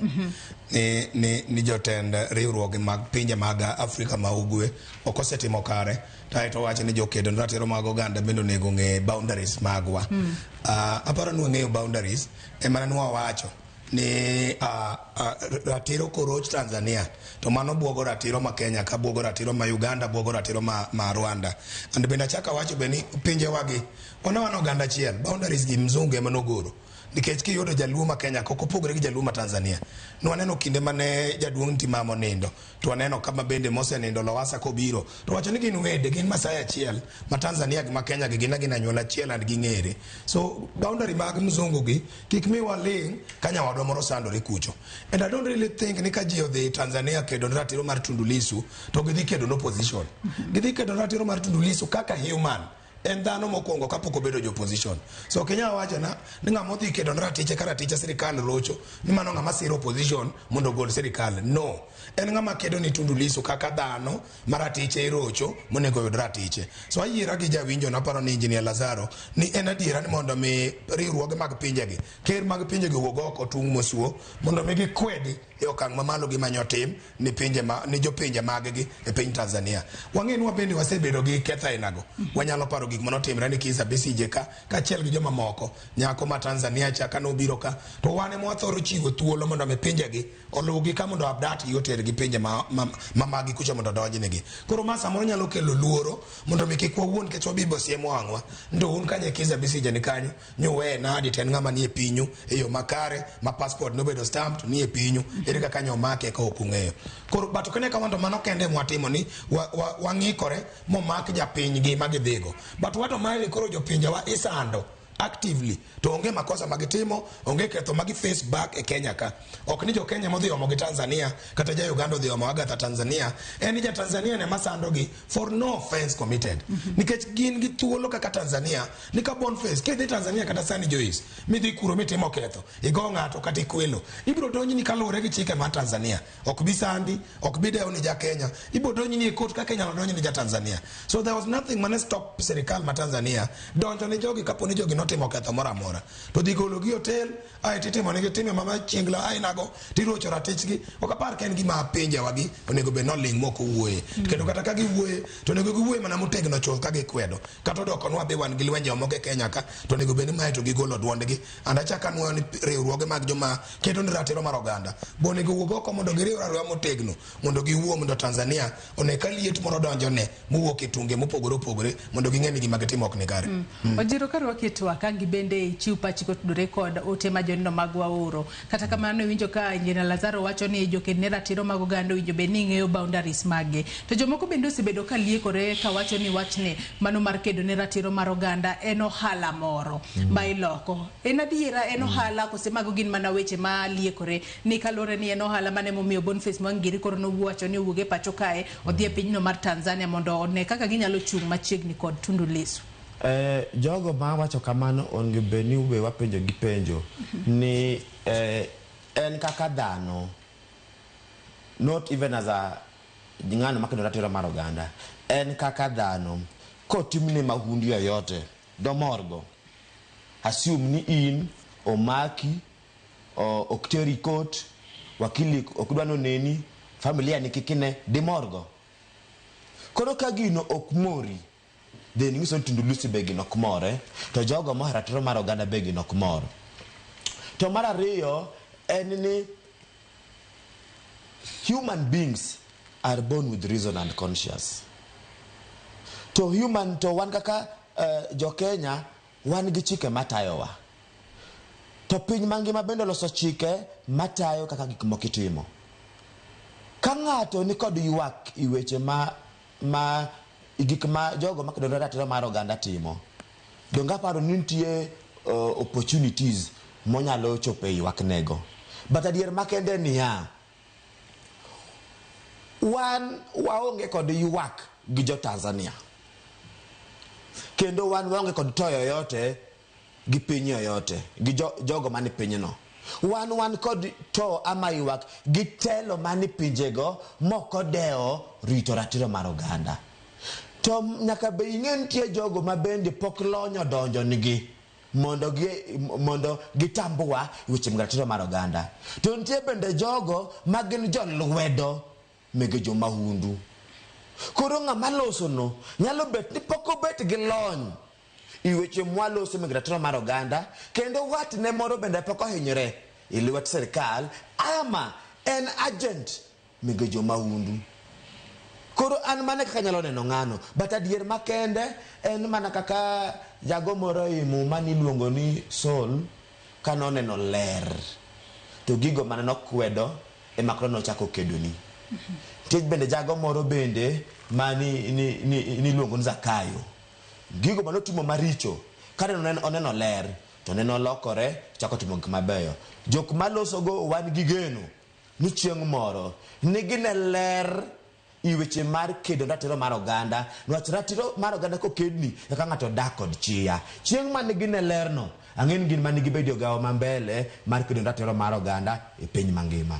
Yes. Ameda ne somo moko kuom ote manyakora moge John pod ne medo chwalonwa kokalo yore waduto te mag tudruok okinyi makawuono. Ote makamago asomogi achiel kachiel mondo wamed winjo pachi kamoro amora ma intiere.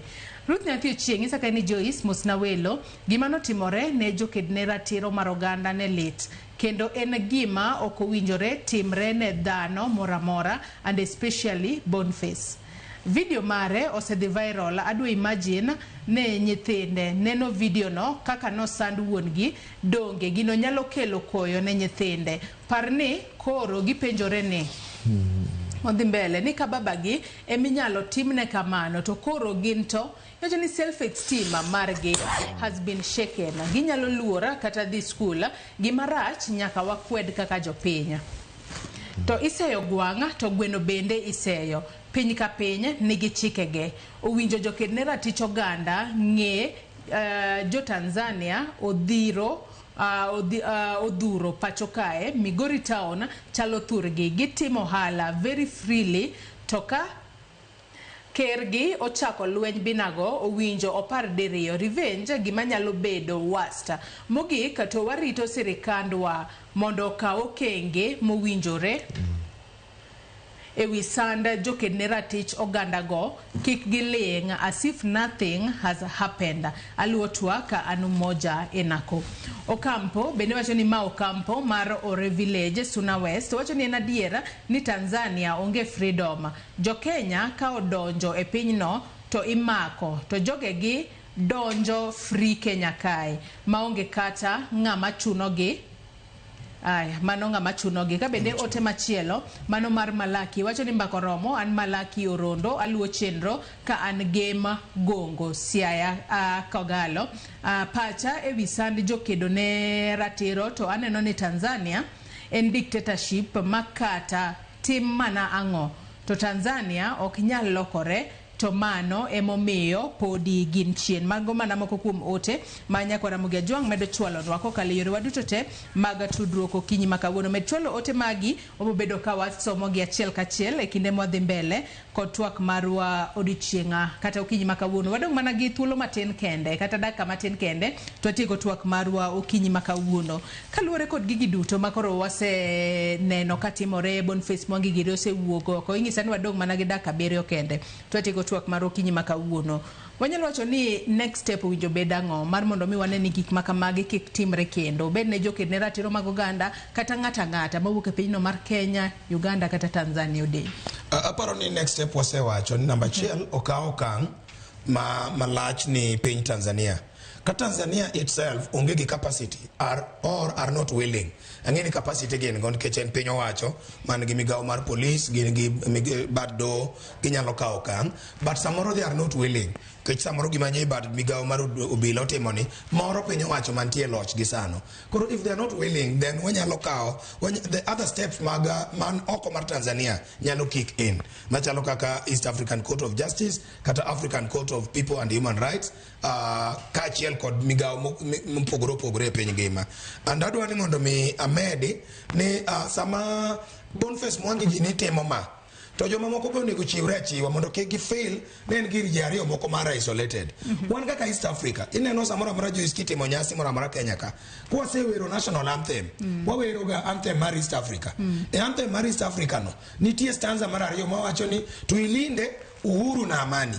Wan gi imiyowa jukumu kaka East African citizens ni mondo warit freedom marwa. Freedom of speech, freedom of movement, freedoms mopogore opogore. Sama Boniface gini dhi kucho mondo giket ratiro kata giket ni freedom mar Tundu Lissu gi joma moko. They are actually responding to the call mane East African anthem. Maluongo ni wan kaka Jumuiya mar Afrika Mashariki. Wan kaka jopiny. Wawuogo oko mondo walinda. Warit kabisa wach mar freedom mane wakedo ne mare mochwerie mapi wangu chwerie so that waked ne wadefende. And I think ni kikwaweya gir ji ariyo. Other human rights defenders must get out mondo as the next step mondo ging'eni biro mako ji michop go kure to ma Tanzania be ok onego ling ging'eni akanyi mako jogi joma moko biro so that nyaka gitaya up magi fweny ni we have to shape up or we ship out wawuogo ke loch nikech ok wanyal rito ratiro mar oganda nikech gin giwegi giketo kok gi ma and kato kinde wetena man Tanzania ang'eyo quite a number giwuogo ko mondo giket ratiro Tanzania oketo koke e wach mar UN convention mar ratiro mar okinde mawacho ni ng'ato ka ng'ato nigi ratiro mondo mi obed gokil ma represent ne okil nigi ratiro mondo mi ochung' e buche kendo mondo yal koyalo ni client ne so ok nyal gengi ok ginyal bedo threatened gi police and therefore nego wawuog oko ka rombwa as much as wamanyo ratiro ni ji ariyo gi wamany kendo teko moro mwawuogo gi duol motegno e pinje wa mamoko gi to nyaka e Tanzania nogono mondo wa direct hit ni Tanzania gifweny ni gima gitimo ok ni kare to wawuoch gi and ok wabiling erokamano.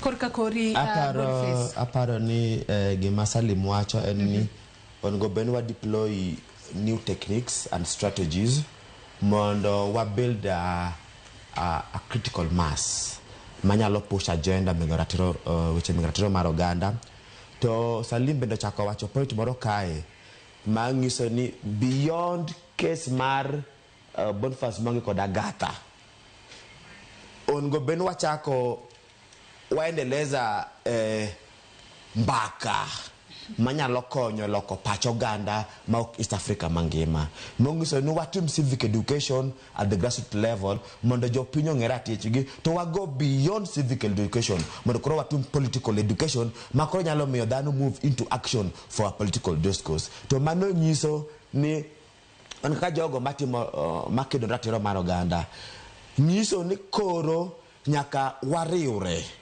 to walos kod jogwa matiyo kedo ratiro mar oganda wa engage other professionals obed doctors obed teachers obed advocates mondo wate obed the international community mondo gigo matimore mok morwa wariure to walos kod sauti achiel mondo watiek weche mege mahundu mar oganda to mogik awacho ni East Africa en marwa to East Africa ok en mar ji adek ang'wen man in the position of power. The biggest message en ni jogo makoro tayo mahundu i East Africa ong'egi en William Ruto en Tundu Lissu to en Museveni Samia sorry they should be hounded out of power.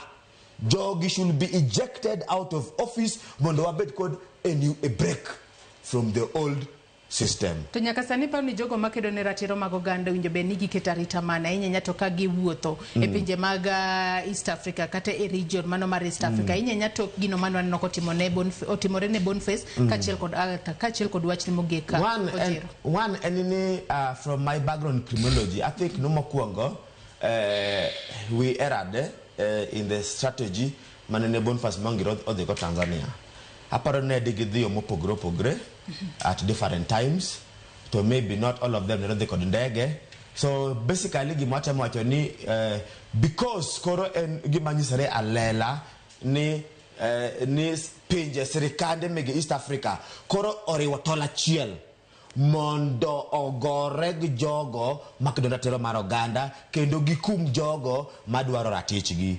Nyiso ni koro nyaka jolony kaka Salim Giri and others must now come up with mechanisms madhano bedo trained in weche mege safety and security mechanisms manyalo cushion jogo makedo ratiro oganda against hinyruok. To mar ariyo en weche mege mental health ama social psychological support. Iwon wacho kaka ni gik ma nyithind Boniface Mwangi neno ama winjo ni baba gi nopitia mechanisms mage miketo mondo cushion families mondo kik crumble ama kik weed peck maduong sand ama lit ma achiel kuom familia gi kale. To moro bende enini what kind of support manyalo yudre mondo ota weche mekedo ratiro mar oganda, including technical support, regional solidarity.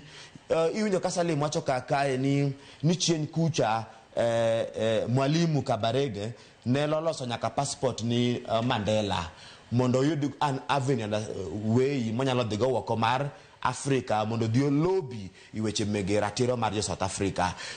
In the current new norm, makuro wan kodosani, putting in mind the current legal and political dispensation wan kodosani, mikakati mage minyaloketi mondo o support jogo makedo ratiro mar oganda mondo netbox ama stumbling blocks ama challenges mage kale sani ginyalo overcome mondo Africa maugwe obed kod lokruok ma waduwaro kendo mwagombo.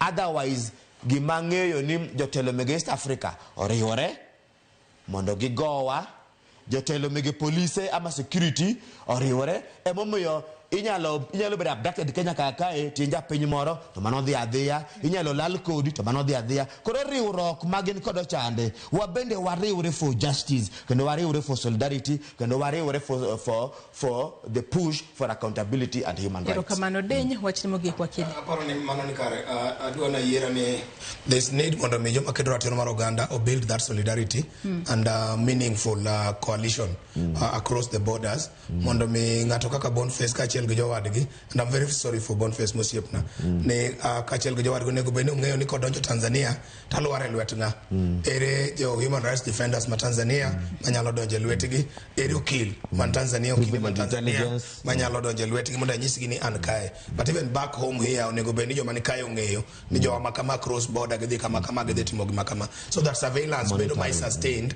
ma ong'e ni ng'ane giri ni kama but ka gidonjo piny machielo especially Tanzania aonge problem malach kabisa gi Uganda. Nyineno kama Dhakarua nogono odhi Uganda to okoyudo the same treatment moyudo Tanzania.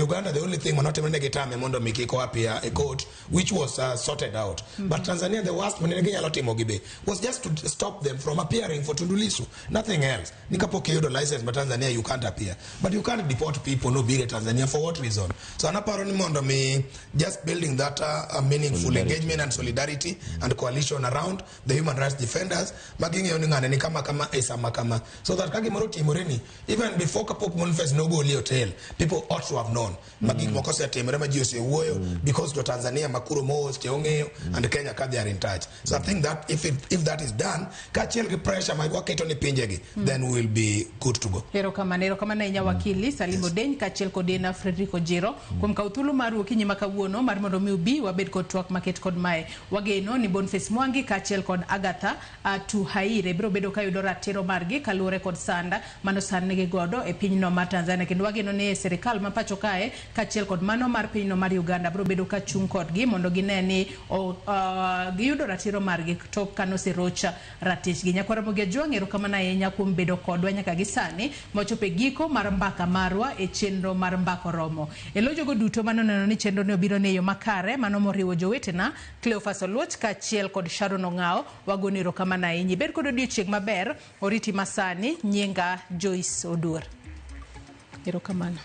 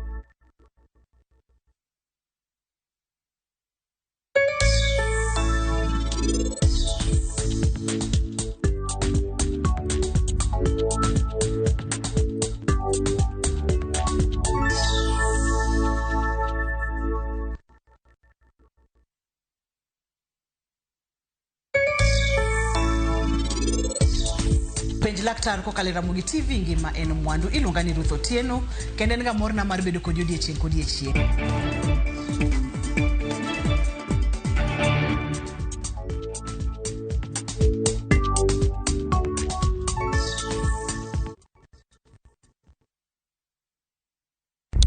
Saa zingine mambo kupata bila plan. Gas ndio imeisha, landlord